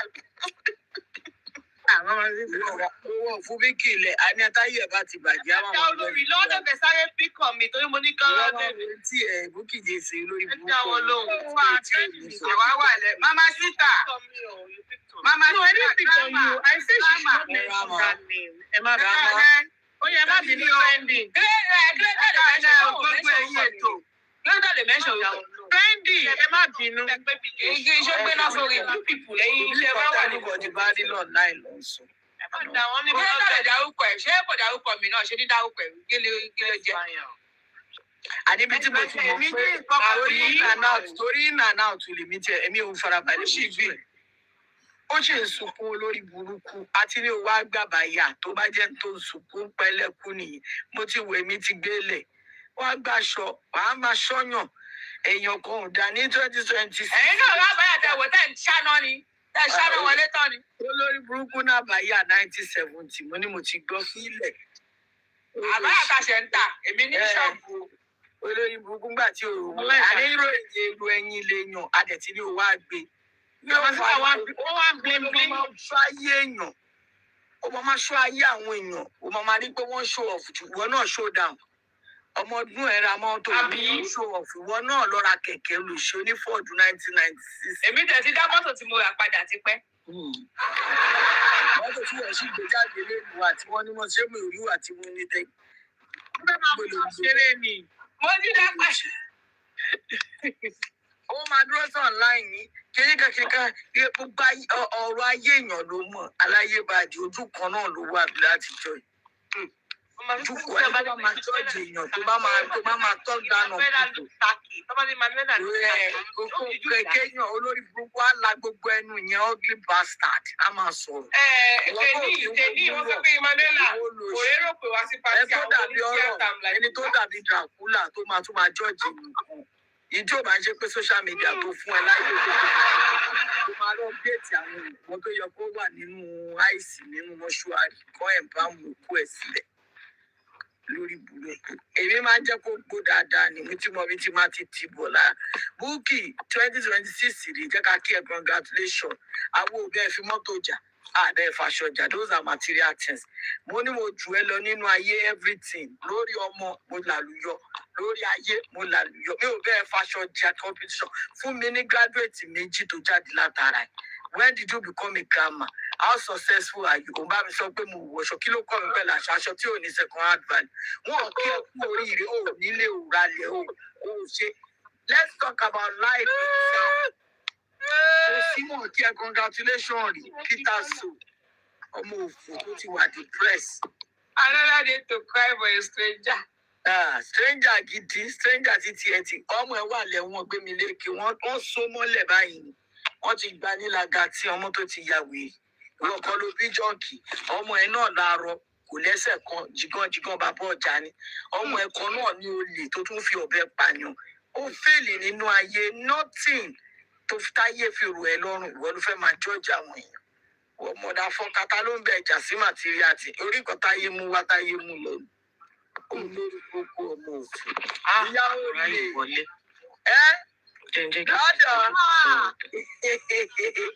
àbúrò mi ti wọlé yọdọ nation ló wọlé yẹn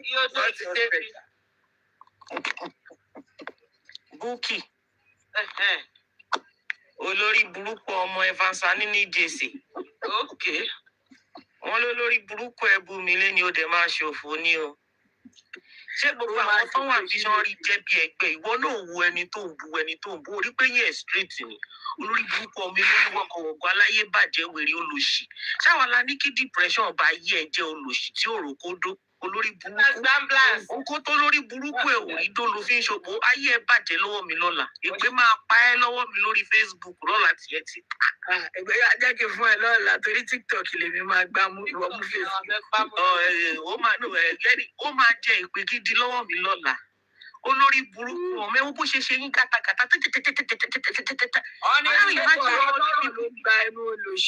ẹ wá ìmájì gbogbo àwọn tó ń parọ́ mọ́lé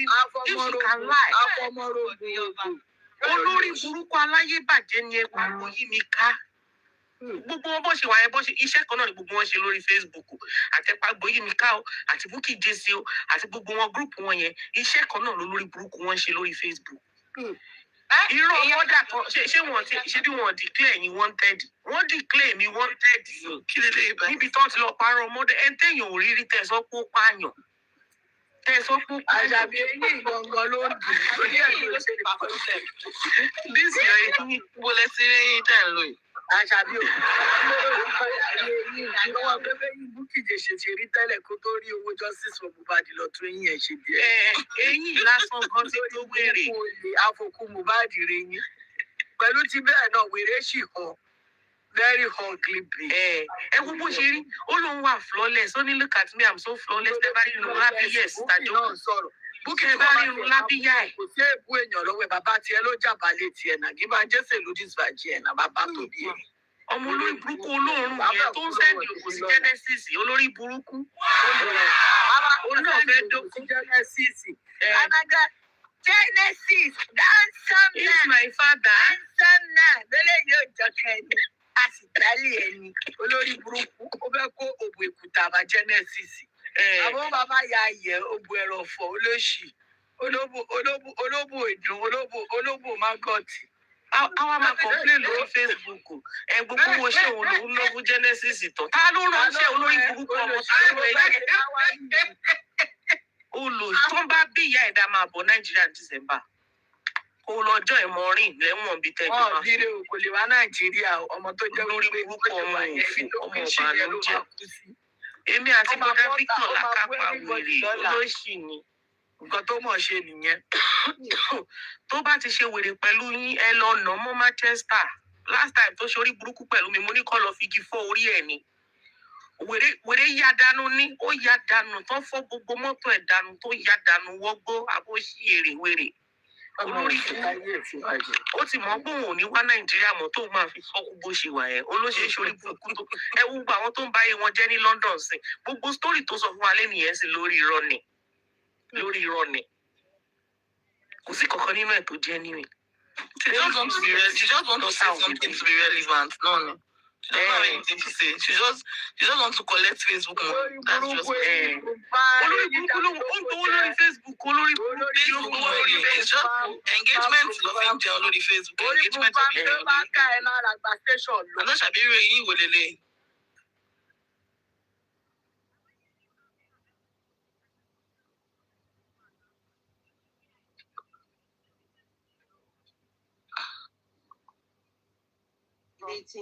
That means she no get level. Owó ló ń fokó rà. Mama Sita owó ló ń fokó rà bí okó ló ń fowó rà. Oko títí ó wà dọjọ́ alẹ́ báyìí sí gbogbo ayé ẹ̀ wá tó wá ń gbé mọ́ ọmọ tó ń ṣiṣẹ́ tó ń invest.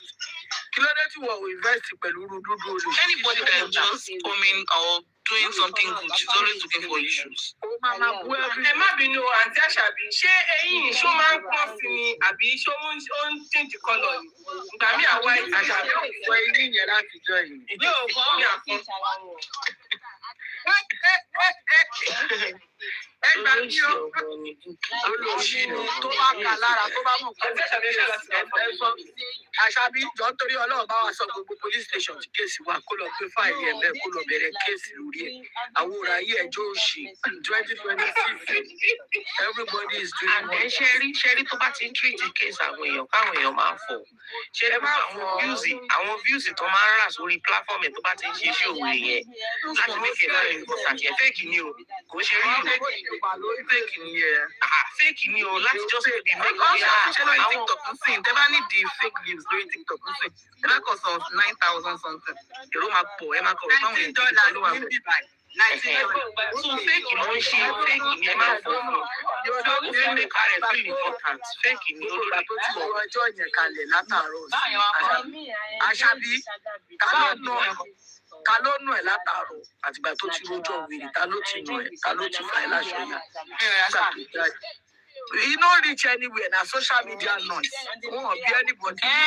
To me, kò sí ọ̀dọ́ kan mi. People that want Ashabi to come and say anything that she wants. Social media noise. It's just noise, yeah. It's just noise. Because she dàbẹ̀ pé ìgbà bẹ́ẹ̀rì ẹ̀ tá fẹ́ máa lọ ní Kétùlà láti padà. Ṣé ó ní náà Dámọ́lá ni? Wàhálà ẹ̀mí mo wà ń bẹ̀. Kétùlà láti padà. As a look at what she said this evening, Kẹ́tù sọ̀rọ̀ Àṣàbí tán kí ló wá sọ? Ó ní Emmanuella rọ́pò. Kò ṣe kankan fún mi o, but because ó share video Àṣàbí o, kìíní kan ó kò bẹ̀rẹ̀ defamation yẹn ni mo níṣẹ́ rí olórí burúkú. Àwọn olórí burúkú tó dẹ̀ ń bọ́ ṣòfò ń ṣe. Ṣé wọn ní ọpọlọ láti jẹ́ kọ́ mọ̀ pókè pé she's literally attacking people just because she believes that, bóyá wọ́n bá òun jà or something. There's nothing he's saying that is real people that know the story. She will not get information. The real story, she's not saying it. She just say, I'm going to go pé kí ni gbogbo irọ́ àtàwọn tí gbóhùn jáde lẹ́nu ẹ̀ níbi lásán. About the shida thing, about the shida thing, it was just everything. Mama Sita, first lady. Everything was just fake. Built one thing. Thank you very much. This is Grandma talking. I live in Maryland. I'm a Nigerian. But he listens to Gbogbo yín látàárọ̀, mo dẹ̀ ti kọ gbogbo note. Retired healthcare practitioner, that's a nurse. Nǹkan tó ṣẹlẹ̀ rí. Ṣé ní gbogbo wàhálà táwọn Àṣàbí lọ ṣe yẹn? Wọn ò ní ìdẹ o.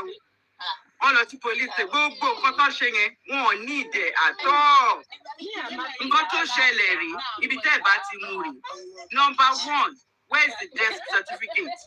Dr. Mako, what killed that girl, the lady? Number one. Number two, the lady has characteristics to Mafuni heart attack. She's highly obese. Very fat. I'm telling you, minimum Monjaro. Emma Sorraine. Let me go back. Thank you. I'm a Monjaro for my dad. Gift me. Thank you. So, Emma Bo, she's highly obese. She has high blood pressure. If you want to buy it, this is my WhatsApp number. Sorry, please, Emma Bino. Auntie Ashibe is Monjaro is very good. I have lost 40 pounds. I get it a party confess of Monjaro. Thank you. She's obese. She has high blood pressure. Auntie Shida now. Auntie Ashibe, Shida, I know how she is. Gbogbo yẹn ló fún ní àtàtà tán ló ń pò yìí. Injection tán fún yẹn orí vein náà tẹ̀ sí o. Nígbà tí wọ́n fún ní injection yẹn, pressure máa ń wà nínú vein. Téèyàn bá ní cut nínú vein, ẹ̀jẹ̀ máa máa ṣe tuntun. Àbí artery, òun ló ṣe artery. Ó ti pull. So gbogbo nǹkan tẹ̀ ń ṣe yẹn, ẹ̀ ní ìdẹ̀ ń jọ sí. Nígbà tó kú, wọ́n ní pé wọ́n gun lọ́rùn. Wọ́n tún ní pé wọ́n gun lọ́rùn. Ṣé wọ́n fi Àṣàbí tó ní pé wọ́n gun lọ́rùn ni? Òun ni Adéyẹyà fọ́tò. Ìmájì tí ó bá ṣe pé òun stupid àwọn ìwàsí ẹ̀ náà wọ́n kó ní. Nígbà míì kò tí ẹ̀ mọ̀, ẹ̀yin fámìlì ẹ̀yin ẹ̀ mú sọ pé ṣe kíní kan, ẹ̀ ṣe lọ́sọ̀ sí àìkẹ́lẹ̀ kan fún èmi tí mo Ọlọ́pàá dé ti autopsy care. They did not even wait for our friends to get there before they buried her. We were going to Èkìtì Àbíbọ̀là lọ́ngbà ẹ̀ ọ̀nà láti pè wá wọ́n tó lọ bẹ́ẹ̀ ni pé wọ́n ti fẹ́ nu àwọn ṣe léṣe wọ́n máa wọ̀ dání pé nǹkan tó bá ṣe ọmọ wa sọ ọ̀nà láti pàdé lọ́tọ̀ padà. Wọ́n ní àfọ̀jọ́ méjì, wọ́n ní ọ̀fẹ́ tó parọ́. Ọ̀fẹ́ tó parọ́. Ọjọ́ méje ṣì wá kọjá. Ọjọ́ méje ló máa kú. Okay, because in Nigeria, in Nigeria, autopsy the end of. They didn't do anything. They didn't even care. They didn't even care about her. They came to our house in the our family will return for you. Àtúnṣe káàdùn náà lọ́ti wálé lọ́ti wá pẹ́ ẹrù ẹ̀. Àtúnṣe káàdùn náà kó tó pé 8 days. Tó ṣe tẹ̀ rí títí tí yìnyín ṣe bí àwọn tẹ̀sọ́pọ̀ rẹ̀ láwọn. Etí àdúró náà nígbà tó kí gbé péjọ wo ló ti lọ fún àbẹ̀ wọ́n ó yọ ẹlẹ̀ kó máa fún wọn lówó ìjẹ àbí lórí burúkú ni ẹ̀. Òkè Àṣàbí lọ máa fún wọn lówó ìjẹ. Wọ́n wá kébi fún ni ò fún wọn lówó ìjẹ. Wọ́n náà ní kàtà ṣùgbọ́n ti gbé sórí. They were not even talking. Only talk to people. Kí lọ máa fíìdì wọn. This thing is just crazy. Hold them not. Ẹni tó bá fẹ́ maintain mental health ẹ̀ kó máa wò bí. Olówó ṣe tó accuse kò pààyàn ló máa mú. Wọ́n lè ní nínú owó tó ti pa ló fẹ́ wá fáwọn. Ọlọ́run. Nígbà tẹ accuse èèyàn ẹ tó wá ní kó máa bọ́ olùkọ́ wá fún wọn lówó. Àwọn fámìlì yẹn mọ̀ pé ìwà òkè. God. Irọ́ gbogbo ẹ̀. Ó fi pé bí mi ṣe wà òkè lọ́mọ wọn ṣe rí. Jórí Àṣàbí ò rántí sítórì yẹn. Ìgbà tí wọ́n sọ ní Èkìtì gbà ẹ̀ sọ pé kan táwọn bàbá ẹ̀ sọ táwọn ará Èkìtì sọ ní pé babaláyé fún lówó àwọn ọ̀rẹ́ wa fún aláì mú gbọ́ tí Àwọn ọ̀rẹ́ ẹ̀gbà lọ́wọ́ ẹ̀. pé tí òòrùn babaláyé fún owó púpọ̀ pọ̀. Níbo ni Bílà ti rí babaláyé? Ṣé bíi 12 million mo rántí? Àṣẹ Sudan Dam náà ṣé bí ọmọ kíní lélẹ̀ kí àbúrò Ọmọ king size. ọmọ king size ok ṣé wọn náà lọ sí king size. Àná náà láti tàn padà sẹ́ẹ̀. Ó fẹ́ lọ ní. Mo rántí pé àwọn Àṣàbí náà Ọmọ láti tàn padà tọ́ ní pé tá a bá débẹ̀ lásán tó bá ń mú wa. ẹ ti máa jò lẹ́nu ìbá ẹ̀rọ ọ̀rọ̀ kan ṣáàjì wá mú jẹ́rò fún Wọ́n á lọ yín, ṣe ẹ ti máa kí jò. sẹ́ẹ̀ pé pé Dámọ́lá ó yá. Já padà. Apàdà ṣe candle night fún náà. Bẹ́ẹ̀ ni a ṣe candle night after 1 week. A ṣe candle night Ó wà nínú gúrúùpù tó á dì sí ìgbà yẹn náà ó ti gbàgbé Àṣàbí inú gúrúùpù yẹn láti dáwó casket fún náà.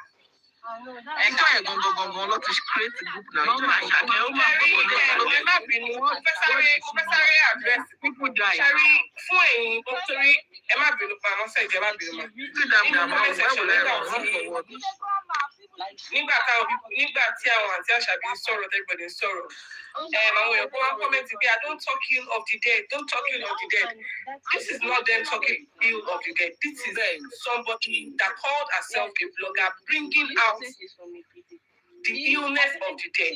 Because if she didn't come out to allege that somebody killed somebody, that person would not be here to defend herself. So this is not on anybody that is talking about it. You cannot beat a child and tell the child how to cry. You cannot you cannot defame somebody that you want to shake it for without proof, without anything, and you just want to slide that way. Please let people react.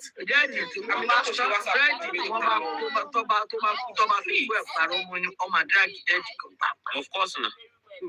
Amina kò ṣe WhatsApp number mi ló tẹ̀yẹ̀ o. Please let people react. Let them react the way they want to react. And you are not supposed to talk. Please, you cannot be sitting down and they are saying you did this, you did that. These words are too much.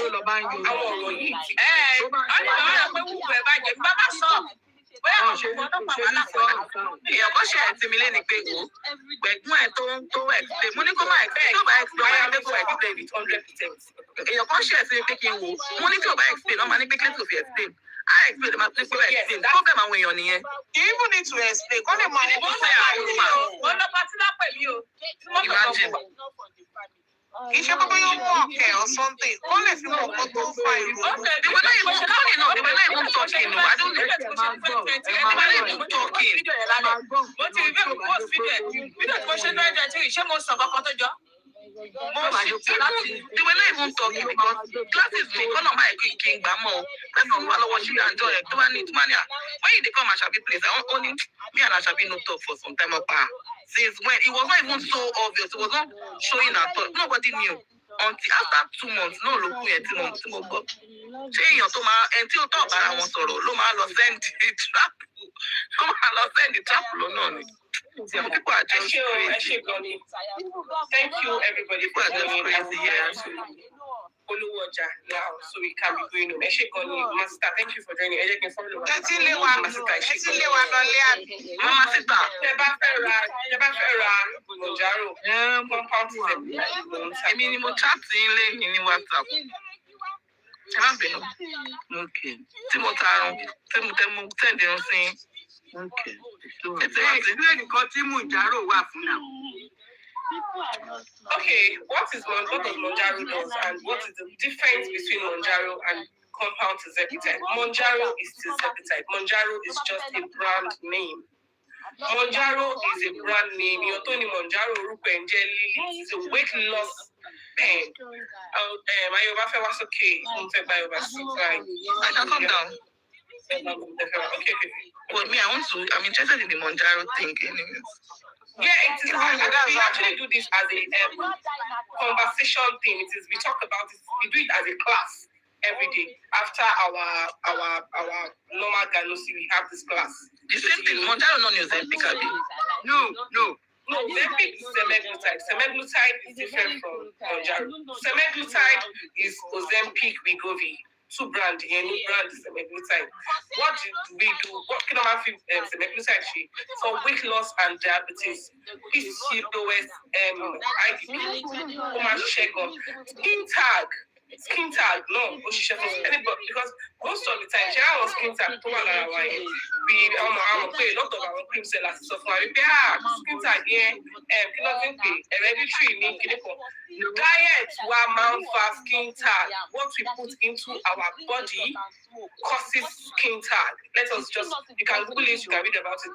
Our diet really fucks up. You can have skin tag, but there is this skin tag that is very visible. Diet will need a lot of shape. So semaglutide is different from tirzepatide. They are like twins that don't look alike. Emmanuella, King Joran. That is semaglutide and tirzepatide.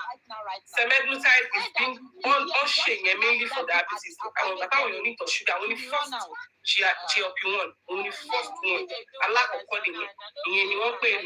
Ozempic, Bukky. That is the first one they do. Yes, Bukky is Ozempic. Ozempic is Bukky. Bukky is semaglutide. So it's the same thing. It's the same thing with Mounjaro, right? Miss, can I explain better, if you don't mind? Sorry. Do you mind? Do you mind? Okay. Yes, I'm a healthcare practitioner. Unfortunately, I'm a type 2 diabetic. When I started, my weight was 190 pounds.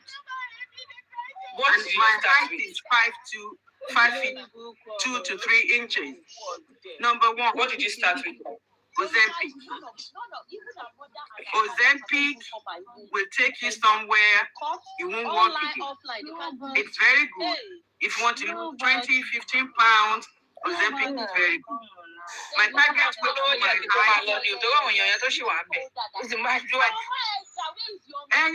my target weight is 145 pounds.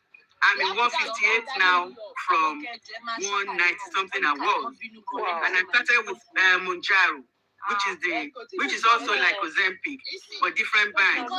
Mounjaro doesn't have the kind of side effects you have with Ozempic. Ozempic long term. Mounjaro is not Ozempic. I know. I just said what he's saying.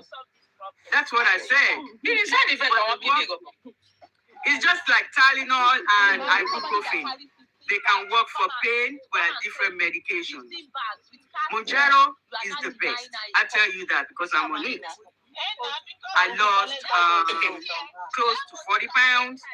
2 distinct times. In how many months? Sorry, in how many months? I started last year. I started with a low dose. Your starting dose is 200K. If you're in Nigeria, if you're not in Nigeria, I'm talking of chat me up and I know the amount. There might be those hologram, there might be the amount. Okay, let me tell you something about this, about what she just said now. She is a medical practitioner and me, I did training for this product. This is what I do generally.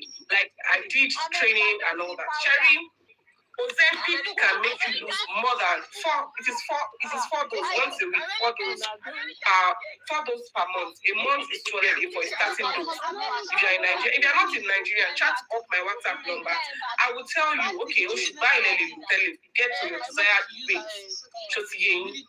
Sherry, Ozempic is good. Body metabolism differs. Yes, that is 2.5 mg. Yes, for alpha. Shomara.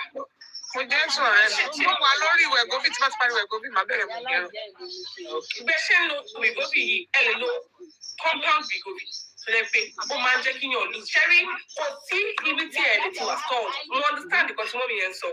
You get to a point you don't work. You get stalled on Mounjaro too. You get stalled on semaglutide, on Mounjaro, on Veta self you can get stalled. It depends on your body metabolism. Yes, that's right. We have WhatsApp number. But this is my WhatsApp number. Okay. Yes, you can. So and DM how you can buy it and how much it is in Canadian dollar. 4 doses is 200K. And Reta is taking over. But we are not ready for that conversation. Reta, yes. Reta is taking over. Reta is Very taking over. no, it depends on brand. Body. Oh, yeah. 200K in starting dosing. 2.5. No, Emma paid semaglutide in Emma paid 0.250. So semaglutide because you know I've been but on Mounjaro before. Since Emma pay the very answer. You can chat my WhatsApp. So What are you now thank you. Kini side effects over the 7.5. Currently on compound. No, you can't use Wegovy 7.5. Wegovy is no, money Mounjaro to Mama there. Money 7.5. Wegovy to Mama is 1.5. Wegovy is 7.5. No, money Mounjaro to Mama 7.5.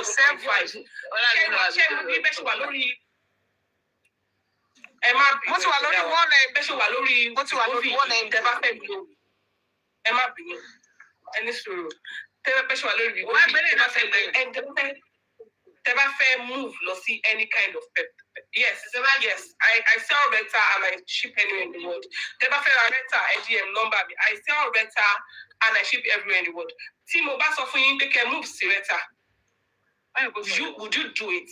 Because Reta is the best thing to happen right now.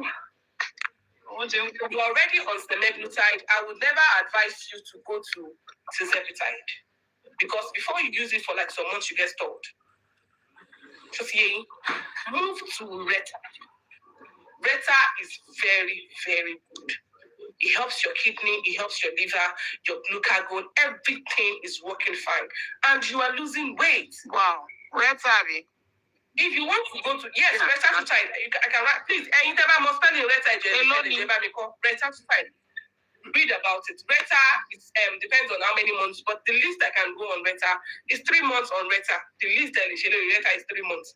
And me, I used to tell anyone that care to listen, if you want to buy Reta, make sure you are already, you've been on tirzepatide, semaglutide before you are thinking of buying Reta, so that you would know how to contain your side effects. That is not the truth.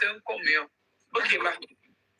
Okay, as Ashibe, but I don't know what you know. I think I body lecture time. So what are the what are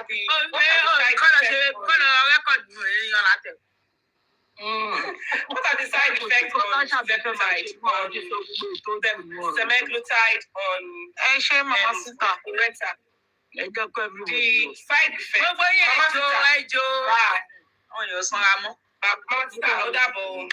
Yeah. Sherry, what are the side effects? Okay, Sherry, I said the go and the answer of CMS. Okay. CMS. Okay, on the first lady. Wow. Ekalema. Auntie Ashibe, any follow me? You don't follow me until you don't follow me until follow you. I'm interested in the weight loss stuff that she's talking about. Okay, just ask her. I wanted to explain. Yeah, that's me. That's my account. So this is it. You are on you're on semaglutide, which is you can't watch WhatsApp. And how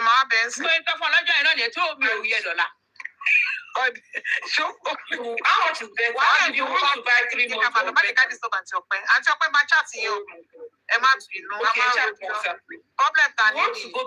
You want to move to Reta. 3 months of Reta is 3 months. 3 months again. I am currently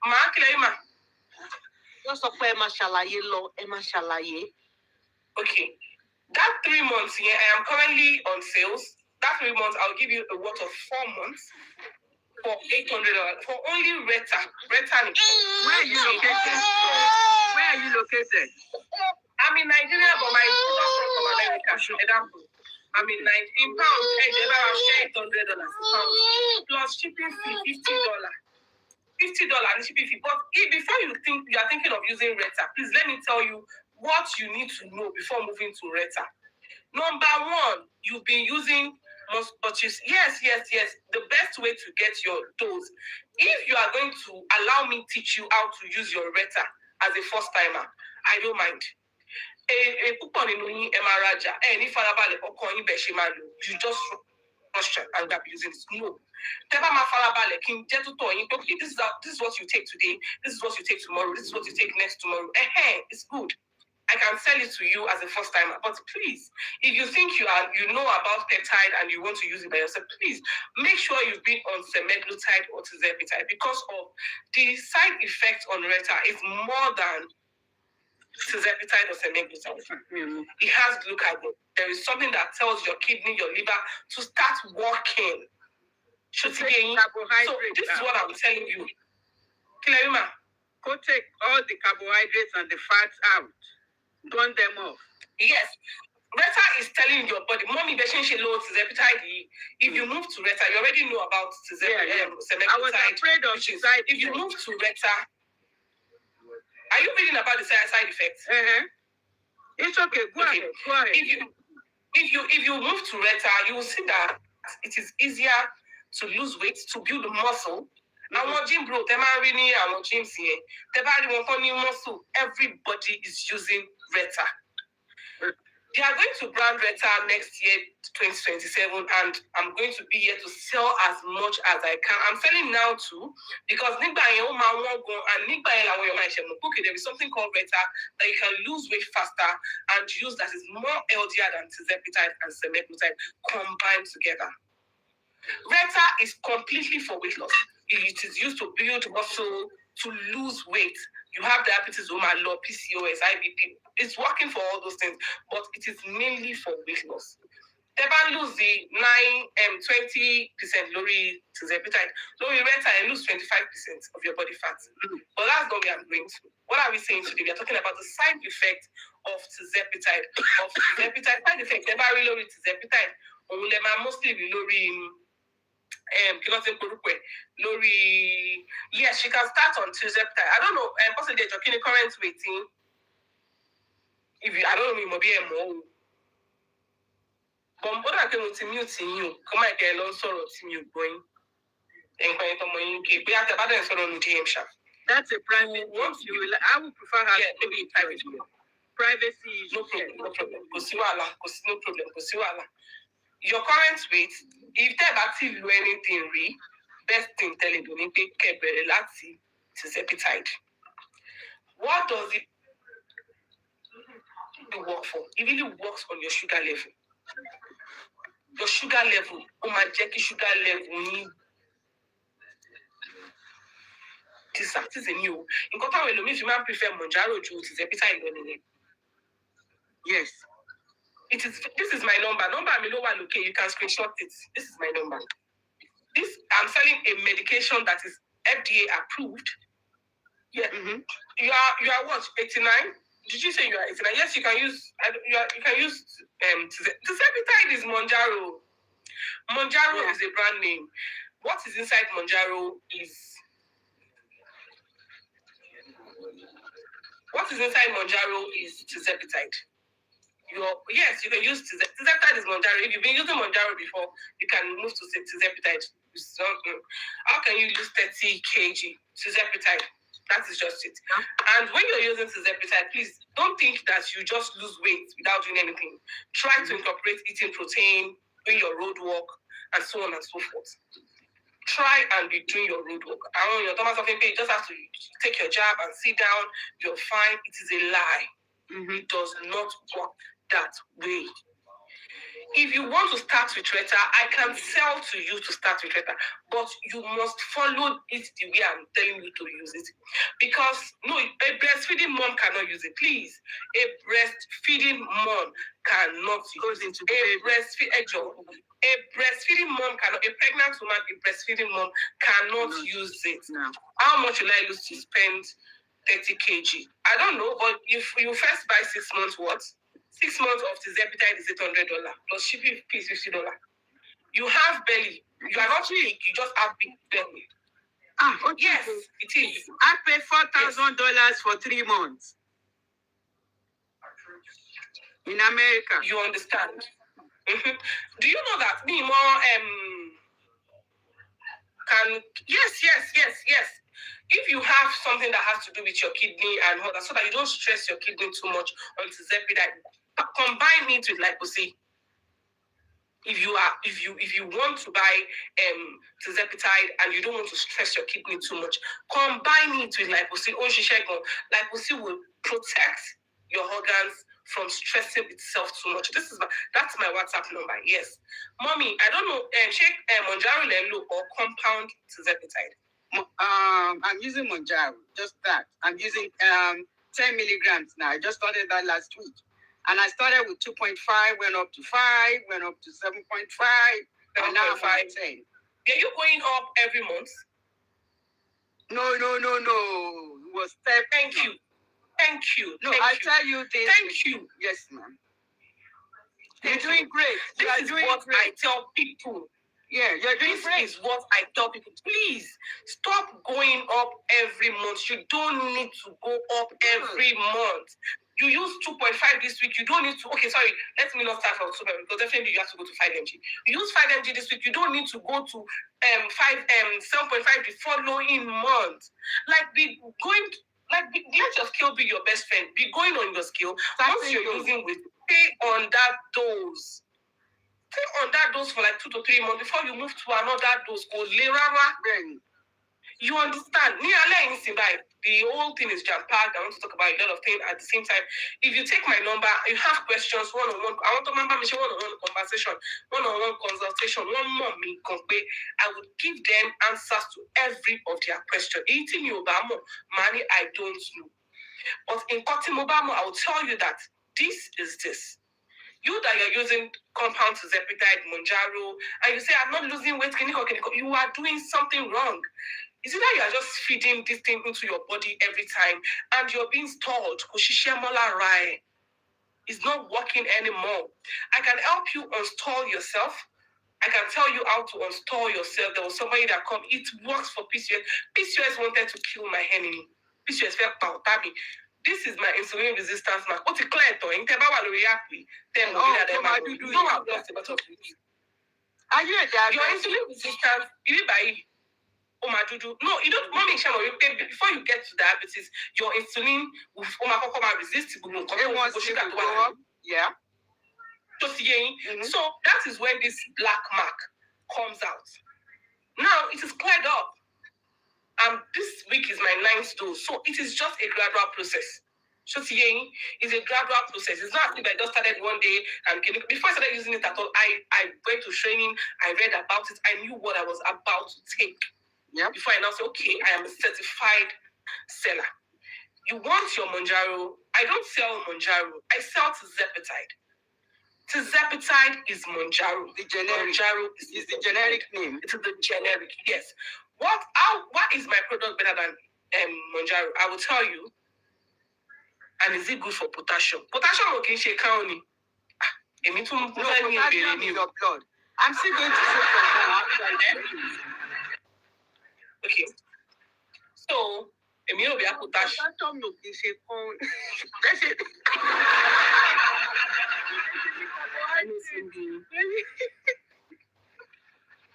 Emmanuella be a potassium. No, potassium.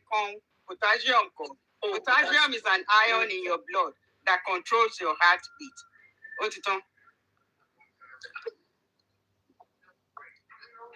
Because I think she wants to say multi-dose, Miss, are you selling multi-dose or single dose? Miss, mo fẹ́ polówó ọjà tèmi náà ni o. Okay, that's good. Mo máa polówó ọjà tèmi náà ni o. I think you just talk ṣàlàyé tó. Multiple dose. Multiple dose. Just you want to buy 1 month. I used to say it here. If I have 1 month in here, it is only in Nigeria that you can buy 1 month. I was surprised. It is only in Nigeria. People only want to send it out. Why before she bought it, she was like, I'm like, sis, don't worry, don't bother yourself. I know what I'm telling to you.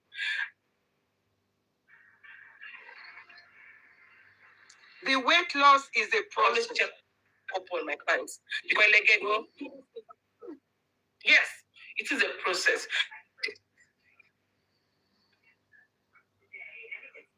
So if lose in Nigeria, that is what you people don't understand. I just saying for me. Anything about it in Nigeria, a man cheaper than what one Nigeria. Because all just man go to Nigeria, mashio custom more, mashio shipping. Sister, how do I put cheap for Nigeria to be by law? Isn't it? Nigeria do. No. Abi? No. Bẹ́ẹ̀ni ṣe ń tà, mi ò sọ pé ó ṣì kú Nàìjíríà, bẹ́ẹ̀ni ṣe ń tà. Bí èmi ṣe ń tà, àwọn tó bá rà ní abroad, ó wà cheaper. Àwọn tó bá rà lọ́wọ́ mi ní abroad pé wọ́n ra oṣù mẹ́ta, oṣù mẹ́fà, ó wà cheaper. Èló lóṣù mẹ́ta? Torí yóò Oṣù mẹ́ta to debit is $4,000. No, I understand the America. Get point in me. Àǹtí ẹ̀yà mẹ́ta America. Bí èmi ṣe ń tà. Ó yá jàre. Mo ní bí èmi ṣe ń tà, mo ní bí mo ṣe ń tà, the way I am selling it to my abroad clients, it is okay àwọn abroad clients mi jù lọ Nigerian clients lọ. Ṣó ti yé yín? Àwọn abroad clients ẹ máa ń sọ fún wọn, you cannot buy 1 month. Is that you buy 3 smallest dose you can buy is 3 years. About 3 months, 6 months. You know, tó sọ pé $500, isn't it? Yes, plus shipping fee $450. Okay. Screen la fish any background noise ever me mute. Just hearing. So you can buy per month in Nigeria. Nigeria, fine. But I never to in the abroad. Mama below how many kg they lose? I'm lose the 30 kg. 30 kg you can get it in 6 months. I will not lie to you. But it is possible you don't get it in 6 months because of the body metabolism. No matter how I want to package and cajole you to buy market from me, which I don't do anyway, your body metabolism differs. Ara waya to sira. In koto ishe lara hair in 1 week. Only be in 2 months. Body metabolism differs. So if you think you can use 30 kg in clinical months, pot belly remedy is tesamorelin. Tesamorelin if you pot belly. I want to money pot belly to we are not ready for that conversation. That visceral fat organ or visceral fat, whatever, it is mostly in men. Due to PCOS, this is my number. Due to PCOS, due to PCOS, so but I sell it to I sell tesamorelin for your belly. And to lose weight. See, Toby, or in that way, Alani, or single cotton shame, waiting you are normal, but you have a protruding belly. You can use tesamorelin. And while you are using this peptide, you're using this Olo tizepatide, Olo reta, Olo kidney, take care of your skin. There's no how you will lose weight, childbirth who can cause pot belly. And you're being, my girl is there, but in the bani fibroid, Ejo, Emara, tesamorelin, full flat on Onishishe. If you have fibroids, don't bother. It's only flat tummy. $500 for 6 months. Okay. If you have fibroids, don't bother yourself chatting. You cannot use it. You go and do your fibroid in the hospital before you think of having a flat tummy. You understand? Please, don't stress yourself. You have fibroids, don't buy tesamorelin. It will not work for you. Maybe you have protruding belly due to childbirth, PCOS, and so on and so forth. You can now use tesamorelin. For 3 months, I get tesamorelin $250 and shipping fee $50. Tizepatide for 6 months is $800. Shipping fee $50. Shipping fee are very important. Shipping fee are very, very important. Raja, remember me had you shipping fee. Okay, somebody asked the question that Reta is not FDA approved. Thank you for that. Thank you for that clarification. In Naira, how much? AJ, chat the number. You will now calculate. I cannot be answering everybody. No, Tessa. But you call it S loma one instead of X. Any side effect for the top? It doesn't have any side effect. Tesamorelin will make you sleep like a baby. It's not as if you cannot handle the machine when you're sleeping. When it is time for you to sleep, you have a very, very deep and good sleep. No. It is appetite. No. It is a doorstep delivery. Compound In fact, also dájú Monjaro because it contains vitamin B12 and it is FDA approved. It can be used by everybody in the world. 18 and above, you can use it. Only vitamin B12, even though you are not eating your protein, you'll be losing weight. That is the best thing about compound tirzepatide. It is a doorstep delivery. So somebody asked that, I want to approve Reta. Auntie, wọ́n ti approve Reta, but our Naija la máa sọ pé àwọn ti approve Reta. Kìnìkan ṣe mí. Níbi tí àwọn òyìnbó ti lo Reta dànù, àwọn èèyàn tí mo ta Reta fún òyìnbó ni wọ́n. Mo lè máa show yín ní àwọn pictures àwọn before and after tó mad tó yẹ pa àwọn òyìnbó. Reta is okay. Èmi ń sinmi ò lè wait láti move lọ sí Reta because mo fẹ́ kí tesamorelin in Nigeria. Tẹ́ bá fẹ́ ra one month tesamorelin 250,000. 1 month tesamorelin. Ẹ dẹ̀ máa lò kẹ́ tó lè rí share dáadáa. Ẹ máa lò 2 months. Ẹ máa rest for ṣùkọ́. Mo dẹ̀ máa sọ fún yín tẹ́ bá fẹ́ lo tesamorelin tẹ́ fẹ́ gbádùn. Ẹ ra 3 months at least ó kéré pa. Tẹ́ máa lò fún 6 months. Tẹ́ bá ra 6 months, tẹ́ máa lò fún 9 months. Ìyẹn ló dáa jù. Don't just use the medication halfway and leave it. Ẹjọ́ torí Ọlọ́run. What about somebody with chronic kidney disease? Glutathione nìkan ló máa fún yín, ló máa administer fún yín. Ó dẹ̀ máa jẹ́ kẹ́ pupa. Glutathione lẹ́yìn òun nìkan ló ṣiṣẹ́ fún kidney ní peptide world. And I don't advise because it is not approved. You understand? Tó yẹ kẹ́ fẹ́ lò fún anti-inflammation, chronic tẹ̀físí iwájú ẹ̀yìn ni ò jẹ́ kí n mọ̀ kọ́ tí n fẹ́ ṣe. But glutathione lẹ́yìn, ẹ mọ̀ nípa máa consult. This is my WhatsApp number. WhatsApp number mi ló wà lókè yìí. Àǹtí wọn lè lò because I'm a kidney patient. Wọn lè lò. Thank you. Wọn lè lò. Wọ́n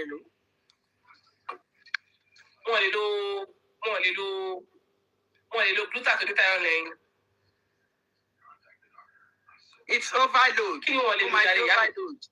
Glutathione wọn lè lò sẹ́. Ó máa di overload. They call it overload. Ẹ má pè tó wọ́n máa já wa bọ́lẹ̀. Okay. Èyí tó tẹ̀ fi clinic sí lẹ́yìn. Wọn lè lò sẹ́. Ẹ má pè tó wọ́n máa já wa bọ́lẹ̀ wọlé. Wọn lè lò. Ẹ má wulẹ̀ dààmú ara yẹn. Má torí mo ti glutathione lẹ́yìn 500 lòun. Ó sọ 500.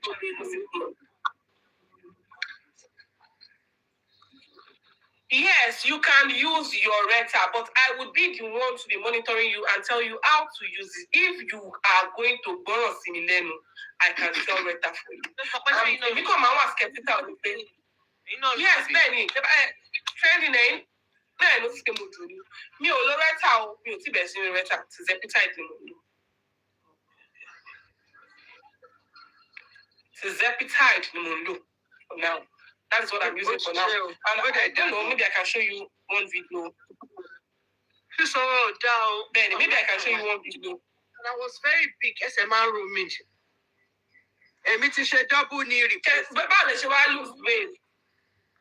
Ṣé mi? I'm in Nigeria, but I ship everywhere in the world. Mo fẹ́ fi pé kí ló tẹ̀sán náà? Olóhùn mú nọ́mbà mi. Ọjọ́ yẹn mo treat the topic gastric sleeve. Because àwọn ẹlòmíì máa ń fi pé táwọn bá ti ṣe gastric sleeve, ó ti parí. Irọ́ ni. No. Tó bá ṣe gastric sleeve, ìrìn ṣẹ̀ṣẹ̀ bẹ̀rẹ̀. Ìyàn kan sọ pé I use Reta based in the USA. Reta ṣiṣẹ́ gan-an. I will not cap. I don't need to give you capping. Reta is a big deal. Tí bẹ̀rẹ̀ sí lẹ́ni weight loss kìíní bọ̀ mo kàn ní discipline nǹkan tí mò ń jẹ everything báyìí. So this was me before. This was me last week Friday. But because I don't stand up on my life, I am always sitting down. When I posted this video on TikTok, someone like, I didn't know you lost this amount of weight and all that. I lost a whole lot of weight. And this is my 8th week on it, which is 2 months. It is not a process of magic. Let us talk about that. Okay, that's your accumulated fat. You accumulated those fats in some of us in 10 years and 15 years, some of us when we entered puberty, that's the best need to be. Ẹjọ́.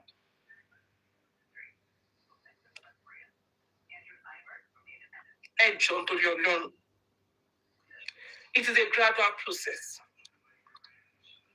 Ẹjọ́, Queen, wọ́n ní ṣé yàn tó ní Sister Olu. Wọ́n ní ṣé yàn tó ní yàn tó ní chronic kidney problem yìí kí ló fẹ́ lo tirzepatide fún? Ẹ̀yin tẹ́lẹ̀ kí lẹ fẹ́ lò fún? Wọ́n lè lò. ẹ lọ bá dókítà yìí kọ́. Oh yeah, that's true. That's true. That's true. mo ti That's bá true. kémi tó máa sọ̀rọ̀ mo ti bá jó GP sọ̀rọ̀ GP mi dẹ̀ sọ pé àwọn nǹkan téèyàn lè lò àti nǹkan téèyàn ò lè lò. Bẹ́ẹ̀ni, èèyàn tí ìfẹ́ is dárúkọ it bọ̀ good for family planning fat? Yes, yes, ẹ yes, máa gbọ́ ó yes. good for diabetes ó good for potassium ó good for a lot of things energy A lot of things. a lot of things. A lot of things. A lot of things. A lot of things. Meaning powerful. ó A lot prevent of heart things. disease. I can remember. ó I prevent can remember how I heart used to attack. do. I don't sleep me only soon because of PCOS fair power timing. But now, to God be the glory. Timba dijuba yani. So it gives you good sleeping habits. Ejimi, okay. Uma for any good sleeping habits. Very, very. Tummy and arm. For tummy and arm, you use tesamorelin. Tesamorelin le malu fun ikunya ati apayin. It's for visceral fat. Then visceral fat man. Ikunya ati apayin.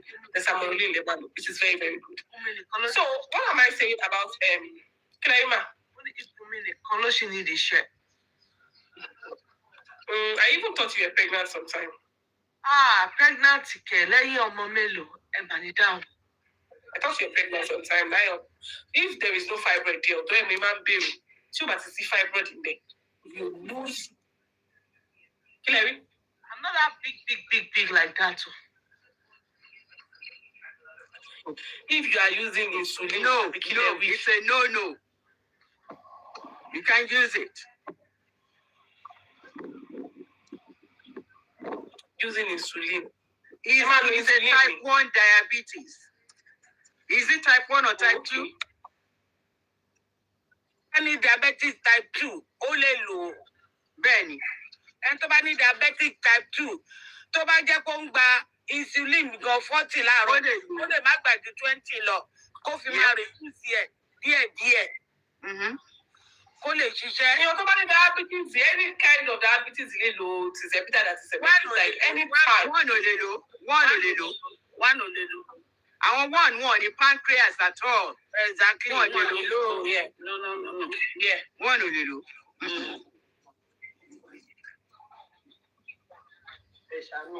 Kílẹ̀ntà. Ẹ jẹ́ kí n kàn sọ nǹkan kan kí n tó máa lọ, torí oorun ti ń kù yà tó lẹ́kùn 2 years old. Madam, Cherry kìíní yẹn, it curbs your appetite. It curbs your appetite. When you do, it's a GLP drug. Téèyàn bá jẹun púpọ̀, I lose weight. So tẹ́ bá kọ́kọ́ bẹ̀rẹ̀, your weight loss will be so rapid.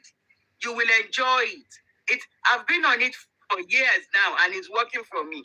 But my weight loss, because of my age, my doctor is doing it gradually for me.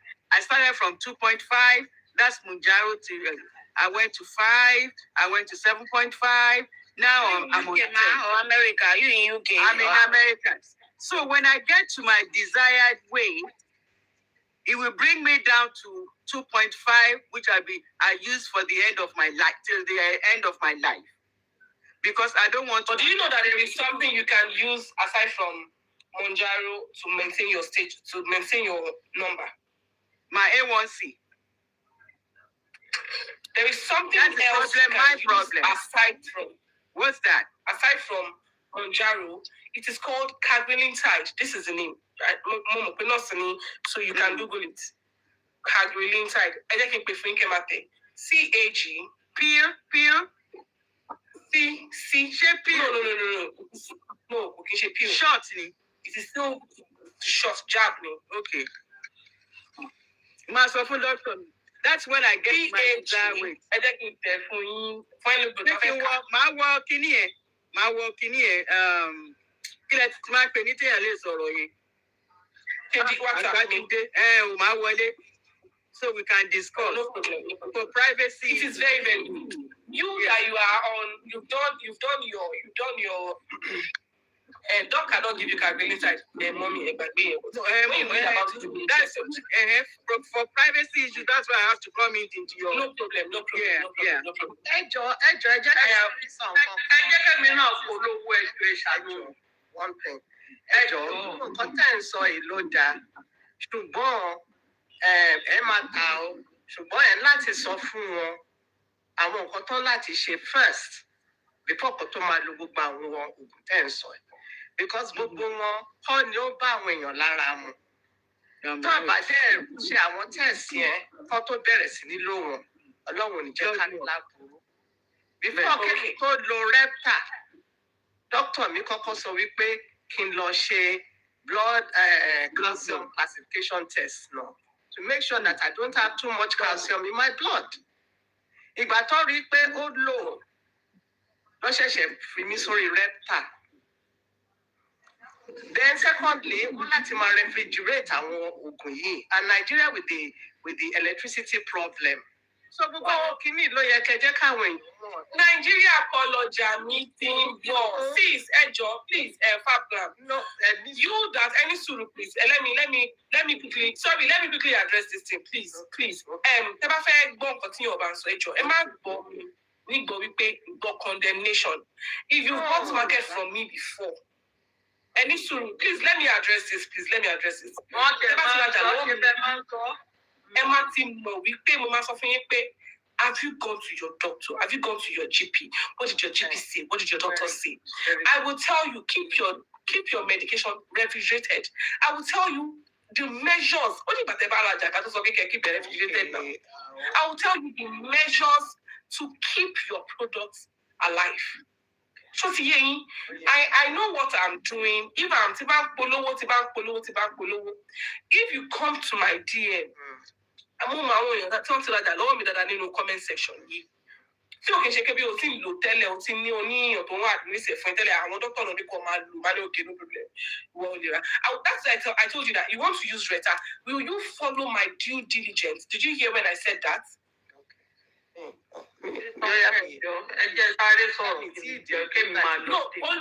Mommy Olu, share go back to Mosobe. I heard you. That it's good that everybody wants to use Reta, but will you the cheek or Tibani Kesheshe machine? Said I'm right. You said yeah. Okay, ẹ ṣé púpọ̀, ìyẹn kọ́ ló fún mi ní a bit of concern. I understand you, more get point to look at. But I would always tell you, what do you need them for? What's your current weight? Why do you Very good, very good. If you've been on Tirzepatide, you will know that. If you've been on Tirzepatide, you will know that you will know the side effect of Reta. Tirzepatide, side effect. Side effect, Reta bad the juices Tirzepatide, you know, Every 6 months. I have high calcium. So Reta is not for children. You have to go and do your complete blood test. You have to go and do your complete blood work. And after you get it, okay, you can use Reta. You now have to start going through the cocoa side effect of Reta. Does it work? It works.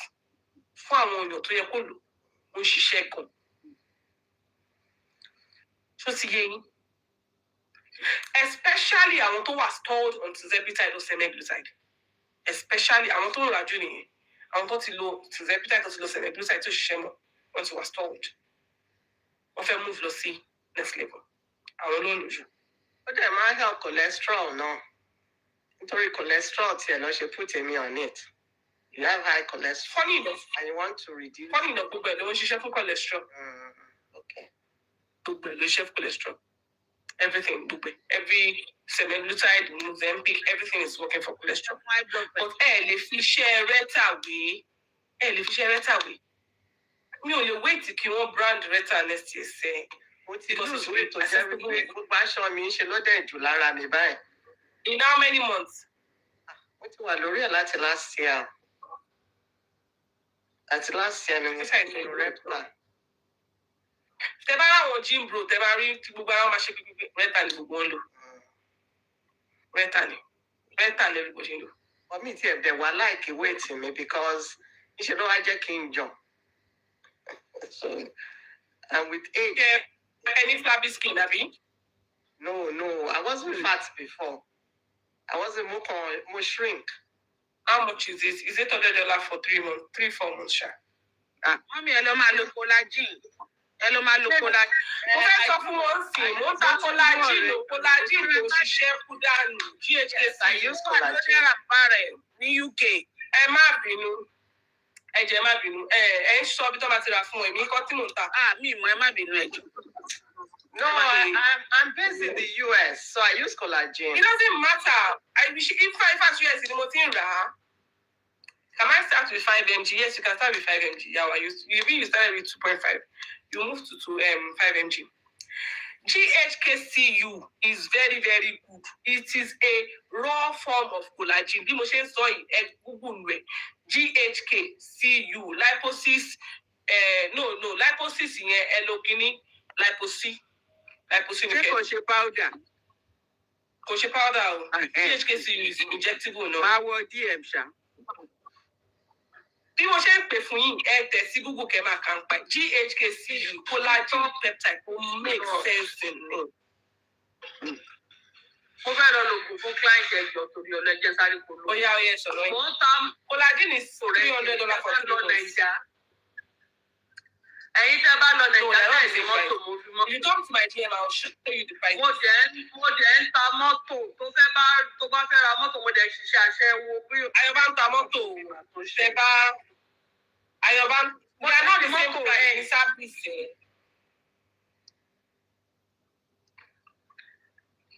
Ṣé kí n bá yín polówó ní polówó tọ́? Wọ́n ń ta mọ́tò mo dẹ̀ ń di mọ́tò rẹ̀ fáwọn tó bá ń bọ̀ látàbọ̀ kò ní ìdíkẹ́ gbé mọ́tò lọlé. Mo ní mọ́tò tó mo dẹ̀ ń ta mọ́tò yàrá. Tó bá fẹ́ ra mọ́tò tó ní $1, màá kó dọ́là fún ẹbí ìwọ fún mi náírà. Mo ṣiṣẹ́ aṣẹ́wó mọ̀. Tẹ̀rí Ayọ̀bá ń ta mọ́tò. 5 mg is $300. It's $300K per month. 5 mg is $300K. Sherry Ayọ̀bá wọ́n ta mọ́tò, wọ́n fi mọ́tò rent. Ẹni tẹ́ máa ń wálé fún vacation, tẹ́ máa ń wálé fún ọdún. Tẹ́ máa ń kọ́sẹ́ di mọ́tò yín, tó máa wá bàjẹ́ ní mọ́lẹ́kẹ́ tó wálé. Kò ní ìdíkẹ́ stress ara yín. Ẹ send díẹ̀. The whole time you want to use our prices. What did you ask? Sulit Swank Airline. Kilo Berry. Please, 300. Please re-ask your question. I did not get it. Including driver? I didn't get that question. Including driver, Bawo. I think she will help you get a driver if you need one. I don't think she said it. Oh, the bullet. I think she will help you get a driver. Mind you, my product don't come from Nigeria because I think that is what is Zepound. What about them? Zepound is like Monjaro. Zepound is another brand. Zepound is another brand. Zepound is peptide word ní Aluvai. Aluvai ló sọ pé òun ṣe reta ìrọ̀lẹ́ fake ló ń ta. Wow. Aluvai kò sí nǹkan tó ń jẹ́ reta. Aluvai ò ṣe reta. It's just a skimming thing. Okay, shake it up, coffee. Shake it up. Aluvai ṣe rí fún yín. Ó dàbí èmi sí. You know, I have knowledge about these things. Yeah. Mo wá ní owó láti brand àwọn ọjà yẹn. Ṣé mo pé FDA ò tí approve reta? Mo wá brand reta. Okay. Yes, you understand the meaning? Yes, I have that plus. Very enjoying now, Sister Tom. Very enjoying. I have that plus. That plus is what? What's it what? And then that's why actually peptide got it my way. It's more than what's it what? Not plus it what? As a woman, if you stack these two peptide anti-aging totally you see. Motsi and not plus. Zepound is just like Zeptide, another brand. How many will you need? How many kg do you need to use? I don't know. Please, if you want to talk to me, you are indeed very vast and knowledgeable. Oh, thank you, Cosmetic Beauty and Health Spa. Thank you so much. Thank you all for the acknowledgement. You know what you're doing, you know what you're talking about. You want to chat me up? This is my WhatsApp number. You can chat me up on WhatsApp. You can call me on WhatsApp. After this live, the messages I've gotten, I'll be responding to it. So please just give me a little time. This person that is sending, okay, Sister Tom. Let me know, Sister Tom. Pardon me, no. Sister Tom, it's a tracking number. I'm ashamed of myself. It's not me. It's not me. I'm not the one. I'm not the one. I'm not the one. It is these people. They like to put me in that spot. This shipping company. They like to just stress my life. I've been on the. Okay, I don't want to send it. Am I worried? Okay. I got some messages from FedEx. Like, so that I've been wanting to ask about it. Sorry, everyone. How much is for the collagen? The collagen is 6 months, $600. 3 months, yeah, my loan 6 months. 6 months, yeah, my loan 9 months. 6 months, $300. 3 months. I'm sorry, 6 months, $600. 3 months, $300. You tell me fair numeracy. Mongoima. Emma bag go be $50 in shipping fee. Why very important. When Boshen Dalia gave me lamuto, me choice mama be chef money $50 in job. Sister Tom Mungoing. So because me ò tí gba àwọn nǹkan tó yẹ kí n gbà, so mo bẹ̀rẹ̀ Glutathione yẹn padà lẹ́ni because the shelf life is in May. Mi dẹ̀ fẹ́ kó expire mọ́ mi lọ. So mo ṣáà ti ń lo Glutathione yẹn next. Ẹ mọ̀ kán ti bá mi compound ẹ̀ síbẹ̀. So mo lò pẹ̀lú Zepbound yẹn. Okay. Shena Plus, Etilona Plus, tell it. No, me Lori. I've been hearing about it, but Na Plus, Motzi, they are very good. They are very good peptides. I want too many injections, Nijari. See, every I was stuck away to me. You be like, what? Like you start these things, and when you see them, you see that they I've been on it since last year. Just like what Grandma said. Yeah, you said so. I think my journey and Grandma's journey is so similar. Because looking I started 0.25, yeah. It's very similar. So, yes, within USA, $50 yeah. in USA, anywhere. Hey, that's ready to lose weight. They should go for these. You will see results. You are not going to see the results in the same month, second month, third month, but by the time you get to the 4th month, oh my God, people will be asking you, what are you using? Me, until the 4th month, everybody will do me. Yes, it's very obvious. Okay, me and Omolosi. Sister Tom, me and Omolosi salon. Okay, man, so peptide lórí WhatsApp me and all that. Which of the pep is collagen or collagen? No. It is GHK. Do you know GHKCU is a peptide for collagen? Random but good. You don't know that one. GHKCU is a collagen peptide. Google it. Read about it. So lánàá tí mo post video with Mr. Sherry, tí bá láwọn èèyàn tó wọ́n lójú ẹ̀mí ẹlòmíì máa bẹ̀rẹ̀ pé ṣé mo ní ìtò lè jẹ́ kí ìyá àwọn tó lè wọ́n. Èmi ò tí ì mọ̀. Mi ń ṣe kí nǹkan tó bá ti jókòó ẹ fẹ́ dò ẹ fẹ́ glow ẹ fẹ́ kí skin yín máa dán ó parí. Nǹkan tó lè jẹ́ kọ́yàn tóbi kí ìdí tóbi ìmọ̀ kò sí peptide kò wà healthy kí nǹkan tóbi. Wọ́n fẹ́ ká máa gbẹ́ sí ni wọ́n fẹ́ kíkọ́ tóbi rárá. Steroid nìkan ló wà ní peptide tó lè tà fún yín tó máa jẹ́ kí nǹkan tóbi. Iṣẹ́ tí yín dẹ̀ ní ṣe fẹ́ kí gbogbo àwọn àyà yín máa dàbí bẹ́ẹ̀ ni pẹ́ ń ṣe bouncer. Ẹ̀yin tẹ́ fẹ́ ra steroid wọ́n ń ta steroid yìí o. It is not a crime to use steroid. It's just that nobody wants to admit they are using steroid. And gym bro, nobody wants to agree they are juicing up. It is not a sin to juice up. If you want to juice up, you want the type of steroid you want, DM me. I sell. And I swear, your secret is safe with me. I'm not going to tell anybody. Chicken, I don't lock them. Nobody's going to know you are juicing up. Well, it's not a big deal to juice up, to be candid, but nobody. You use Kalo. What's Kalo?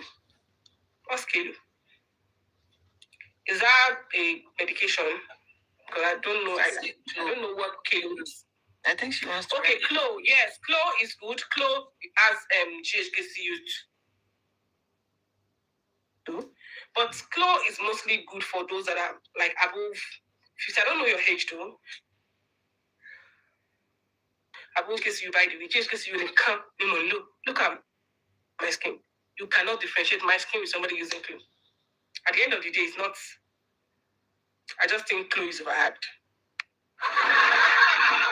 Yes. But if you're an old person, let's that back. You can use Clo, you can use Glow, 40 and above Clo, because it helps your tissue repair. We don't talk about this enough.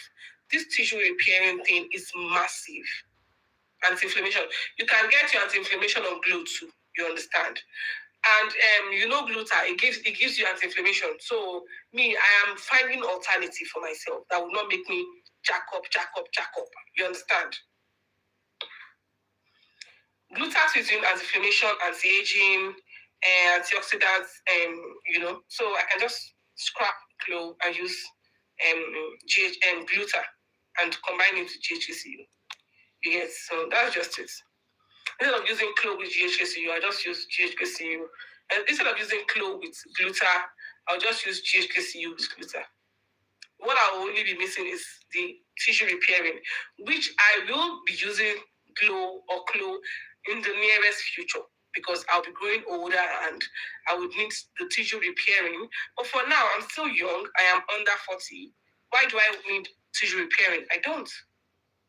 So the thing is, it is a lot there's a lot of things to use in your paraffin.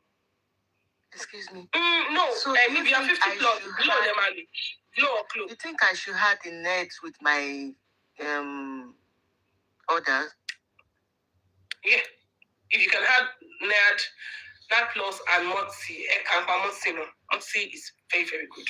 Motsi is nice. One is multi. Can you send me the name? Motsi. Motsi. Okay. Motsi. Very good. Okay. Those two peptides, very good. Okay. Yeah. There is Clo, there is Glo, there is GHCU. That be Kasabin for Prami 6. King Kowani, GS3, King Kowani, SS3, they are grade by grade. Clo is your gatakata of them all. Glo is the secondary and GHCU is the primary. MOTC MOTC is very good. NAD plus 2 is Clo is KLOW. Glo is normal glue. Clo KLOW. Kenny. Oh, Clo, yeah. Si mo was offering people 6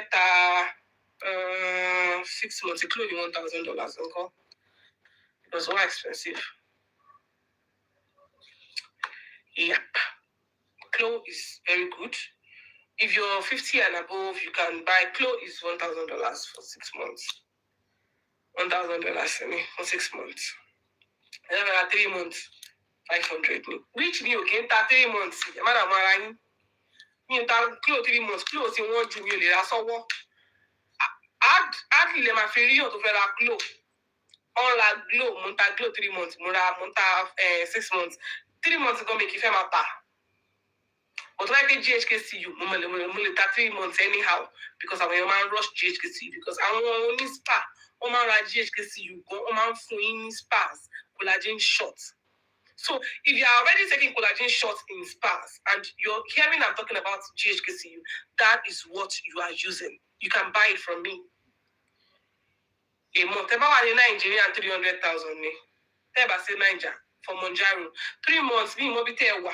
But me more number tewa. Sherry, Monjaro, the best way is to call my number for consultation. I will not lie. Teba Monjaro, the best way to buy Monjaro. Call my number. Let's talk. So I know that you should buy Lefera or you should buy Lewa. And this tell Oluwa she wants to send tracking number and you Oluwa she Jesus. And tell the veteran to look why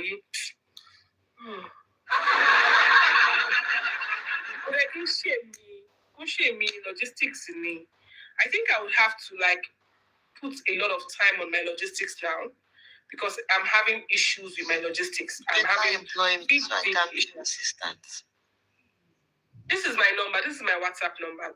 2016 25 I mean, not sure we'll be landing by this time also. What's that thing? This is my number. Clear so. Clear how much me buy and in my employ. Me do tell what it did not mean. Tell come on to buy so. Hey. And then I buy me see hey.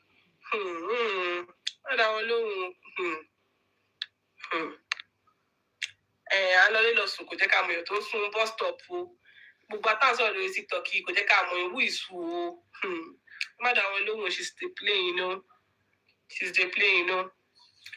So that's that. If you have any questions, you want to talk to me about something, you can chat me up on WhatsApp.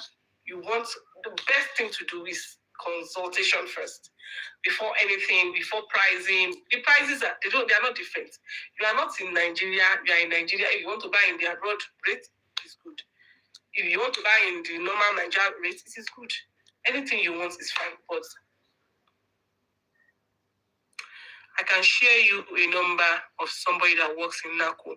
It's direct delivery, very fast. And the problem is, the only thing somebody that works in NACO you do for me is help me bring it to Nigeria safely, which it has a lot. It goes through a lot of scrutiny before. And for those my star girlies that you listen to me every night, and you wonder, can I sell wholesale? I sell wholesale. I can be your plug. I can be selling wholesale to you. Please chat me up. Any kind of peptide you want, any kind of that you want, you can chat me up.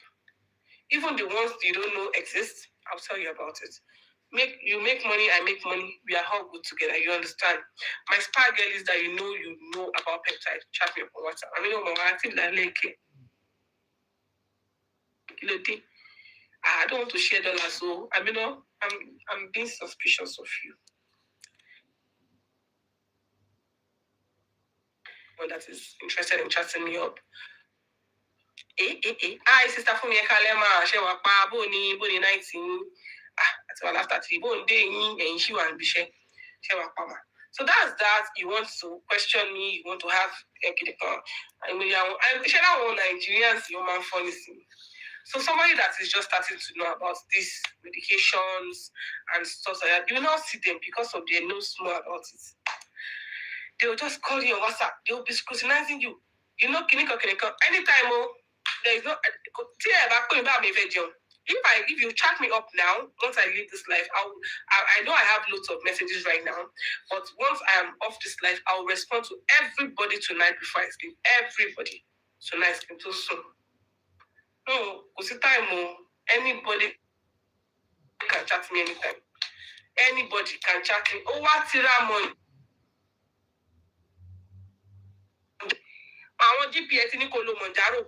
Wọ́n ti ní kó lo tizepitide kò ṣiṣẹ́ wà lá liposi dá ó máa boost iṣẹ́ tizepitide yẹn liposi dá fa ó máa boost iṣẹ́ tizepitide yẹn is very good, very good. Èèyàn kan sọ pé òun ní liposi ló máa lò clinical òyìnbó yẹn ti máa ń pọ̀ jù liposi ló máa lò sí ó máa boost iṣẹ́ tizepitide kò jẹ́ bó ṣe jẹ́ èèyàn mi o à ń ṣe ọ̀rẹ́ èrò kí lẹ rí mà. Sister Tom Munjani liposuction. Lipotropic.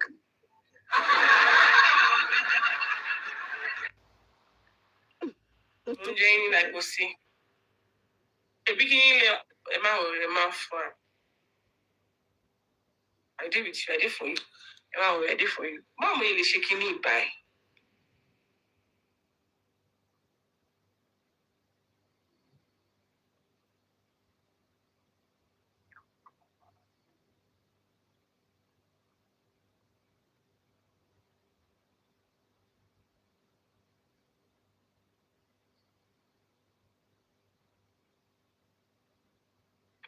What lies is it? Okay, very small. Another thing.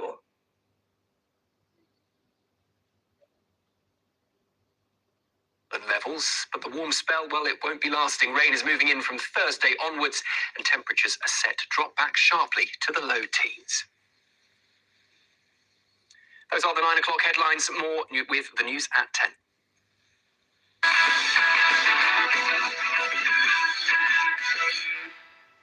Okay, welcome along. Look, we are potentially expecting a live press conference between President Trump and Mark Rutte, the leader of NATO. However, that might have been thrown into doubt because it appears that President Trump is discussing the possibility of America withdrawing entirely from NATO. We will obviously bring you the details on that as we get it.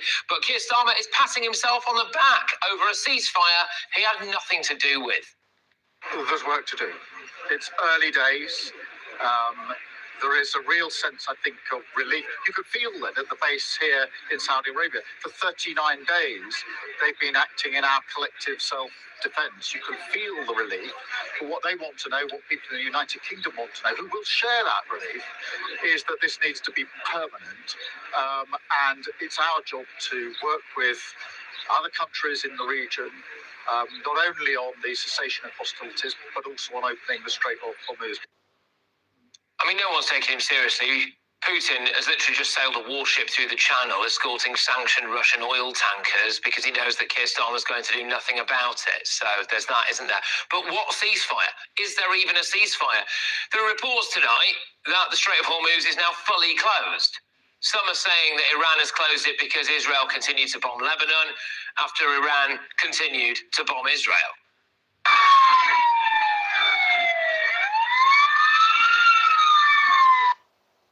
President Trump's spokeswoman, Caroline Leavitt, isn't sure if the Strait of Hormuz is open. That is completely unacceptable. And again, this is a case of what they're saying publicly is different privately. We have seen an uptick of traffic in the Strait today. And I will reiterate the president's expectation and demand that the Strait of Hormuz is reopened immediately, quickly, and safely. Trump is currently locked in those talks with NATO boss Mark Rutte, but apparently he is discussing whether or not the US pulls out of NATO completely.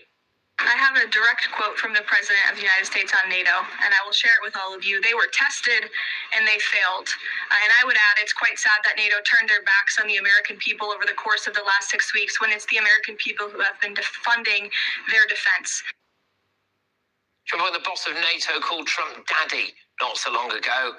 I mean, good grief, you can only imagine what's taking place in that room now, can't you? The Americans are selling it as a win.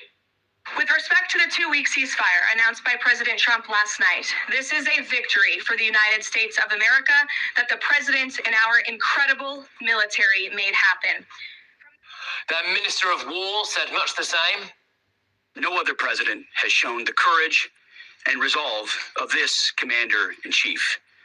President Trump forged this moment. Iran begged for this ceasefire, and we all know it. Well, the Iranians are also claiming victory.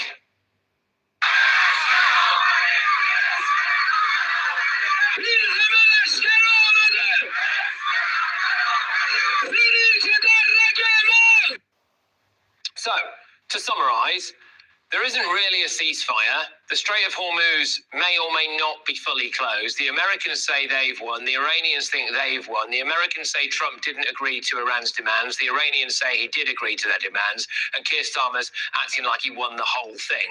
I can't help but feel we're in exactly the same position we were 48 hours ago. Let's get our thoughts on my panel now. I've got Director of Popular Conservatives, Mark Littlewood. We've got journalist Linda Jubilee. And we also have journalist and broadcaster Nina Mishkov. Mark, I'll start with you.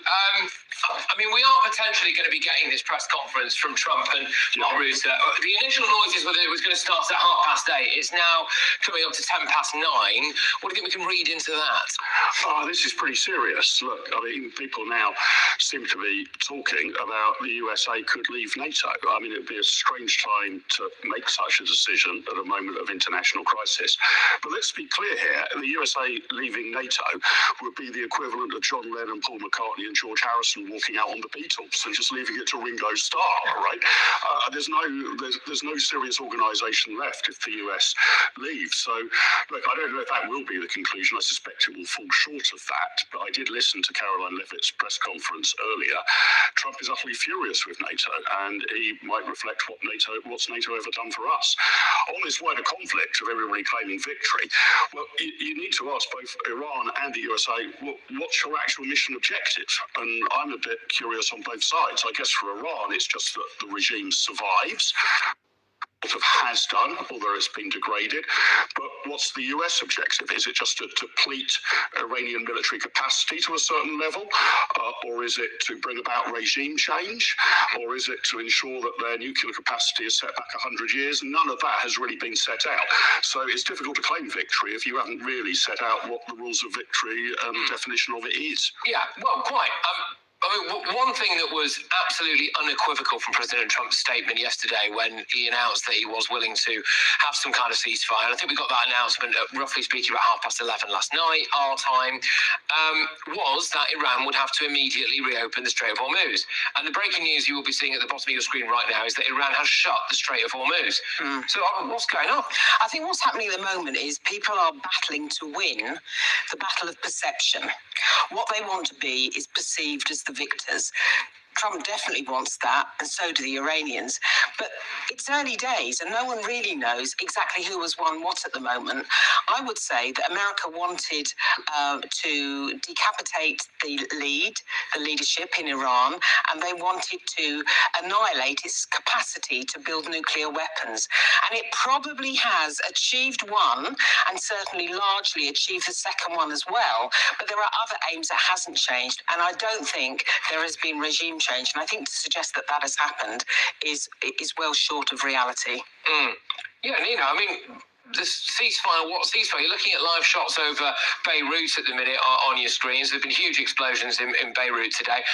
By the way, that's worth saying that came after, I mean, I was on air when this was happening last night, announcement of an immediate ceasefire. And then for like the next 3 hours, Iran was firing loads of stuff at Israel. It landed a couple of bombs in Tel Aviv, and there were reports coming through from people in countries like Qatar and Kuwait and Bahrain that they were still shooting down missiles. So, there wasn't really a ceasefire, and there isn't really one now, is there? No, and the trouble is, Israel's never come on board the idea of a ceasefire. They've been bombing Beirut anyway, and I listened to Mad Dog Hetzer's press conference today, and it's like a bad script from a B movie. It's like rah, rah, rah, America, blah, blah, blah. It's absolute nonsense. It was absolute nonsense. Trump has come into this thing not knowing what he wanted. There was no plan for any kind of follow-up. There was no plan. If it was a regime change, you cannot do regime change without the people being armed, organised, rising up properly. That was never part of it. I just feel like we're going to talk more at 10 p.m, by the way, about Keir Starmer's lack of action last night. I mean, it's utterly humiliating. And I will just say to you again, this news is broken in the Daily Telegraph about an hour or so ago, that President Putin has sailed a warship down the escorting a sanctioned Russian oil tanker that Keir Starmer said he would board, not personally obviously, would get other people to board and seize. And we know that our only serviceable destroyer is currently, somewhere in dry dock in the Mediterranean, or getting its taps fixed. So Putin's obviously behaving with absolute impunity. But I do think what we saw, though, with all these different world leaders flying over to Saudi Arabia today to shake hands and celebrate this ceasefire, was just how stupid they all are. There isn't a ceasefire. There's not a ceasefire. The Strait of Hormuz is closed. I mean, we are where we were 48 hours ago. Well, have I got this right? There is a ceasefire between Iran and the USA. Right, so the Americans are no longer shooting Iranian targets, and the Iranians are no longer trying to shoot down American jets or whatever. It's limited to that. If the Iranians have closed off the straits, that's a breach of the ceasefire terms, but doesn't necessarily mean that weaponry has been fired. So it's quite a narrow thing. And as we've said, Israel has said throughout that they would continue to target Lebanon. So it's a pretty narrow ceasefire. But at the moment, as far as I'm aware, the Iranians are not shooting at American targets. I think the real wild card in all of this is what is Israel going to do? Because what you've got to distinguish is what was America's priority and what was Israel's priority. And the fact of the matter is that this war for Israel is existential. They will not give up and they will not give in. And there is every suspicion that actually it was Israel, it was Benjamin Netanyahu that went in and persuaded America to strike. Back in February. Back in February. But we need to get that right, though. It is actually existential for Israel. This is not a kind of thing. They are correct in their analysis of it. Yeah, and Trump fell for it. And it's not.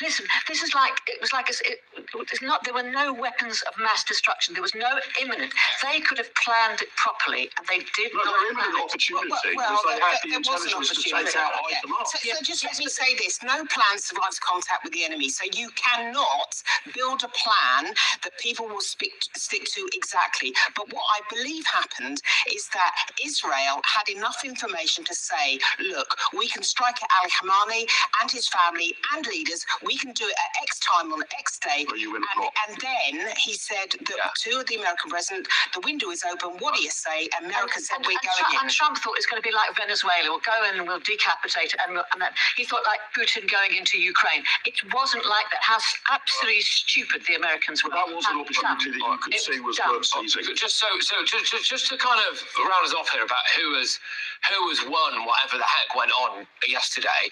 So the Iranians are claiming that President Trump has agreed to the following: non-aggression, a fundamental commitment that the US will guarantee non-aggression against Iran. Iranian control of the Strait of Hormuz. Them being allowed to have nuclear enrichment for civilian purposes, no sanctions at all, basically, the termination of any UN resolutions, war reparations, US military withdrawal from bases and deployments in the region, and the cessation of war on all fronts. So that is what the Iranians are claiming that President Trump has agreed to. I mean, that is not remotely consistent with what Caroline Levitt, his press spokesman, said at the White House earlier today. She could not have been clearer. There's no way we're giving Iran control of the Straits of Hormuz. In fact, it needs to be toll-free, completely free to move through. We don't even want the Iranians to be. I think this is why the ceasefire is so fragile. Is that no one has. The Iranians have come up with what is a wish list. President Trump has come up with a 15-point plan, which nobody's really going to deal with at the moment. So you don't actually have any agreement at all. But also, Trump is all over the place. He's completely losing it. He said a day or so ago, well, maybe we'll just take the oil. You know, but then also today he was talking about, you know, a toll being paid, you know, for the Straits of Hormuz, and they would share it with the Iranians. So it's Can I just say one thing that I am quite surprised at is I do fully understand that some of President Trump's language in that social post yesterday about the end of an entire civilization. It's pretty spiky. It was spiky, to say the least. That's one way of putting it. Yes, it was spiky and spicy, and probably a poor turn of phrase, I would say. However, people in this country, I think, are willfully ignoring the actual war crimes of the Iranian regime, lining women and newborn babies up around various different plants, and people saying, "Oh, you know, they might have wanted to be there." What evidence have you got that they didn't want to be there? Well, if they didn't want to be there, they've been utterly brainwashed. But secondly, I mean, the evidence would suggest that they've killed about 40 or 50,000 their own people. Also, firing missiles purely at civilian targets all around the Middle East and the Gulf. That is a war. And I think what you have to bear in mind is that when the Iranian clerics and mullahs ranted off about America or the UK, and America's the great Satan and we're the little Satan, their rhetoric was abhorrent on a daily basis for decades. We know that about Iran. That was horrendous. People were going on yesterday, weren't they, about President Trump at the end of a civilization. Yeah, absolutely. I don't think you should have said that, right? But no, you've seen the stuff that the Ayatollah puts out. Yes, I would like to say that actually it's not a race to the bottom. No. We do need to have some gravitas in all this, and not emulate the mullahs. You have to say this is an abhorrent regime. It has been for decades. We need to take them out, but you need to have a proper set of issues. This has just been cack-handed from start to finish. But let's at least agree we want to take them out. Yes, of course. But this is not the way to do it. And besides which, it's convenient for Trump because he's talking about Jeffrey Epstein now. Well, there is that, I suppose. But just a quick sweepstake. And I don't say this, by the way, with any joy, because obviously, if we see a return to bombings of Iran by the US and I think Israel still are actually by the US, that could mean a significant loss of life. Not taking any. This isn't like a kind of gratuitous sweepstake, but seriously, how long do you think it is before the US is just bombing Iran again? No, I think there's likely now to be a major de-escalation by next week. So can I say, I've spoken to a couple of people this afternoon who suggest that the ceasefire may not hold, but there may not be real warfare. And one of the reasons is that America's actually run out of its high-precision missiles. It can't manufacture them fast enough or enough of them. Added to which, Trump has been desperate to get out of this for weeks. He's been looking for a face-saving way to get off-ramp, as they say. Well, we'll see. But I mean, if Iran, these are the reports that Iran has shut the Strait of Hormuz. I mean, that is going to be red rag to a bowl for President Trump. They can't spin that, can they, the Americans? You know, it was a huge No, because there's no point in saying that the Straits of Hormuz is irrelevant to the American public, because it is. Yeah, okay, yeah, quite. All right, look, loads on tonight, as you can see. We are still waiting for President Trump and Mark Rutte. We were told it was going to happen about an hour ago. I think there is still a chance it will, but they are locked in a room, supposedly talking about potentially America's withdrawal from NATO. I'm just going to tell you about this instead, though, for now. It is the Great British Giveaway. Yes, you can hide out when World War III happens in this luxurious camper van. It's a prize package worth over £92,000, and it could be all yours in our very latest Great British Giveaway. There's a totally tax-free £25,000 in cash that you'll be able to spend on anything you like this year. Plus, brand new Benevan 122 camper van, courtesy of Marquis Leisure. This latest 2026 model comes fully loaded with everything you'd expect. You can even drive it on your existing driving licence. Plus, it comfortably sleeps 4 people. Make sure you don't miss out on the biggest prize package of the year so far. For another chance to win a camper van and cash, text prize to 63225. One entry costs £2.50 plus one standard network rate message, or text bonus to 63225. 5 entries cost £5 plus one standard network rate message. Go to gbnews.com/win. Entries start at £2.50. Call 0903 686 3232. Calls cost £2.50 plus your network access charge, or post your name and number to GB20 PO Box 8690 DE1 9TT. Entrance must be 18 or over. Lines close at 4 p.m. on the 1st of May. The winner may be contacted live after all entry routes are closed. Please check the closing time if listening or watching on demand. Good luck. All right, coming up. It's our job to work with other countries in the region, not only on the cessation of hostilities, but also on opening the Strait of Hormuz. Keir Starmer was hiding under his desk last night while the world held its breath. And in fact, it's just been reported in the Times that Keir Starmer was on a holiday in Spain when President Trump threatened to bomb Iran back to the Stone Age. So that's good, isn't it? But before that, Iran begged for this ceasefire, and we all know it.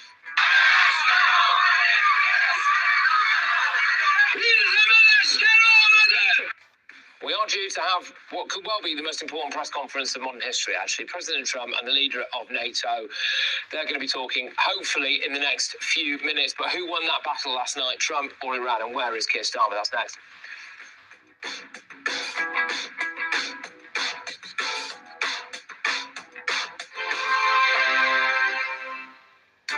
I've been in Westminster for a long time, but I know that though power may be here, its effect on people's lives is across the whole of the country.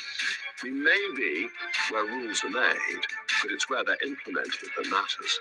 Join me, Jacob Rees-Mogg, for forthright and frank discussion on where Britain's come from, where it's going, and where it will end up. That's State of the Nation, Monday to Thursday, 8 to 9 o'clock. Vox Populi, Vox Day. Join me, Nana Akwe, for an informative, interactive news programme with a difference. It's fun. No, you didn't say that, Dave. It's a surprise. I think there's an element of truth to that. Yes, join me from 3 p.m. every weekend, only on GB News, Britain's news channel.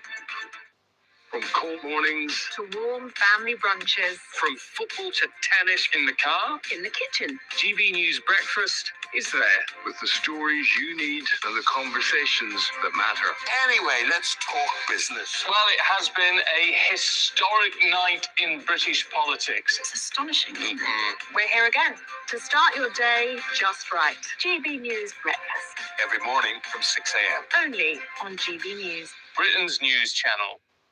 At GB News, we love to hear from you, our loyal community. So drop us a line at gbnews.com/yoursay.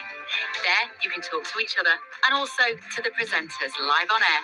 gbnews.com/yoursay. Because GB News is your channel, Britain's news channel. From the school run to the home run, watching all of Britain. But he can say whatever he wants. A straight talking show where all voices are heard.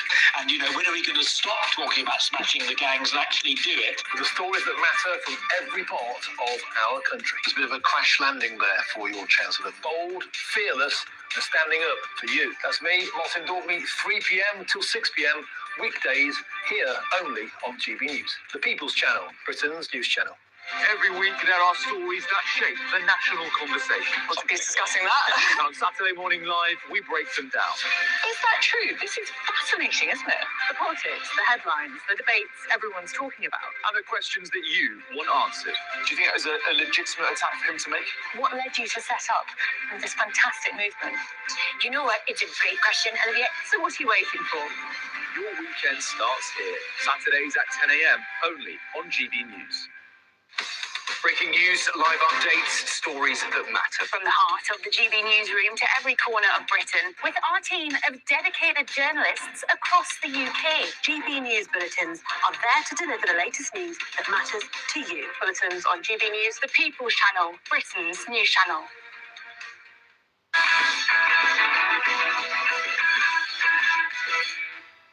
Yeah, welcome back to Patrick Christie's Tonight.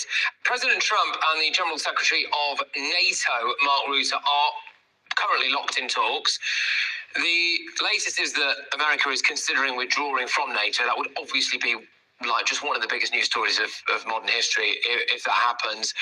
They're clearly still talking from the looks of it, because Caroline Leavitt, the US press secretary, said that we are likely to hear directly from the president following that meeting later today. So we will keep you updated. But yeah, I mean, look, what's happened here? Who's the winner and who's the loser from last night? It's time for the head-to-head. Well, the White House has claimed victory over Iran after President Trump signed a 2-week ceasefire on the condition that Iran reopen the Strait of Hormuz immediately.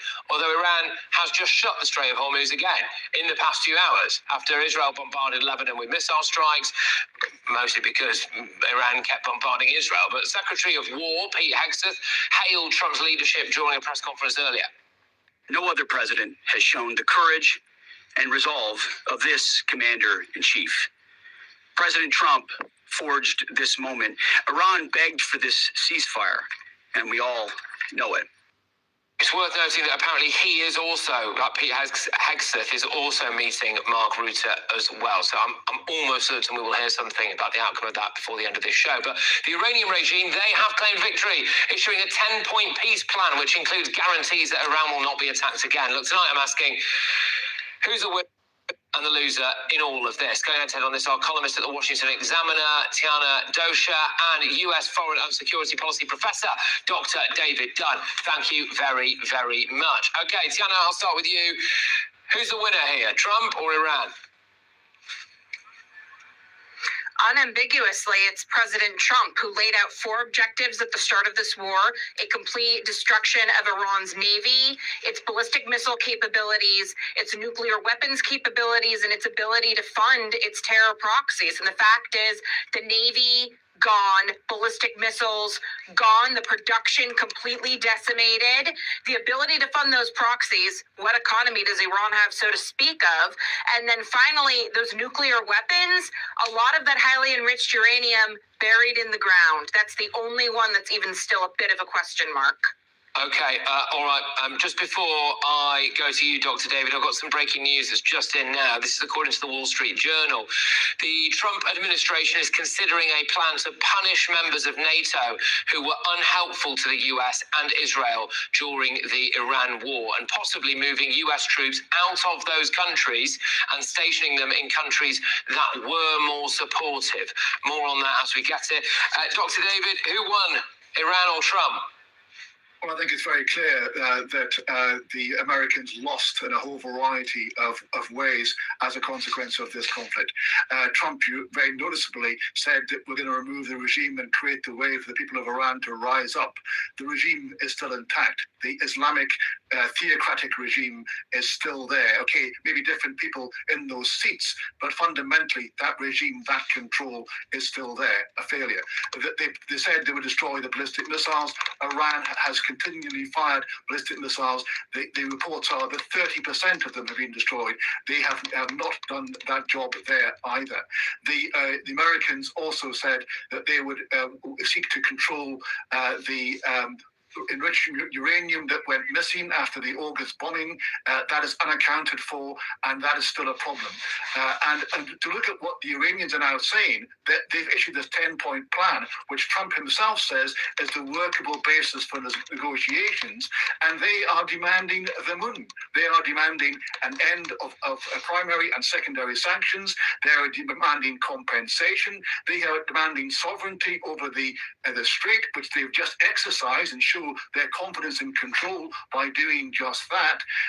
And the wider picture, the transatlantic alliance has been badly damaged as a consequence of Trump demanding fealty of the European allies, ignoring the fact that it's the North Atlantic Treaty Organization, a defensive organization, and not one to be at the women call of Trump. The wider reputation of American power is limited. On a whole variety of ways that could go on, America has lost out as a consequence of this war. Okay, Tiana, do you want to come back to that, please? Yes, this is a defensive action for Europe. And while our European friends show that they were not incredibly loyal during any of this, we saw that Iran claimed earlier that they were limiting its IRBM radius to 2,000 kilometers. Turns out it was actually 2,000 miles, right? The ability to bomb Hamburg with an IRBM, getting close to the radius of Paris and of London. So you're welcome for trying to take that out. The fact is that Iran's air defenses have been destroyed by 80%. Iran is the country that just 2 weeks ago was saying, we won't stop unless we get an unlimited ceasefire, and they were not going to open up the Strait of Hormuz. The only leverage the U.S. gave up was temporarily ceasing our bombing campaign, whereas Iran had to give up the only leverage they have, which is that Strait of Hormuz. And what happened? Best day for the U.S. stock market in over a year, biggest one-day drop in American oil prices in 6 years. Okay, I can see you shaking your head, Dr. David. Go on. Yeah, well, I mean, the idea that you measure success by the stock market is just ridiculous. What we've seen here is a battle of political wills, and the Americans actually lost it. They called it off. They accepted, effectively, Iranian terms, their 10-point plan, because Trump saw the American economy and the stock market going down. And what we have as a consequence is all those things you described, other speaker. That Iran is still a problem. Iran is a hideous regime and a threat to the region. But this war hasn't fixed it. This war has made things worse. It has emboldened them and strengthened the regime, and their control of the strait absolutely illustrates that. What we have is a situation that you've made worse. Okay, just to reiterate to viewers and listeners as well, there is some pretty major breaking news here. This is according to the Wall Street Journal that the Trump administration is considering a plan now to punish members of NATO who were unhelpful to the US and Israel during the Iran war, and possibly moving US troops out of those countries and stationing them in countries that were more supportive. I'm just having a quick look here as well, just according to sources online. I mean, there's approximately around 35,000 US troops in Germany, roughly 13,000 in Italy, apparently 11,000 in the UK, Spain, around 4,000. I mean, those are some of the countries that I know President Trump feels have obviously been unhelpful to him in this. So what will that really mean? But look, both of you, thank you very much. We are going to have to on now. We are expecting President Trump and Mark Rutte at some point soon, hopefully, at least President Trump anyway, although again to emphasise that Trump is supposedly considering pulling out of NATO altogether. So we're expecting kind of a flurry of breaking news for you over the course of the next hour or so. Coming up, it's our job to work with other countries in the region, not only on the cessation of hostilities, but also on opening the Strait of Hormuz. Look, it's pathetic, this. I'm sorry. Last night, Keir Starmer was hiding under a desk whilst the world held its breath. And in fact, it's just emerged, according to the Times newspaper, that he was actually on holiday in Spain when President Trump said that he was going to bomb Iran back to the Stone Age. So, is this the bloke we really want in charge? However, before that...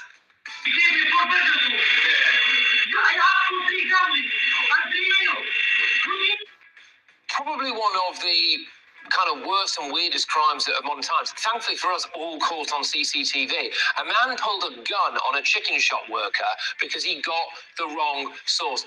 You are not going to believe the CCTV footage that I'll show you in just a second.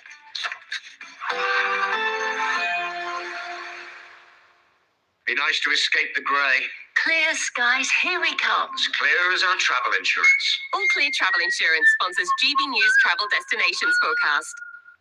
Hello, if you're heading away for the Easter break, well, low pressure brings unsettled weather to the Canary Islands as well as parts of Portugal throughout the next few days. We've got 15 degrees in Madeira, risk of showers, and 14 degrees in Lisbon, quite cool for the time of year. Elsewhere, though, as we look further east across parts of Spain and Italy, it's looking much warmer and brighter. And the showery weather that's been affecting more western areas, eastern areas of the Mediterranean looks to move away, and it will turn brighter for Greece as well. Bye-bye. All Clear Travel Insurance sponsors GB News Travel Destinations Forecast. Britain deserves a newsroom that puts the facts and your voice first. Well, and that's what you get on GB News. Lively debates, lively conversation. And we're not afraid to hold power to account. And each other. So join me, Andrew Pierce. And me, Miriam Gates, for Britain's Newsroom, weekdays from 9:30 on GB News. Westminster, the ultimate clique, and you're fighting like rats in a sack. But here on the Camilla Tominey Show, we ask the questions the establishment media is too scared to ask. Okay, let me ask you a straight question, because I know you're a straight-talking politician. Whether it's net zero, illegal immigration, or law and order, nothing is off limits. You have the power then. Yeah, and now you've lost it. That's the Camilla Tominey Show, a politics show that's fearless. But no, let me finish my question if you don't mind, because it is my show. Sundays at 9:30, only on GB News, the People's Channel, Britain's news channel. Join me, Nana Akwe, for an informative, interactive news programme with a difference. It's fun. Oh, no, he didn't say that, Dave. It's a surprise. I think there's an element of truth to that. Join me from 3 p.m. every weekend, only on GB News, Britain's news channel. Breaking news, live updates, stories that matter. From the heart of the GB Newsroom to every corner of Britain, with our team of dedicated journalists across the UK. GB News Bulletins are there to deliver the latest news that matters to you. Bulletins on GB News, the People's Channel, Britain's news channel. At GB News, we love to hear from you, our loyal community. So drop us a line at gbnews.com/yoursay. There, you can talk to each other and also to the presenters live on air. gbnews.com/yoursay. Because GB News is your channel, Britain's news channel. Westminster's full of talk, but out here is the real world. Am I allowed to talk? No, that's it. This is where it matters. Real people and real lives. That's what politics is all about. Trump made a good start. No. Straight answers, no spin, and just a couple of pints. How many fingers have I got up? About 10. So join me for Lee Anderson's Real World every Friday at 7 p.m. only on GB News. The People's Channel, Britain's news channel. From the school run to the home run, watch a new show for all of Britain. He can say whatever he wants. A straight talking show where all voices are heard. And, you know, when are we going to stop talking about smashing the gangs and actually do it? With the stories that matter from every part of our country. It's a bit of a crash landing there for your Chancellor. Bold, fearless, and standing up for you. That's me, Martin Dorby, 3 p.m. till 6 p.m. weekdays here only on GB News. The People's Channel, Britain's news channel.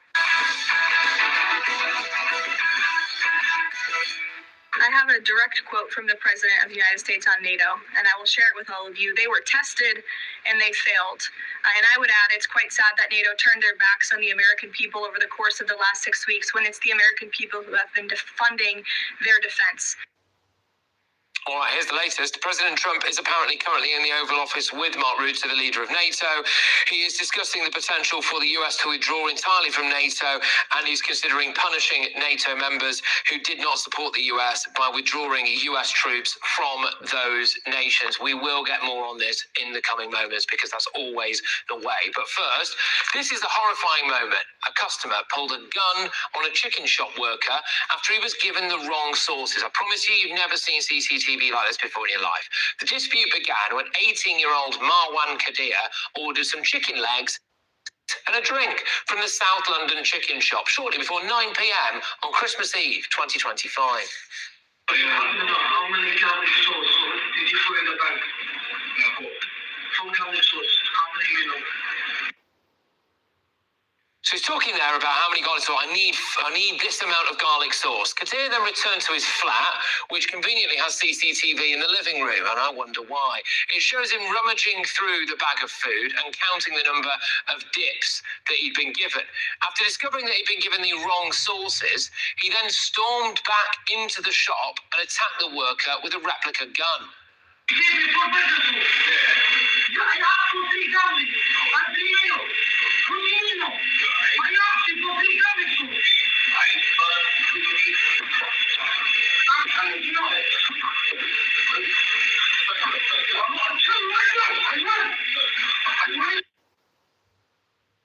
The worker reported the assault on Christmas Day. Kadir was arrested in January, and yesterday he was sentenced to 3 years in prison at Woolwich Crown Court. I'm joined now by the former London police officer, Norman Brennan. Firstly, Norman, what does it say about British society that we've got people who are willing to threaten to shoot a chicken shop worker for getting the wrong amount of garlic sauce?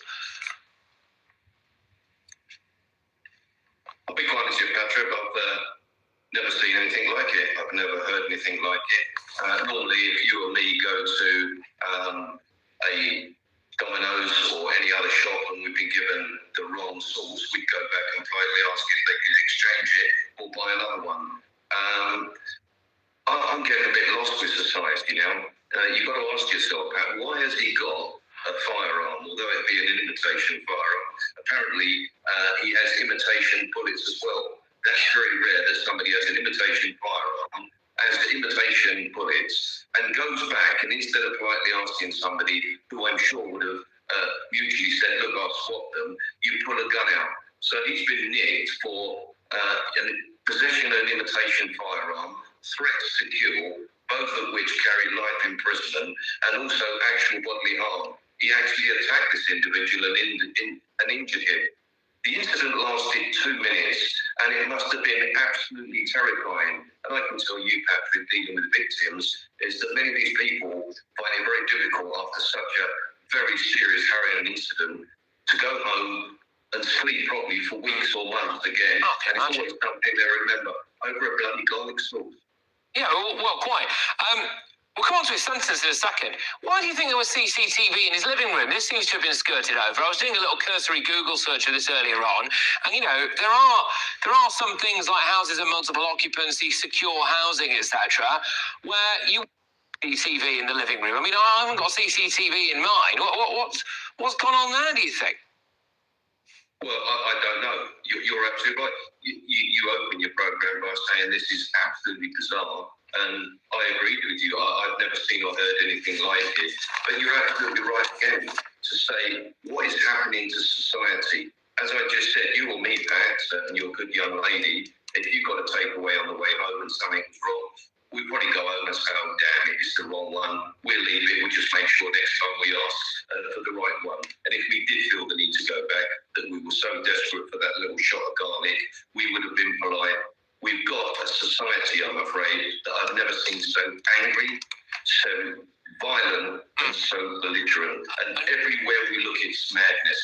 And this just typifies how mad it really is. Taking a firearm to get a swap of a garlic for a mayo sauce. Well, I'm sorry, but 3 years in prison.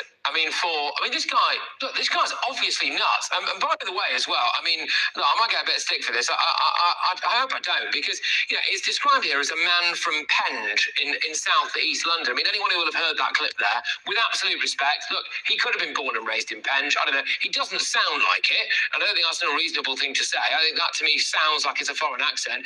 There's obviously, we'll have to wait and see where exactly he's from. But 3 years in prison for someone with that kind of mentality. Could he not have been banged up for longer?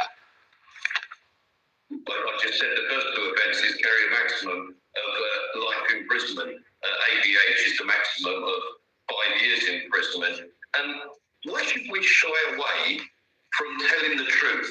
I report on gun crime, knife crime and homicide every day of the week. And I've got to say, and it's not racist, and people always try to shut you down, I cannot recall the last person, Pat, that was shot, or someone that was shot or stabbed, and the offender was not non-English or was black. And we've really got to say to the black community, in London I'm talking about, outside London we're not talking about, it's about time, Patrick, that the black community, instead of blaming anyone and everyone, and often it's the police, started looking within the community and started taking some responsibility themselves rather than blaming everyone else for issues that they're partly responsible for.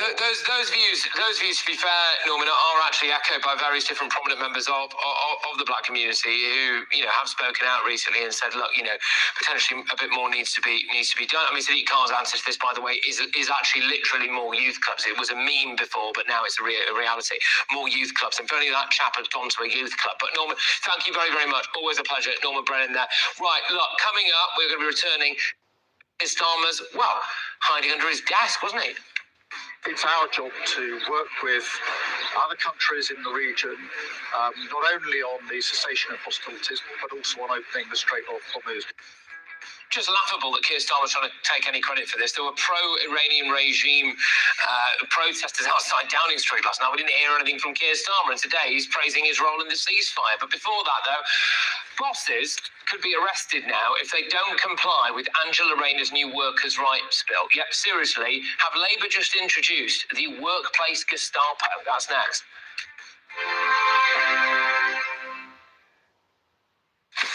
Breaking news, live updates, stories that matter. From the heart of the GB newsroom to every corner of Britain, with our team of dedicated journalists across the UK. GB News Bulletins are there to deliver the latest news that matters to you. Bulletins on GB News, the People's Channel, Britain's news channel. From court mornings to warm family brunches. From football to tennis in the car, In the kitchen. GB News Breakfast is there. with the stories you need and the conversations that matter. Anyway, let's talk business. Well, it has been a historic night in British politics. It's astonishing, isn't it? We're here again to start your day just right. GB News Breakfast. Every morning from 6 a.m. Only on GB News. Britain's news channel. I've been in Westminster for a long time, but I know that though power may be here, its effect on people's lives is across the whole of the country. We may be where rules are made, but it's where they're implemented that matters. Join me, Jacob Rees-Mogg, for forthright and frank discussion on where Britain's come from, where it's going, and where it will end up. That's State of the Nation, Monday to Thursday, 8 to 9 o'clock. Vox Populi, Vox Day. At GB News, we love to hear from you, our loyal community. So drop us a line at gbnews.com/yoursay. There, you can talk to each other and also to the presenters live on air. gbnews.com/yoursay. Because GB News is your channel, Britain's news channel. Every week there are stories that shape the national conversation. We'll be discussing that. On Saturday Morning Live, we break them down. Is that true? This is fascinating, isn't it? The politics, the headlines, the debates everyone's talking about. And the questions that you want answered. Do you think that was a legitimate attack for him to make? What led you to set up this fantastic movement? You know what? It's a great question, Olivia. So what are you waiting for? Your weekend starts here. Saturdays at 10 a.m. only on GB News. Join me, Nana Akwe, for an informative, interactive news programme with a difference. It's fun. Say that, Dave. It's a surprise. I think there's an element of truth to that. Join me from 3 p.m. every weekend, only on GB News, Britain's news channel. You want to know what's really going on in the corridors of power? Labour don't know what to do with you half the time, and that makes you quite lethal in the chamber. Get behind the headlines with Chopper's Political Podcast. Join me, Christopher Hope, as I sit down with the great and the good of British politics. So we'll see where this ruling takes us. These are the stories shaping our nation. Chopper's Political Podcast, available now on all platforms. Listen in and stay ahead.